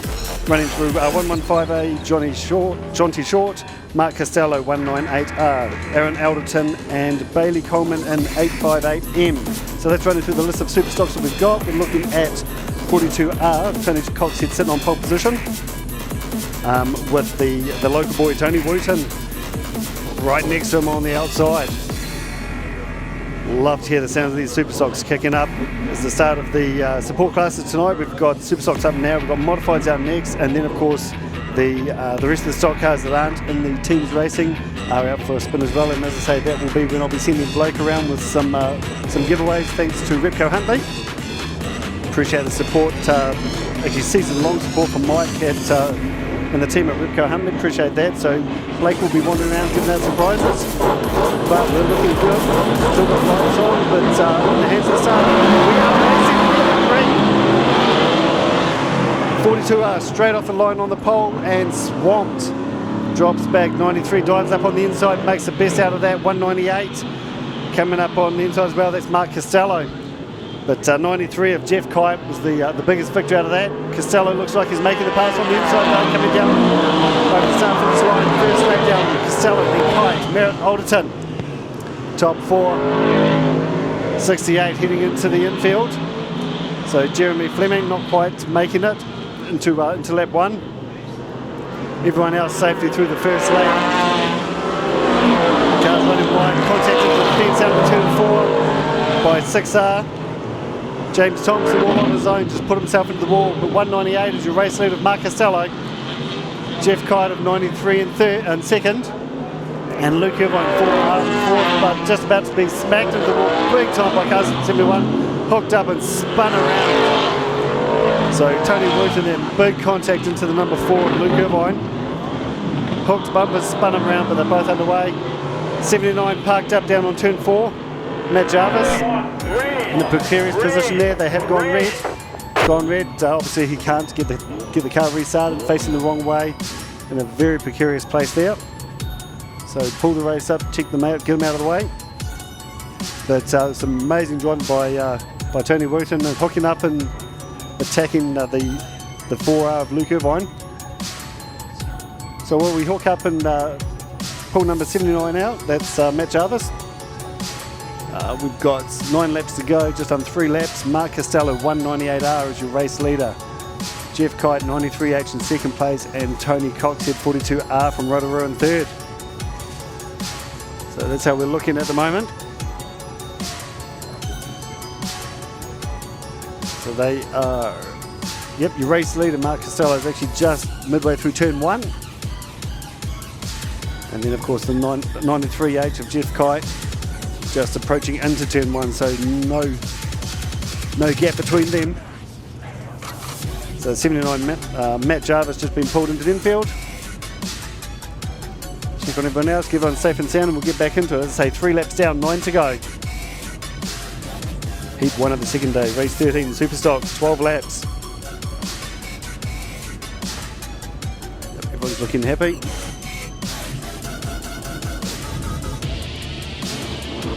Lights out. We are green. So Mark Costello, 198 race leader coming down the back straight. 93H of Jeff Kite in second place. We've got car number 4 of Luke Irvine parked up on the outside of turn 4. Couldn't pose an issue, and it has gone red again, stopping the race. Bring it up, Alderton. That's it. Not sure whether he couldn't get fired or what the story was, but checking on him, there's no movement. That just needs a push.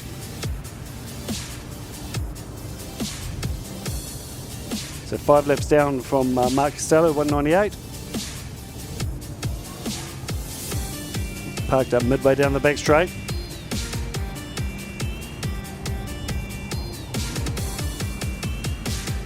So car number 4, Luke Irvine, being pushed off into the infield.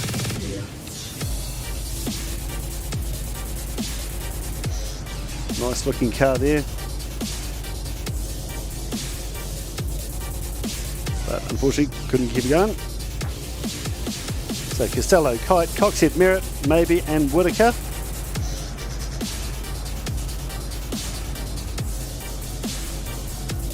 This was just whipping down to check on one of the others. Yep. Pointing over to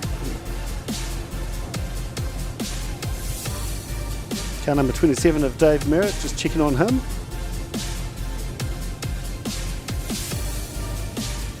Not sure whether he's taken any impact or anything, but the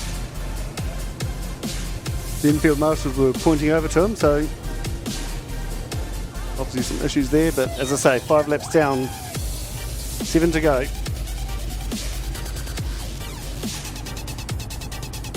Up next after this is race 14, Waikato Modified Champs. And then into the stock cars and TQs. We got some of the open wheelers for the first time today. Yeah, car number 27 being pushed in, Dave Merritt.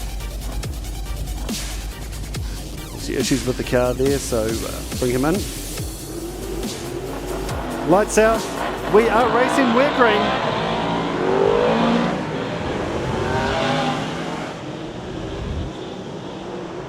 And straight away we've got one of the cars parked down. He's underway again, car number 15. Ethan Whitaker got the car refired and underway. 6 laps down, 6 to go, midway through the field. 198, Mark Costello, still your race leader.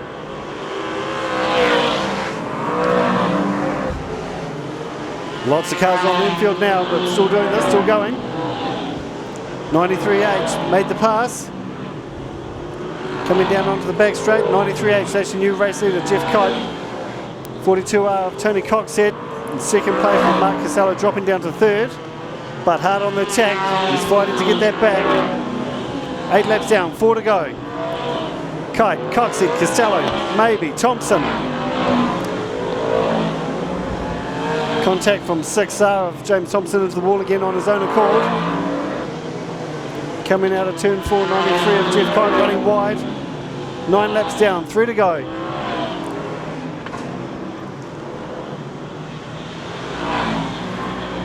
.15H of Ethan Whittaker pulling off into the infield.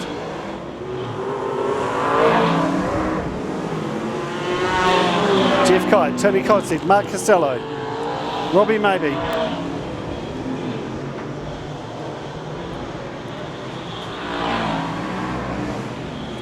Looks like the fight's between Kite and Coxhead at the moment. Coming out of turn 4. Right on the tail, white flag, 1 to go. 1 to go, Jeff Kite, can he hold it? Tony Coxhead's right on his tail, but Tony's cooked it. Cooked it, spun around, he's given it away to Jeff Kite. Kite's going to come around safely through 3 and 4 to take the win. And that he does. Checkered flag, done and dusted, 93H, Jeff Kite. 198R of Mark Casello in second place. Robbie Maybe, 33H in third. Then we're looking at 42 of Tony Coxhead, so he drops from second to fourth just by cooking it on turn 1 and 2. There'll be some sweet words inside that car at the moment, I'd say. Thomas Van Amsterdam, 86H in fifth place. Yellow. James Thompson, 6R in sixth. We've got Aaron Alderton, Liam Marsh, Tony Wooten in ninth. Just going to jump down to Bianca.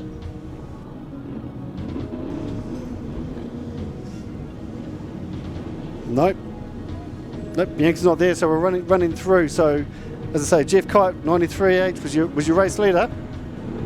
So, big round of applause as he comes through with the flag. Well deserved in that one. So, Superstocks race 13, heat 1, 12 laps. And great drive for Jeff Kite and Mark Casello end up in second place.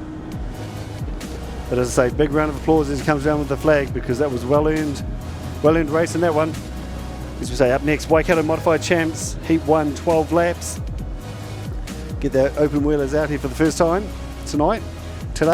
Are you finding your computer, laptop or gaming machine is getting slow or not working at all? And can you not afford to buy a new one? We Reuse IT is one of New Zealand's leading refurbished computer sales and service specialists that allows you to get new or refurbished machines without hurting the pocket. Shop online or visit our expert team today that will help guide you to the technology that best suits you. Afterpay is available. Visit us at 135 Cuba Street, Palmerston North, or head to our website at www.wereuseit.co.nz. Hi, I'm Brittany Carpenter, driver of 85GM, based out of Greymouth. I use wholesale tyres, coloured chrome rims on my car. If you're looking for something unique and different on your car, contact Wholesale Tyres to get these coloured rims. Or get a hold of them on Facebook at Wholesale Tyres, or go onto their website, which is www.wholesaletyres.net.nz. See you trackside. Need coloured chrome rims? Wholesale Tyres. Good rims, better prices, great people. Hey guys, so we'll try this again. I'm down in the pits. There's a lot going on. There's a lot of emotion flowing around. You've got a heap of emotion. I can see the look on your face after that hit for Benji Snave. How are you feeling, Brad? To be honest with you, it's not something I wish upon anyone. It's a split decision. You have a split decision out there, and I was too busy looking in my mirrors at the time, and by the time I looked up, he was just there.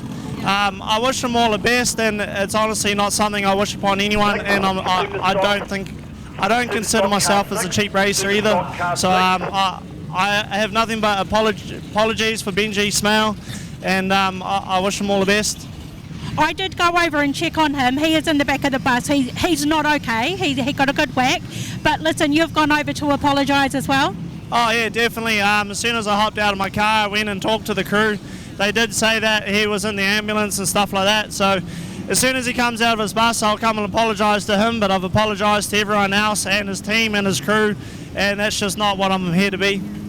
Yeah. And you've been on the receiving end of that as well. So let's move on, because I can see that it's not a good thing to be talking about, but tell us about the rest of the team and how your car's faring right now. So at the moment, we've had 1 win, 1 loss. We're just waiting to find out if we're going to have a runoff to make into the top 4. The cars are good at the moment. We're just doing a bumper corner on my car. We're doing a side rail on Josh Humble's, and the rest of the boys are ready to go. So yeah, we're ready. Yeah.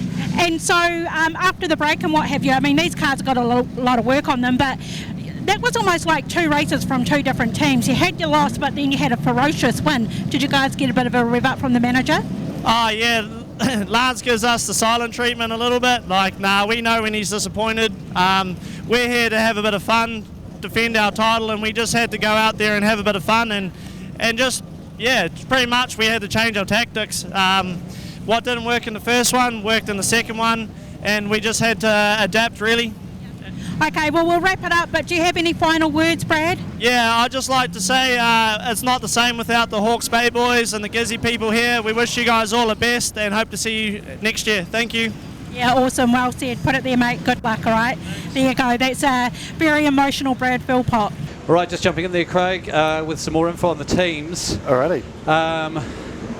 All the managers of Dunedin, Waikato, Palmy and Stratford decided to do coin tosses because we had Dunedin and Huntly tied for 5th place, Palmy and Stratford tied for 7th, and it's supposed to be 5 versus 8, 6 versus 7.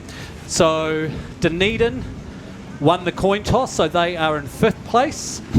Palmerston North won their coin toss, so they are in 7th. So we will see the Otago Outlaws take on the Stratford Scrappers, and the Waikato Raiders take on the Palmerston North Pumas in the 2nd tier.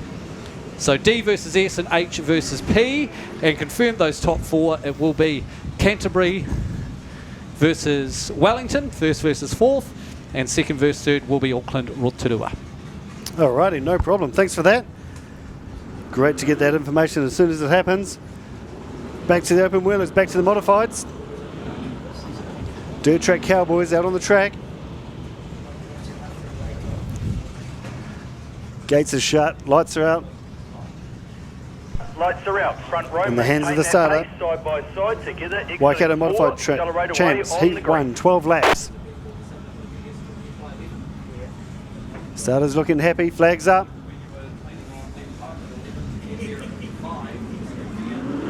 We are green, we are racing.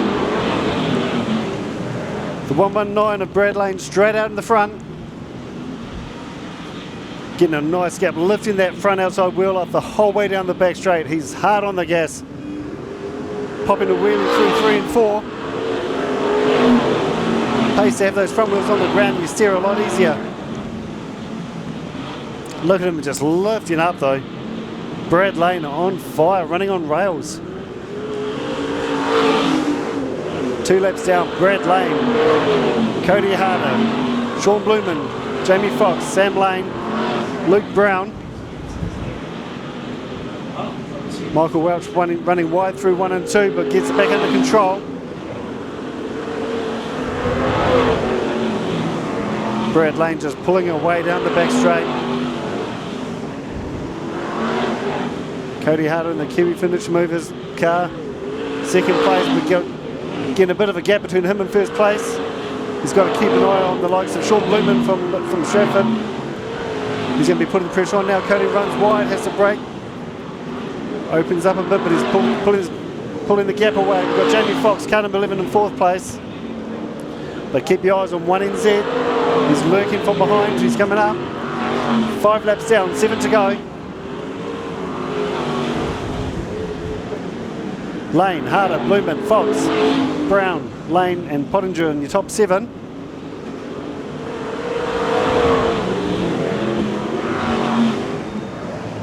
Brad Lane now running into tail end traffic, lap traffic. Yellow. Doesn't seem to be posing any issue for him though. We've gone yellow. Yellow. Slow down. Go Down on Looks like there's another spring on the track. line. Down on the pole by the start-finish line, please. I'm pretty sure it's meant to be summer, not spring at the moment. Although some would argue that as well. And it runs over to grab it. So 5 laps down, 7 to go. 119 of Brad Lane is your race leader. Cody Harder in car number 68 in second place. 78S Sean Blumen in third.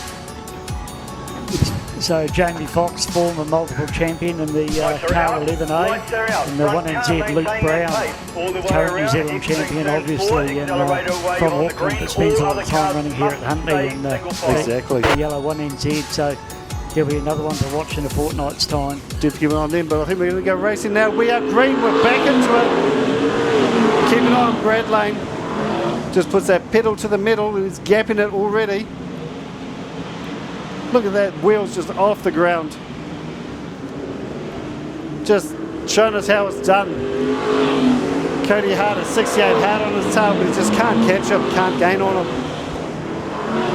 Cody doing really well. Of course, then you got third place, 78S of Sean Blumen. And then the former 1NZ and the 11A of Jamie Fox, with the current 1NZ right behind him. But we are 8 laps down, 4 to go. Don't want to put the commentator kiss of death on it, but it's looking like the Brad Lane show at the moment. The 69 of Brett Parsons running a bit wide through 1 and 2.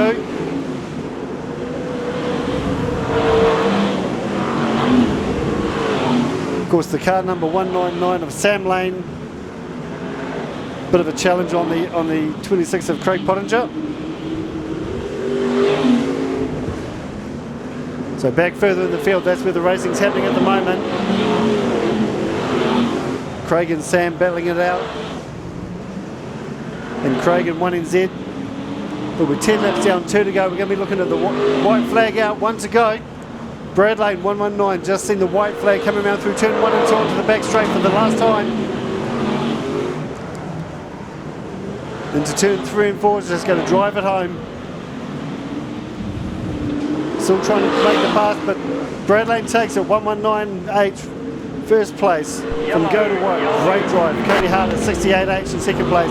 Sean Blumen, 78S in third. 11A Jamie Fox in fourth, and 1NZ Luke Brown in fifth. Coming up after that, we've got Pottinger, Lane, Turner, Parker, Parsons, and of course, Aaron Lewis in 11th place, and then of course Michael Welch not finishing. So that's how we're going to look at for the Waikato Modifieds. Heat 1 over 12 laps. So big round of applause for Brad as he comes down with the checkered flag, because he led it from go to woe and it was always going to be his show. But as I said before, I have got Blake and Eilish are going to be walking around. They've got some giveaways. They're going to head over to the Concrete V over on the back straight. So if you're one of the kids here and you want a Repco hat or a sticker, look for them. They're going to be wandering over there now. And go up and ask nicely. Don't mug them. They've got quite a few to give away. So Blake's off into the army on Monday, so he's learnt that manners are a good thing. So let's just put that out there for a subtle hint.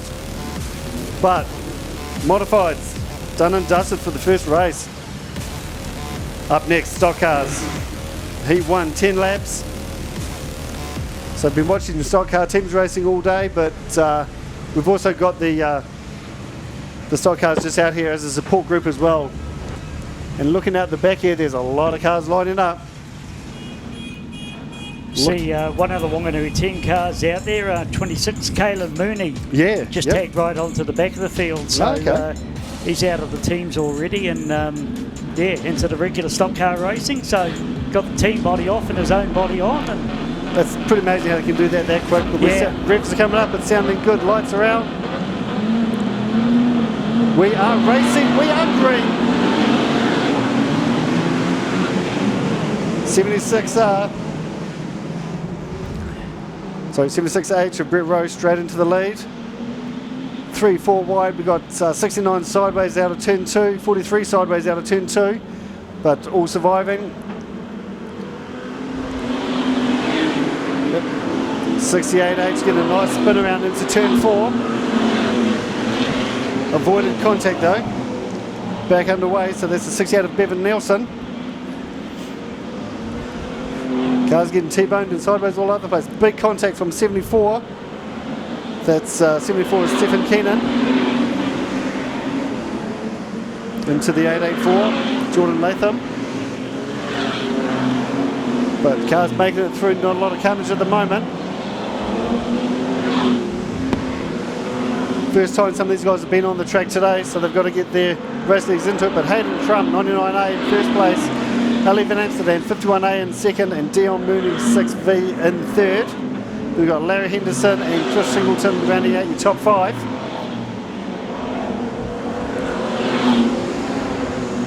Five laps down, 7 to go.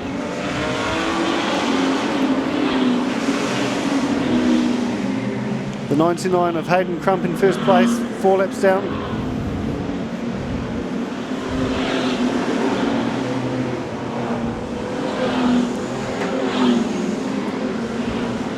Bit of a traffic jam coming through turn 4, all out safely. Larry Henderson in the 8H, coming into turn 1, nice and sideways on there. We've gone red. We've gone red. What have I missed? No, can't see guys, red means stop. why that's happened. They're heading over to car 22 on the infield. Just checking on him. That's Glenn Bisley, 22k. Not quite off the track and stationary, can't move. We So go just pushing red the car again. I out want to into a see safe you guys position, then we'll get underway again. Stop a lot quicker than what you are. Last car still rolling. Yep, just contact and then another big hit there for onto the 22. So racing. So 5 laps down, 5 to go, midway through the race. 99 is your race leader, Hayden Crump.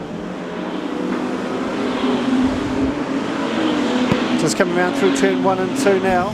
Onto the back straight, car number 99. That's your race leader.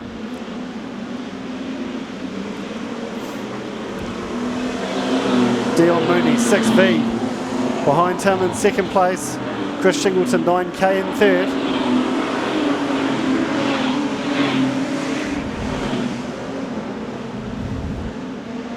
Looking where to go, how to get through. Hayden trying to work his way through. Some lap traffic in the way. The 6V Dion Mooney technically making the pass, but pushing Hayden wide. Neck and neck down the back straight. He's managed to hold it. But right on his tail, coming up on the up and under. Is Hayden going to make it last? He is. He's going to take the lead back. White flag, 1 to go. All eyes on 99 and 6. 6 has cooked it, gone wide in turn 2. Handed it away. Actually, it looks like he's going to try and finish a round, but carnage everywhere. Cars sideways, going up on top of each other. Car number 9, Chris Shingleton running over the front, but checker flag is out. We did actually manage to finish that. I don't think we were going to on that last lap. Looking at the turn 4.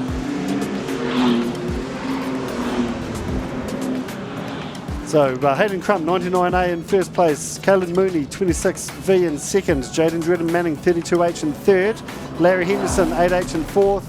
Chris Singleton in fifth place. That's your top 5. That's how the stock cars are going to finish up after that very interesting finish on that race. Yeah, and Caleb Mooney, he was the car to come last out the gate, tagged right on the back of the field. He's finished up second. Yep, can't complain at that. That's some great driving there for Caleb.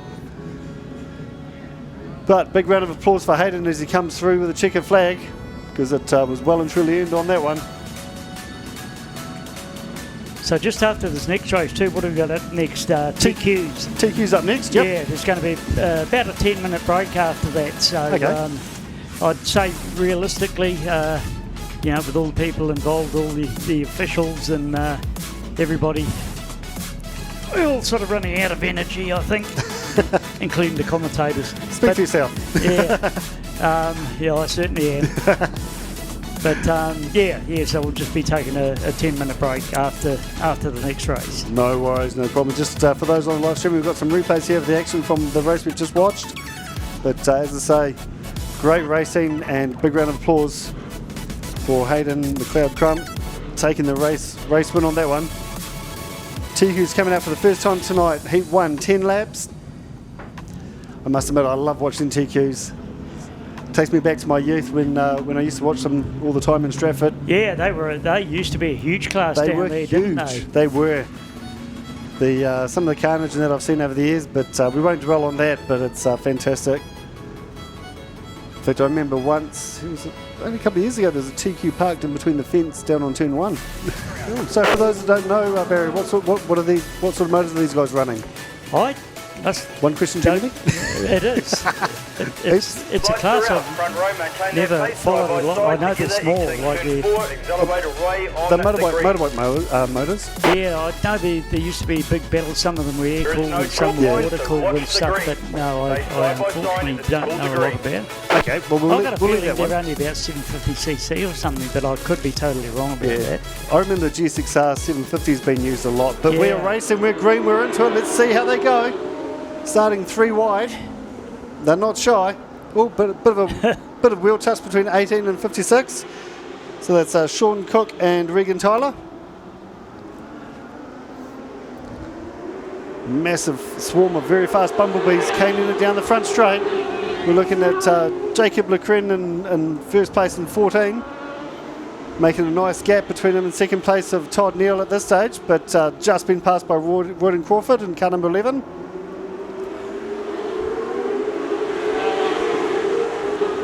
So Lecren, Crawford, Troy Pennington in third, Todd Neal in fourth. But not going to try and call the moments changing all over the place. These things are flying down the back straight. Yeah, 3-4 wide out of turn 4, 25 lifting his wheels up off the ground again. Keep them on the ground. It's easier to drive when you've got front wheels on the ground. 84 Dion House running up the field.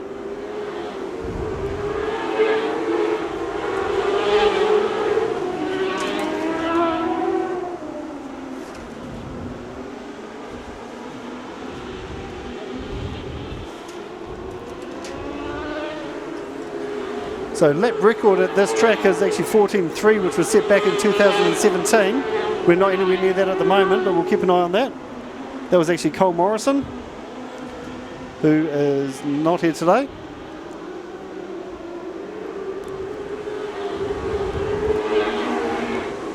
We're running around the low 16, 16.0 is the fastest so far. That's from car number 75 pulling off into the infield. That's Todd Neal parked up. Obviously issues there which can't be remedied. 7 laps down, 3 to go. Jacob Lecren, 14A in first place. Royden Crawford, 11 in second. 4 of Troy Pennington in third.